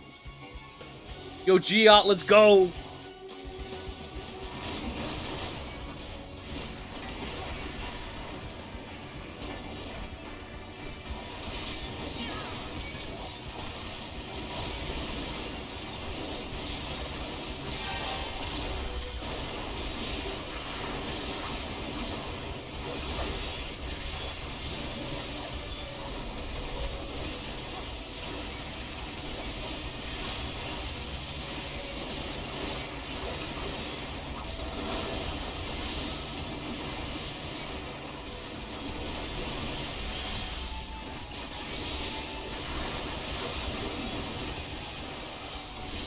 I kind of wonder if the Berserker has mechanics people rarely ever see, because I know there are dungeon bosses that do have mechanics beyond like what is the average kill time, but it is pretty rare for you to see them if you're good at the game. Because if nothing else, your own DPS will be good enough that you should not see them every single time.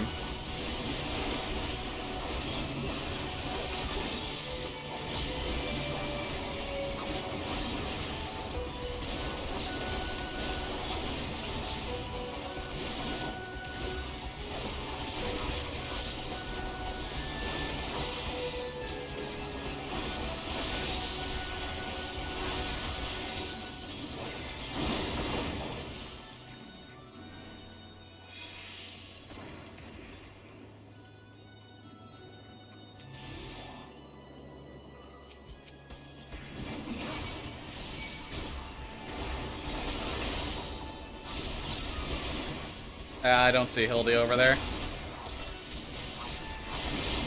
I guess Hildy must be like a super rare chance or something.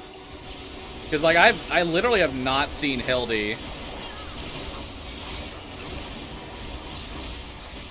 in like for fucking ever in that dungeon. Or in this dungeon.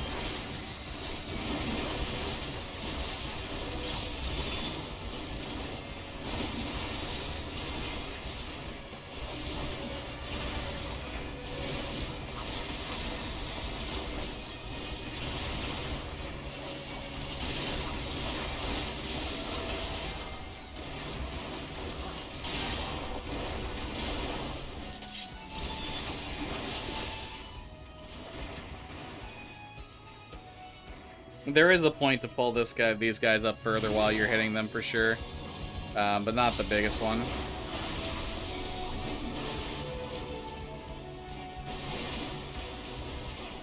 These guys do take reduced damage, but you might as well still hit them, basically.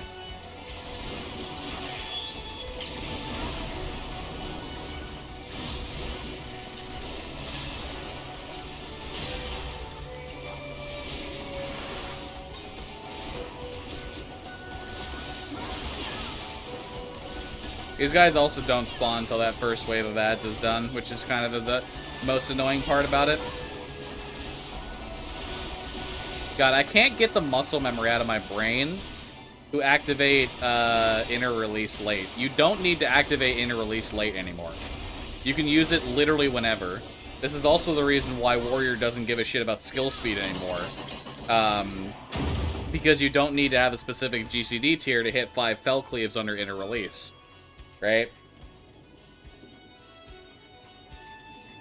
But it's that muscle memory that I've been doing for so long that I can't get out of my brain. Like, I know and I understand that I don't have to hold inner release anymore, but I still do it every time.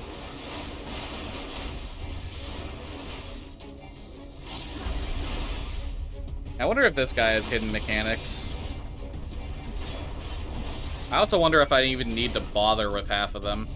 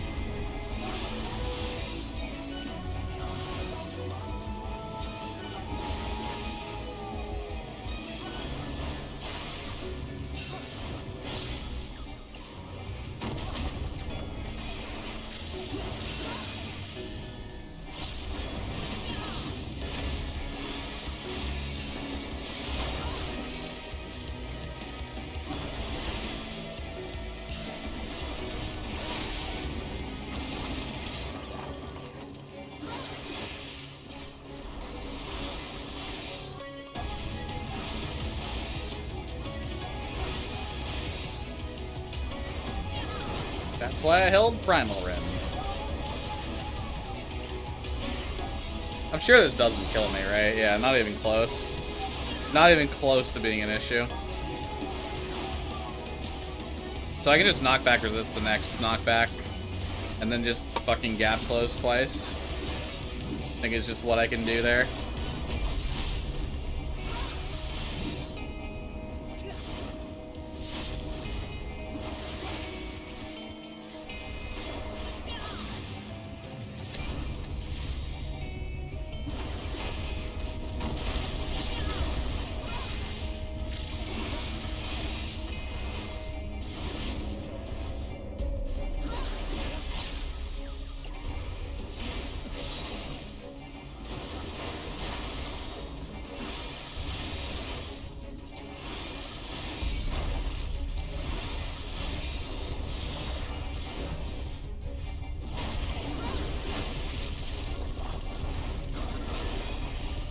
I'm just hitting 50% now.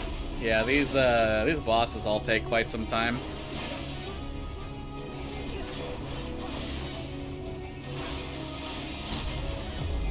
I'm fully confident most of these bosses can be done on Gunbreaker, no problem. But the problem is the big pulls. You gain so much by being able to do the biggest pulls possible that being unable to do them loses you too much time. Because the trash is a big part. And honestly, like, the difference between my capabilities on Warrior, single target damage-wise, versus Gunbreaker is a couple hundred at best. A couple hundred DPS at best, which is only really going to... It's not really going to amount to the same amount as doing the trash pulls. Trash pulls fucking matter, straight up.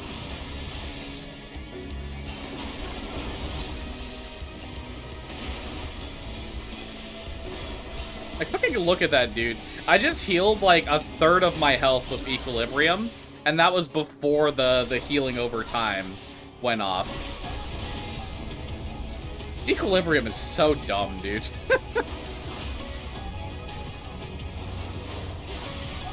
Warrior's so dumb, dude.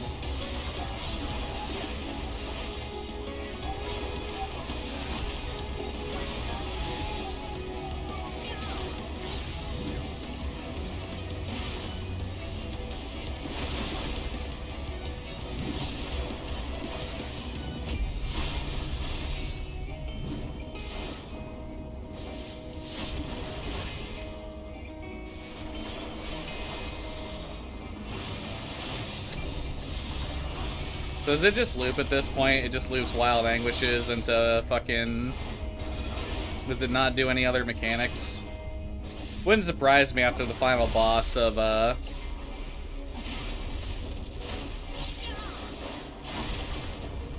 final boss of Anamnesis.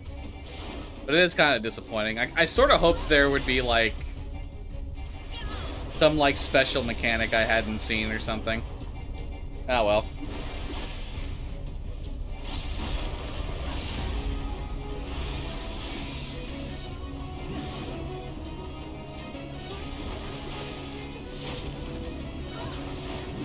I will say this, I am starting to get hungry. Very much starting to get hungry. Which means I'm not going to be able to eat for like another hour.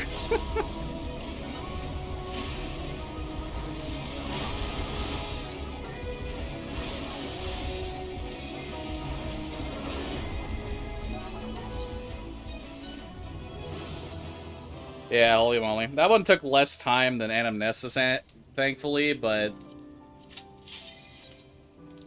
That one took less time than Anamnesis, thankfully, but... I wasted sprint. 2 more dungeons to go!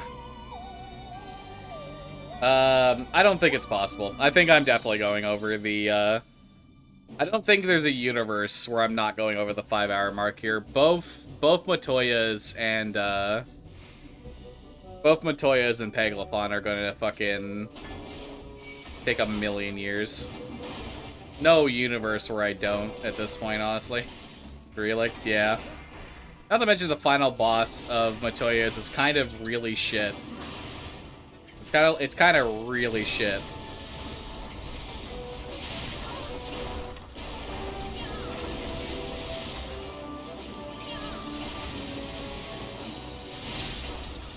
It is a small thing, and it's kind of an annoyance, but the one thing I want them to do to Warrior is I want them to take Inner Chaos and Inner Beast. Or Chaotic Cyclone, sorry. The abilities you get when you activate Infuriate, basically. I want them to take those, and I want to apply what they have on Primal Rend to them. Primal Rend has a caveat on it that says stacks of Inner Release are not consumed upon execution. I want them to do the same thing with Infuriate's Inner Chaos and Chaotic Cyclone. Because I feel like if the attack guaranteed direct hit crits outside of Inner Release, it should not take a stack of Inner Release.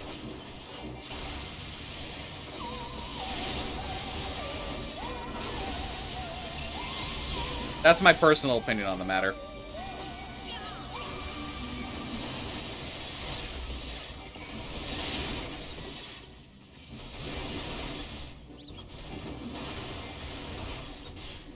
If there's anything about Warrior I would change, that's literally it. Because I don't think that's particularly a skill thing. I think that's just a restriction on how Inner Release has been programmed basically since Stormblood that they should be working around. Oh boy, Sonny of Ziggy is still so fucking alive. Why don't Sonny of Ziggy fucking die? Die so I can move on. Let me go, dude.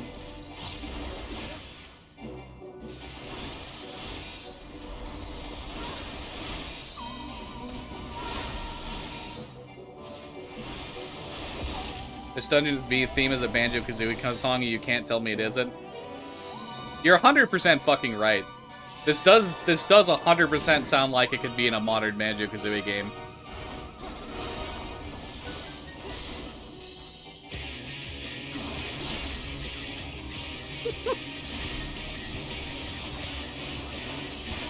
This boss, Mudman, this has mechanics that you don't normally see if your DPS is average.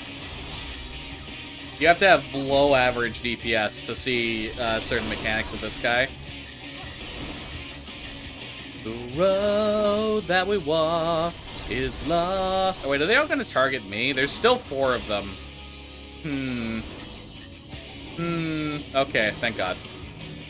I was very concerned for a moment. It's like, is that might be bad.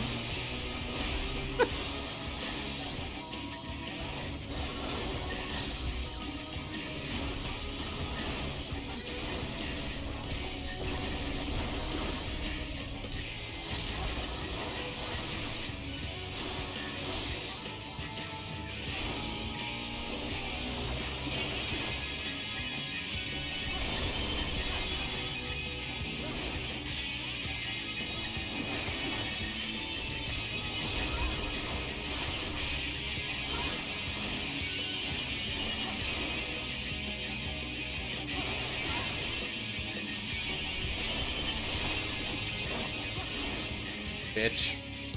How dare you?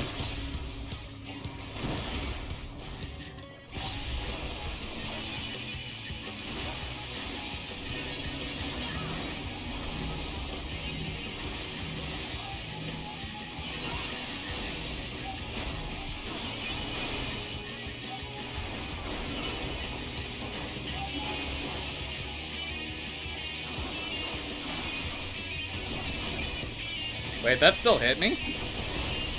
What? Wasn't I in the AoE, the center of the AoE that didn't have a hitbox? What? Or is that AoE a lie and it's actually just a fucking... There is a hitbox there. I need to see that again, actually.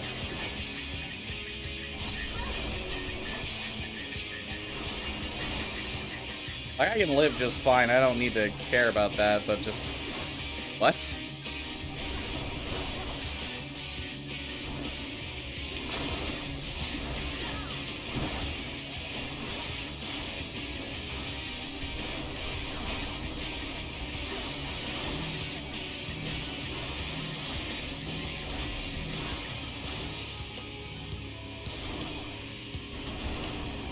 I didn't get into it in time.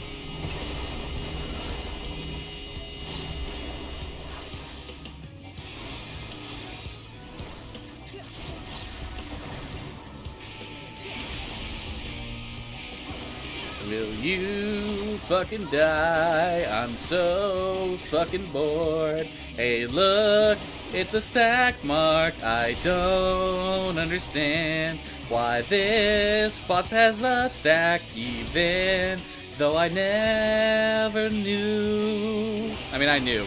I've had DPS shit enough to have seen that stack marker before, but like the majority of the time, if you're in a, like an average group, you will never see that stack marker. Straight up.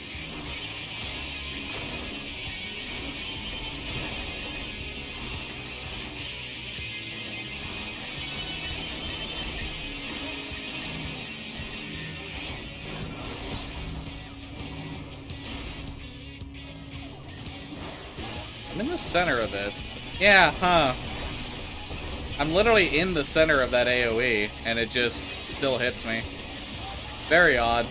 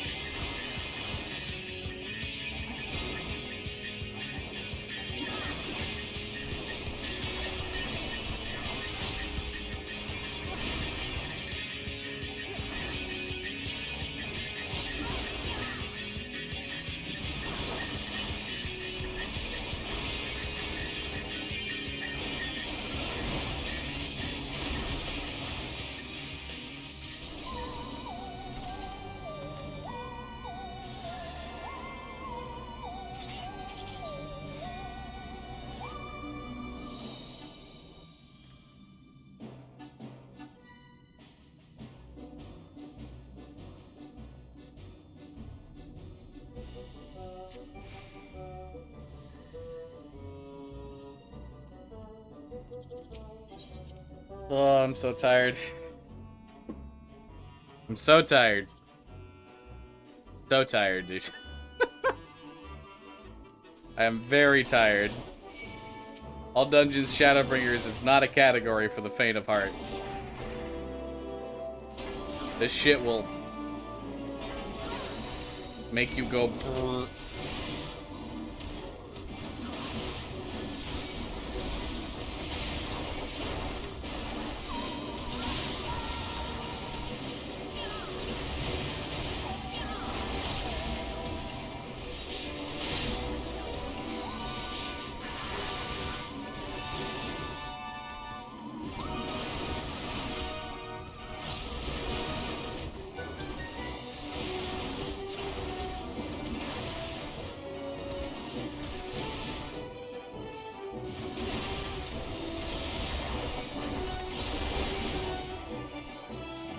Emote potential. I don't know if I have the capabilities to turn it into an emote, but like I have 4 GIF emote slots. That's definitely for sure.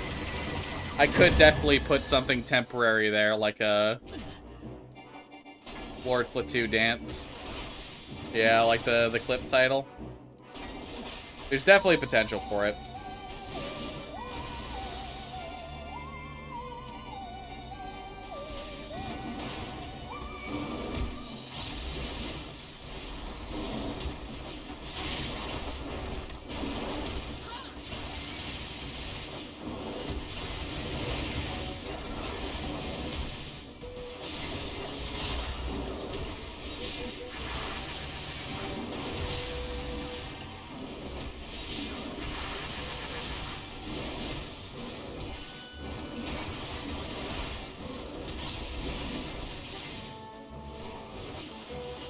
Oh, my focus is starting to wane, dude. My brain is just stopped. It's like, my eyes are constantly slightly shifting all over the place, and like, it's starting to get to the point legitimately where my eyes are just looking at my fucking hotbar. They're not even looking at anything else. They're just looking at my hotbar. Only my hotbar. And then getting the information for my peripheral vision.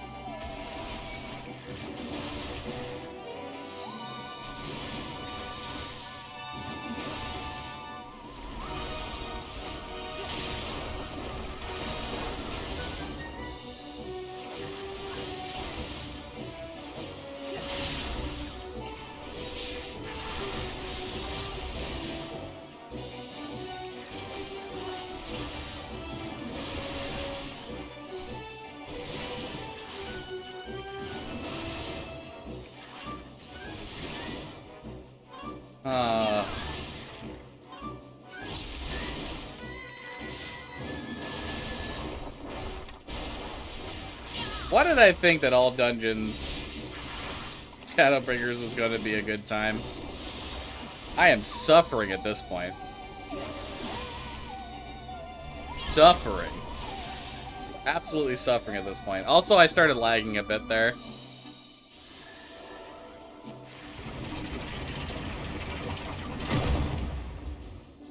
You know what would be the absolute worst thing to happen? Is like right at the fucking end of Paglathon, I disconnect from the server.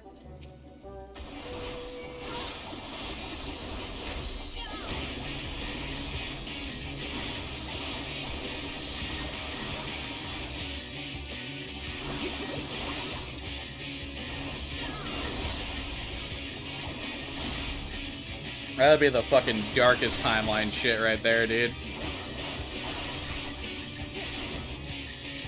I'd be... At least it wouldn't be like the start of Endwalker. Like, I'd be able to get back in and, like, finish the run instead of sit there through a 2-hour queue or something. But, man, that would suck so much if I had to legitimately wait for my internet to come back and then rejoin the queue.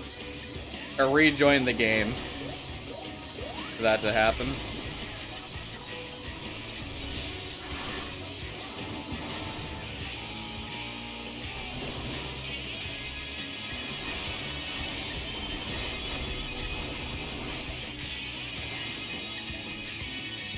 I don't think I did that efficiently, but I'm just... my brain is too fried. My brain is too fried at this point to do that, like, as efficiently as possible. Alright. Now for the thing I know I need to do. Don't get knocked off the edge. Because I'm going to be here for a while.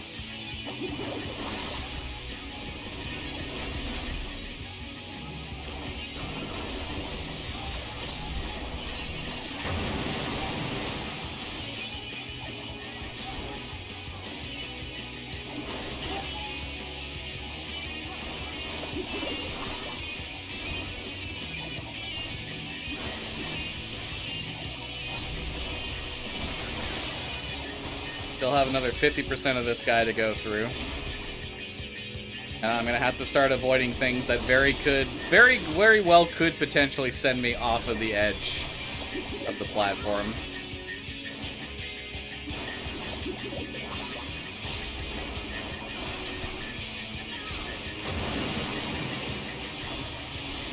Oh, and they can explode during that mechanic. That's fun. For the record, I've seen a chain reaction on this guy before, where 3 of those have exploded back to back like they're supposed to, and they just send somebody off the edge. A chain reaction is possible. I can't even risk getting hit by one. And it's the fucking worst.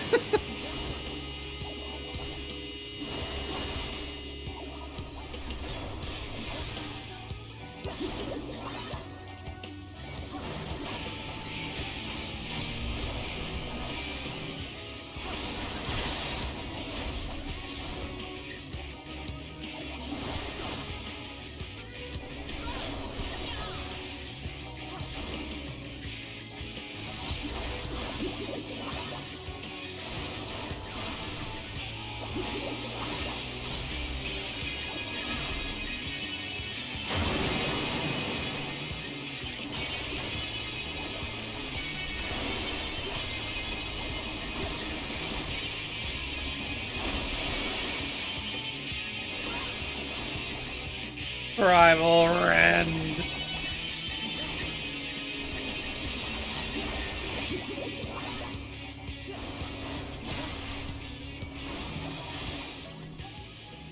Let me out.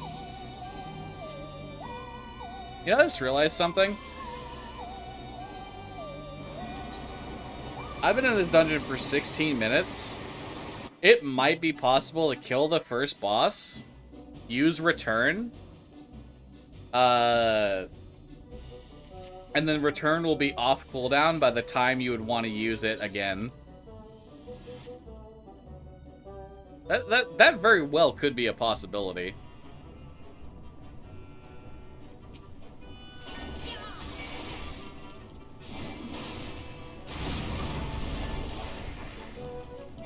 What the ribbit?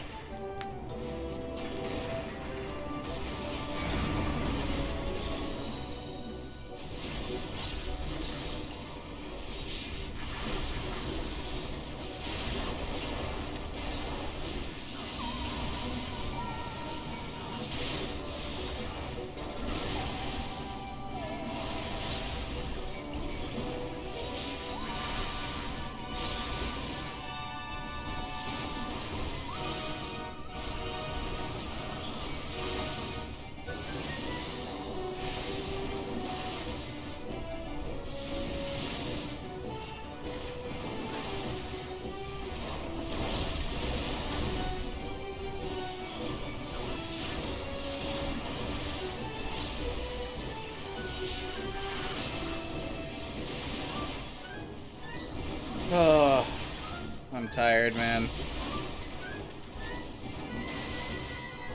I want to be done with this. I just have to hold out. I literally just have to hold out. I have one dungeon after this. I have one more trash pull and one more trash pull and one more. I really need to stop sprinting until I know it's good, instead of just sprinting the moment the mobs are dead. One more trash pull and one more fucking...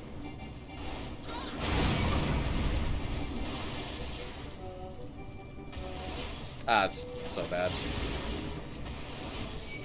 One more trash pull, one more boss, and then one more dungeon.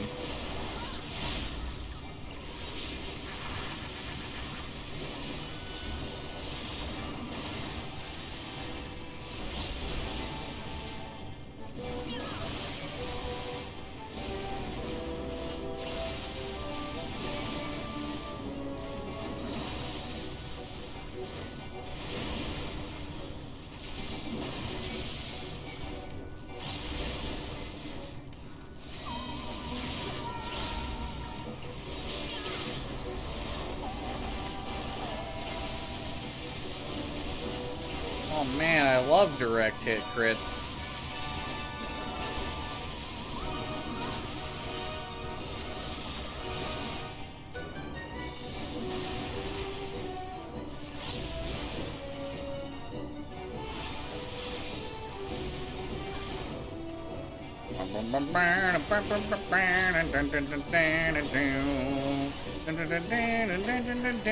Let me fucking through.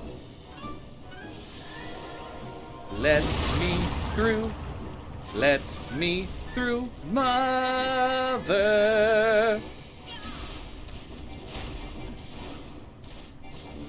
You know, going into this run, I was expecting it to be beyond 3 hours.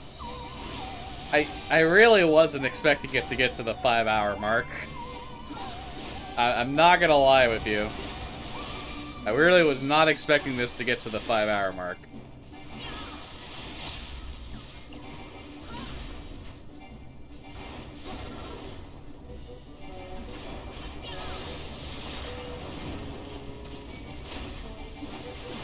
So there is a small optimization I can do here at the end of this.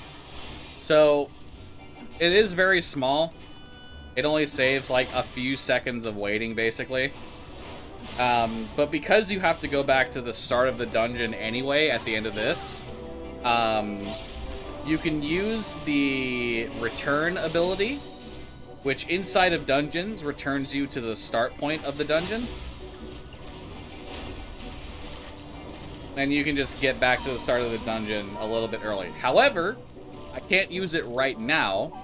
I do have to actually walk up to this area ahead and see a piece of dialogue that says that takes care of the X ribbit.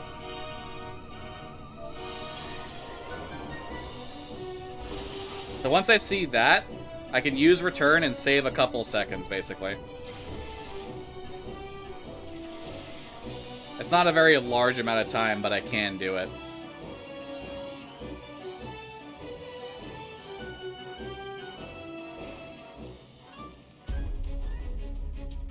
Alright, horrible boss.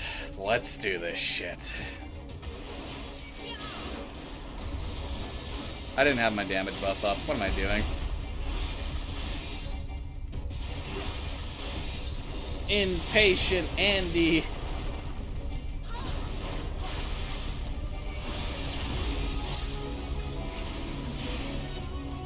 Primal Rend.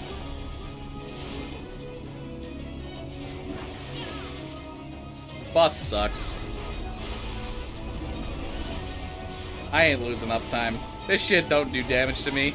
You ain't a threat.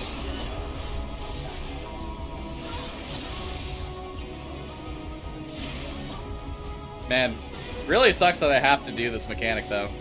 Let me tell you something. I would love to just AFK here and not do this mechanic straight up. But that wall back there, that will legitimately just fucking kill me.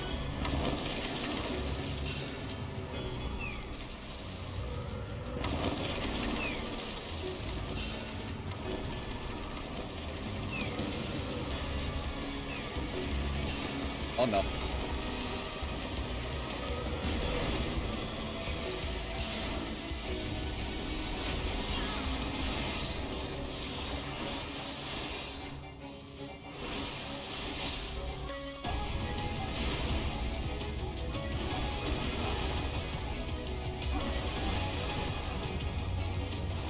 That's twice now. I haven't had my 10% damage buff up, and I've used it in a release.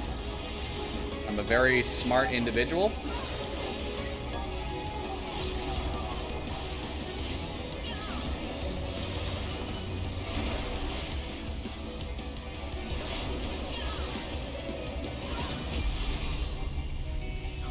Is this even worth doing? I don't think this kills me, right?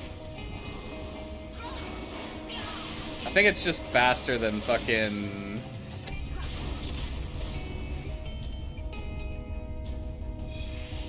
Oh, wait, yeah, there's this Mother Porxie's magic thing. I don't know...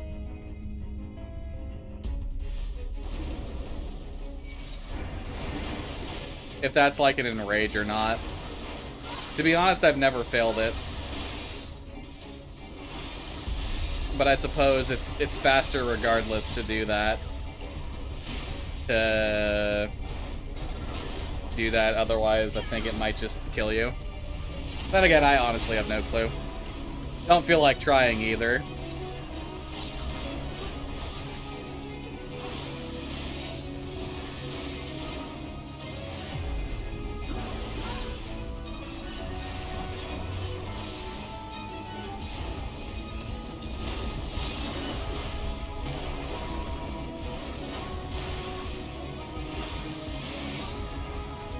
So close. So close to being done. So close. It'll come. I'll be done soon enough. I'll be able to move on. I'll be able to relax for the rest of the night.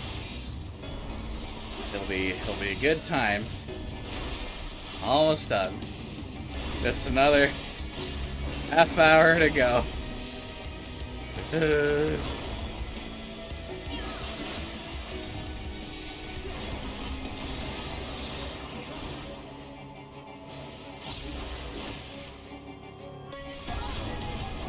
Never again, dude. Not happening again.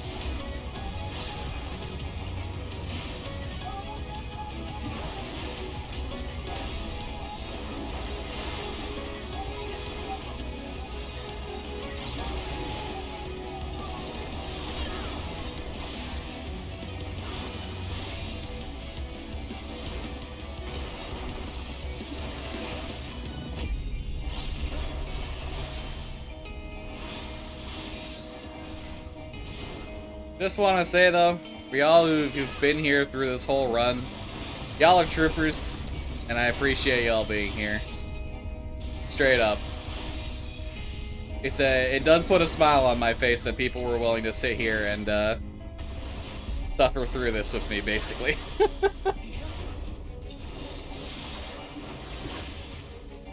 Give me something to keep my sanity going.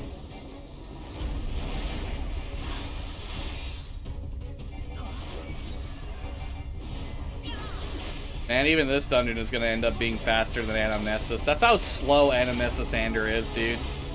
That even though it's like multiple, like it's 2 patches earlier than this, and theoretically my higher DPS, theoretically because the DPS requirements would be lower in those dungeons, I'd be able to fucking clear it quicker. But that's just how shite Anamnesis Ander is. And I'm gonna clear this dungeon faster than Anamnesis Ander. Primal Rend. Get me out, dude. Alright, here we go. Final dungeon. Paglifon. This is the reason why you need Warrior, because this pull is physically impossible without Warrior. I have tried multiple times. Multiple times. This pull is not possible if you are not on Warrior.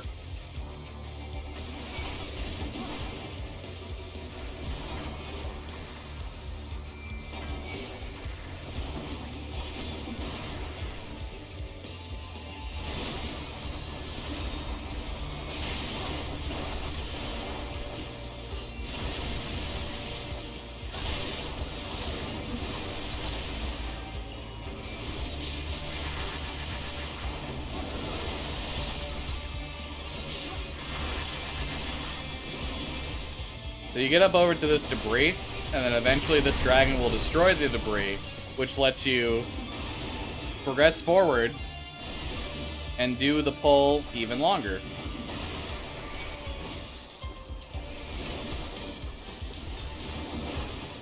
So you can pick up literally every single enemy in the first leg of this dungeon, which means you're getting so much value out of your, you're getting so much value out of your AoE in this pull that there is no way that you can do this dungeon faster not being able to do this pull. Like, there is not a single chance in the world. You just get too much value out of this pull. But, as you can see, it fucking hits like a truck. So you need to spread out your cooldowns in such a way that you'll be able to survive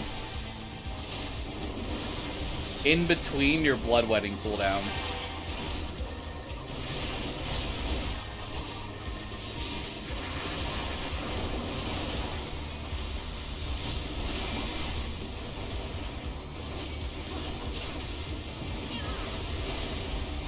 There is also the problem of these tempered Imperials, the casters never being where you want them to be due to them being casters and being able to auto-attack you, quote-unquote, from a range. Those guys are assholes. You ideally want to kill these guys as fast as possible so that you can go to the other one, but it's hard. They're assholes like that.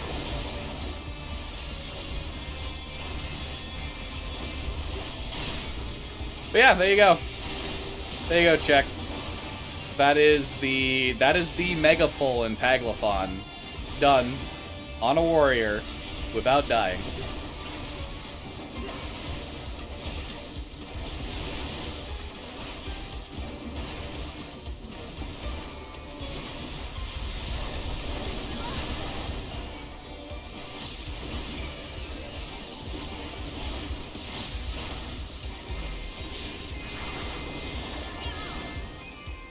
There's an even larger pull by the end. That one's not larger than this. There's no way that one's larger than this. Not even possible that one's larger than this.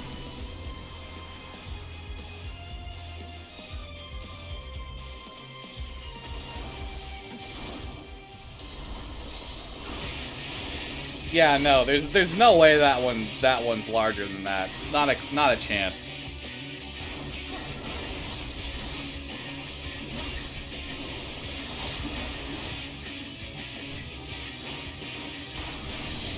Motherfucker. Look at me not having a gap closer. How dare I? How dare I not have a gap closer ready for him to be jumping around like that? Fucking asshole.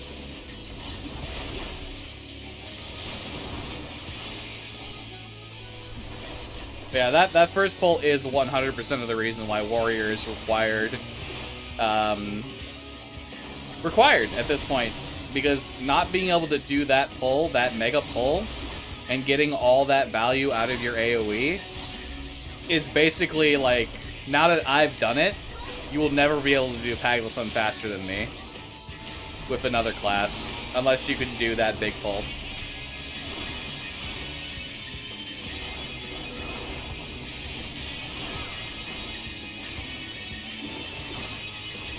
I stand up by that being a thing.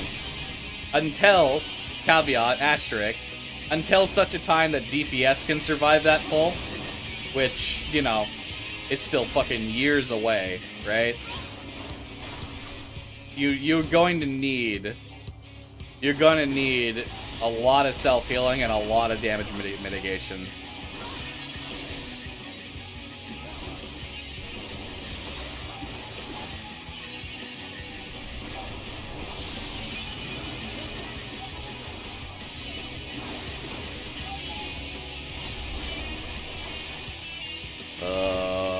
My brain is fried. Oh, help me. My brain is fried. I'm not even at 50%, dude. Help me.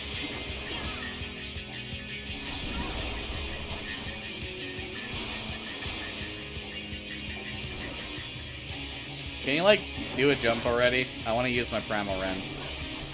I accidentally used Tomahawk. Yeah, I guess he wasn't gonna jump. Whatever.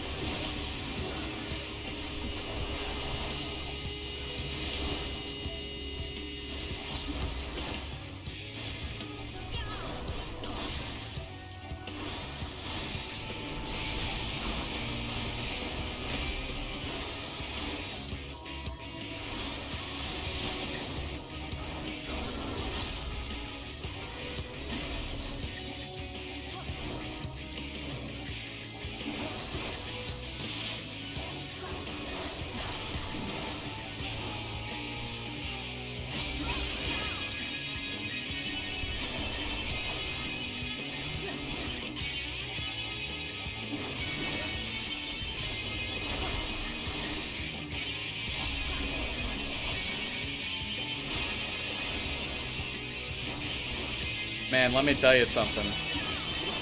I'm just thinking about this now because I'm thinking of I started thinking about old Warrior. I'm remembering the time when you had a Warrior in your party. The Warrior probably had a 60-second countdown macro so that they could get their optimal opener, because you used to be able to use Infuriate outside of combat, and Infuriate used to give you the max stacks that you needed in order to use Fell Cleave, because you didn't used to have this gauge here, and you could only get a maximum of 5 stacks, which you needed all 5 to get a Fell Cleave. I'm just remembering that at this point. Remembering the fact that fucking Warriors used to need a 60-second countdown timer. Technically, Scholars also needed it, but, like, theirs was, like, somewhat less important. Just because all you were using it for was either healing or energy drain, and energy drain wasn't, and still isn't, a massive DPS game. You still want to use it, obviously, for DPS, but, like, it's... Ah, you son of a bitch. Die! Get me out. Almost 9 minutes for the first boss. Let me tell you something. What took you so long? What took me so long? Let's split up. Also, fucking... Something I want to throw out. His thing says Estinian Wormblood. Right?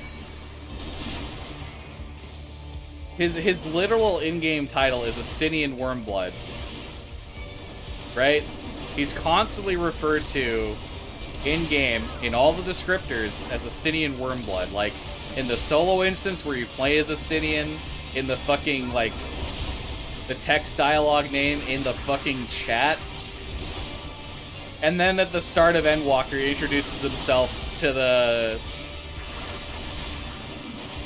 customs person in Charlian as Estinian Barlino. I'm just like, his last name is not Wormblood? You mean this entire time the game's been lying to me about this?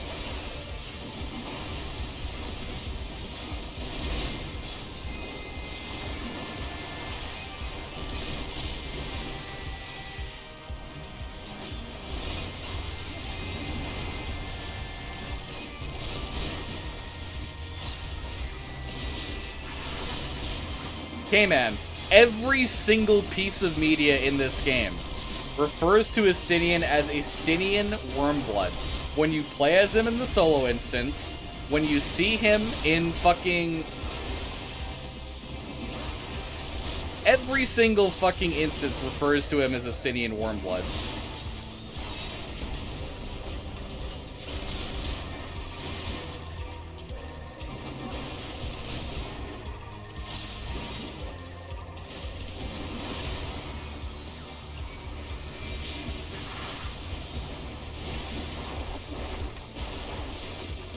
Gosetsu's name is Gosetsu Daito, but in some instances it's listed as Gosetsu Everfall.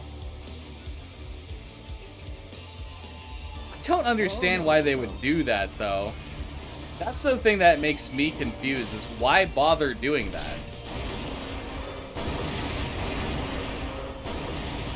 Why bother giving them a last name and then giving them a completely different last name in their title cards?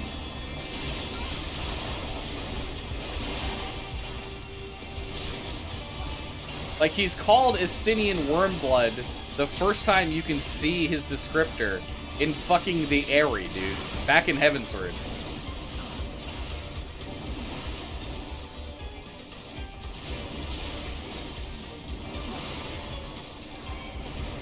Did you think the frog's last name was Of the Lengthsome Gate?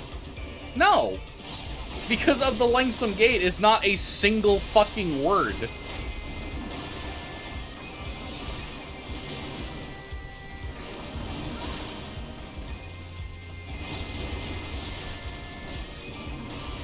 Yeah, no, he's been referenced as Estinian Wormblood, the Azure Dragoon. Like, you're basically putting a title on the title. It's like fucking saying The Return of Cooler Revenge Revengeance. Cooler's Revenge, The Return of Cooler Revengeance. Like, absolutely unnecessary if his fucking name is Estinian Barlino. Just call him Estinian Barlino.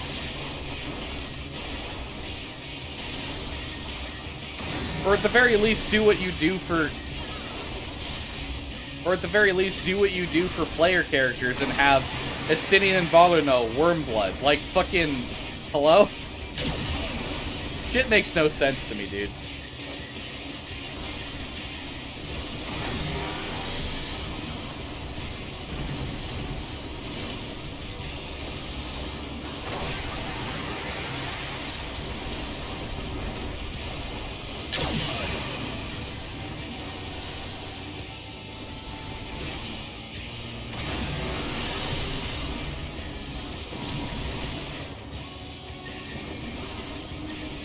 I'm just saying, dude, it's not uncommon. It's not uncommon for people to think his last name is actually Wormblood, because they don't give you any legitimate reason to believe otherwise.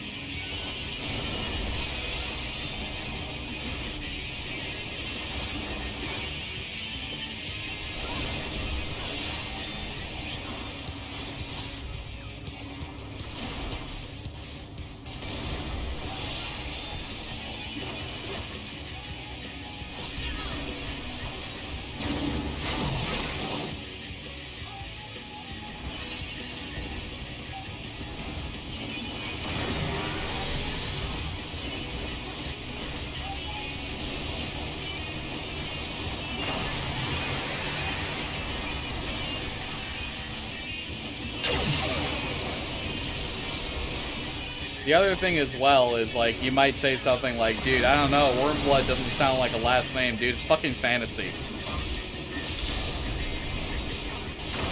Fantasy names include dumb shit like that all the fucking time. I can entirely fucking believe that Wormblood is a last name in a fantasy world.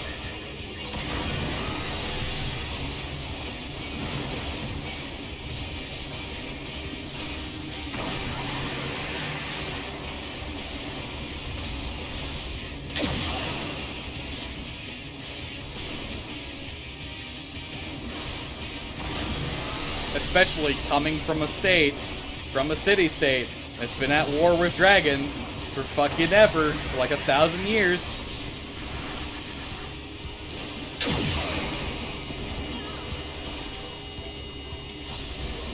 Okay, man, because last names are hardly ever mentioned, and most of the high houses aren't even directly referenced in fucking the Heavensward lore until you get the revelation that fucking, you know,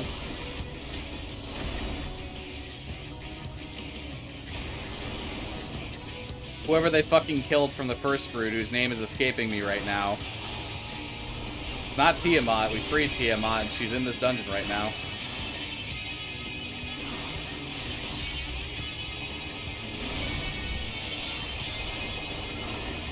But, like, we fucking really only get last names in, like, very descriptive things. Most of the time, last names are not even fucking mentioned.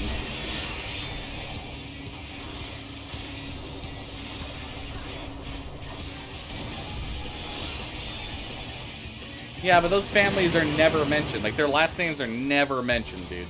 Straight up. And if they are, it's, like, super infrequent.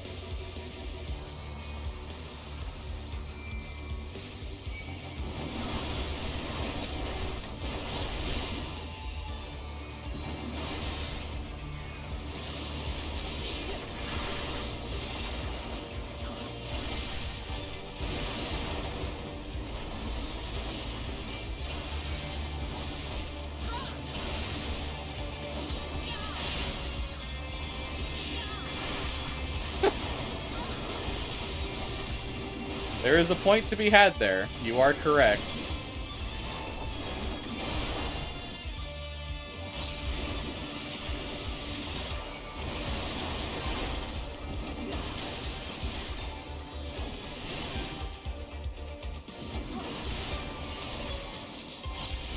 Oh, I'm almost done, dude. I'm almost done. Almost there.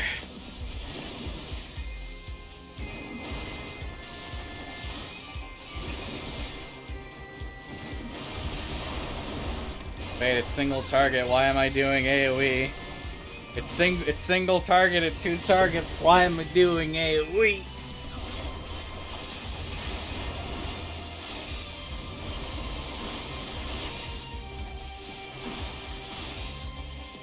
Also, another thing, real quick, most NPCs are referred to with just a single name when you control them or when they're background NPCs. But you know who isn't? Graha Tia. Graha Tia's actual last name is Tia, and you see Graha Tia. I'm just saying, man. I'm just saying.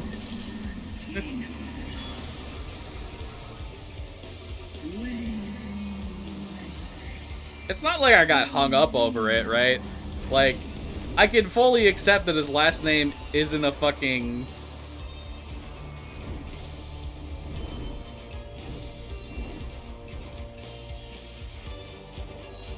Yeah.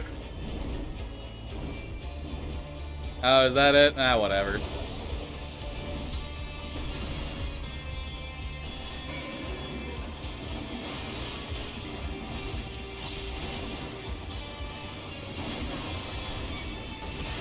I'm just saying, K-Man. You can say everything you want, but fucking...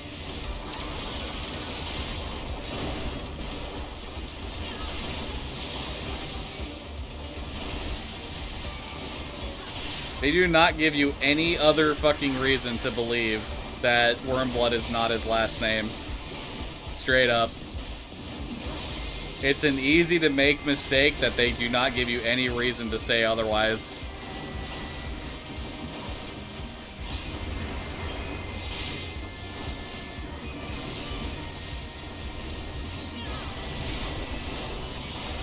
Oh, so yeah, this pull is big, but it's nowhere near as big as the first pull in this dungeon.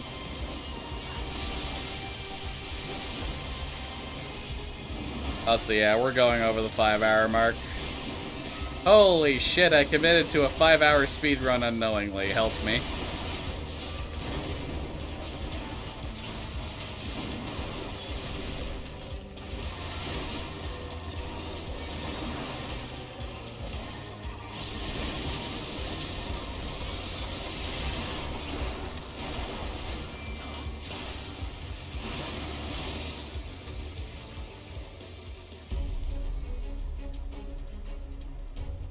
The final boss didn't take 20 minutes. The first boss took 10 minutes my first time around because I played it really badly. And also I played the big pull really badly. But also, I didn't think the rest of the dungeons would all be almost 20 minutes, K-Man. I figured there'd be like a steady, okay, this one's gonna be fucking like, you know, 15 minutes, this one's gonna be 14, that one's gonna be 16. You know, it was gonna be this easy, steady climb, not all of them being almost 20 minutes and then getting to the 30-minute mark.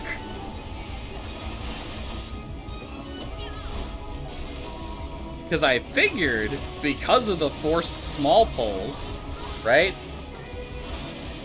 The forced small pulls in Holminster Switch, that Don't Meg would go by much faster. It would go by in like 15 minutes, but no, Don't Meg did not go by in 15 minutes.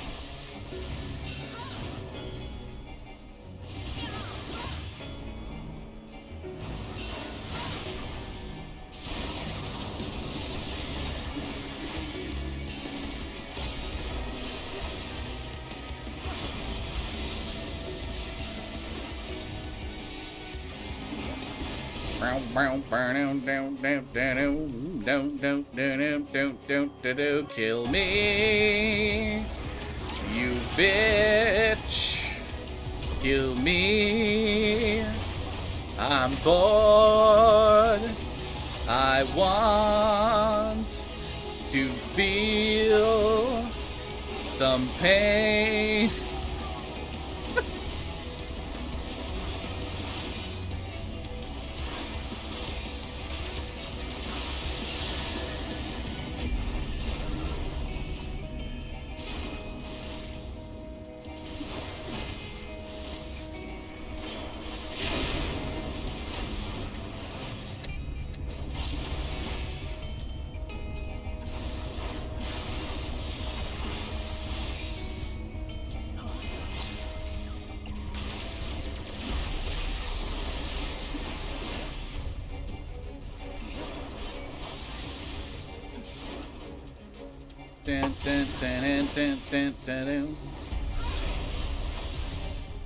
Akmorn, please. Give me the pain I want. Murder me. Fucking murder me, damn it. This isn't murdering me. God damn it. Leonard of Muhammad, please.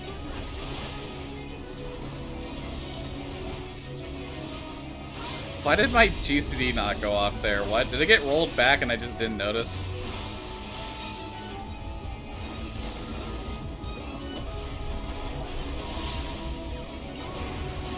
Hurt me. Hurt me. Make me feel pain again.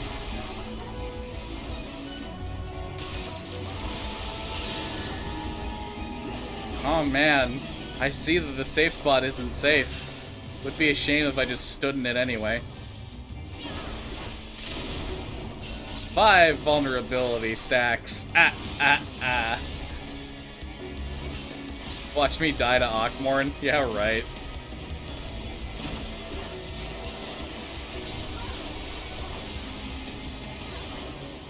Latin? Oh god, right, yeah. I forgot this is a thing that he has. I am alive. I am alive. Oh, Giga Flare. Oh, God. Yes. Please. More of that, thank you. Maybe not more of that at this exact moment. Maybe wait for Blood Wedding to be off cooldown. Oh no. Help me, Equilibrium, you're my only hope.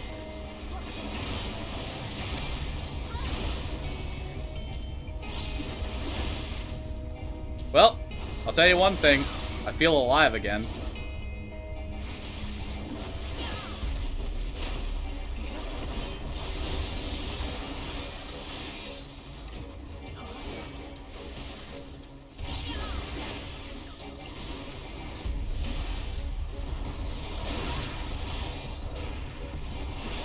I have to take at least 2 fallen stacks to feel alive, honestly. I gotta feel alive, dude. Can't be feeling alive. About at least 2 Vuln stacks to my name, you know? I gotta have at least 2. 3 would be nice. But I need to have at least 2 Vuln stacks to my name.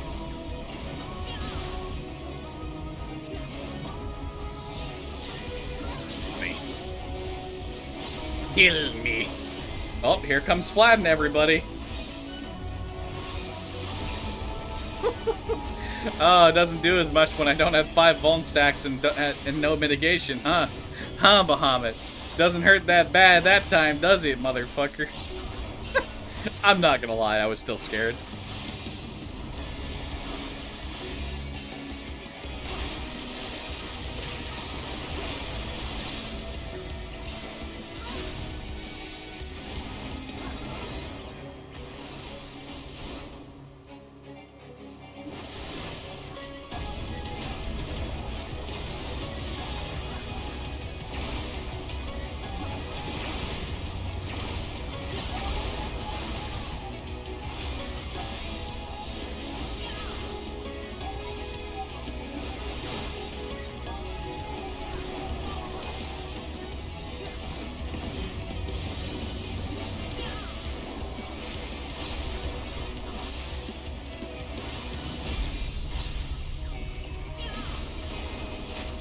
Die.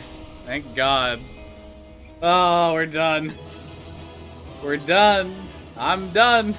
I don't have to be here. Sub 5 looks definitely possible. 100%. I know I made a lot of errors there. Especially, like, some places I fucked up sprints that could have saved me, like, 10 seconds there, 20 seconds there. Hey, look, it's Graha. Graha Tia. It's my boy. It's Graha. Hey, Graha. I love you.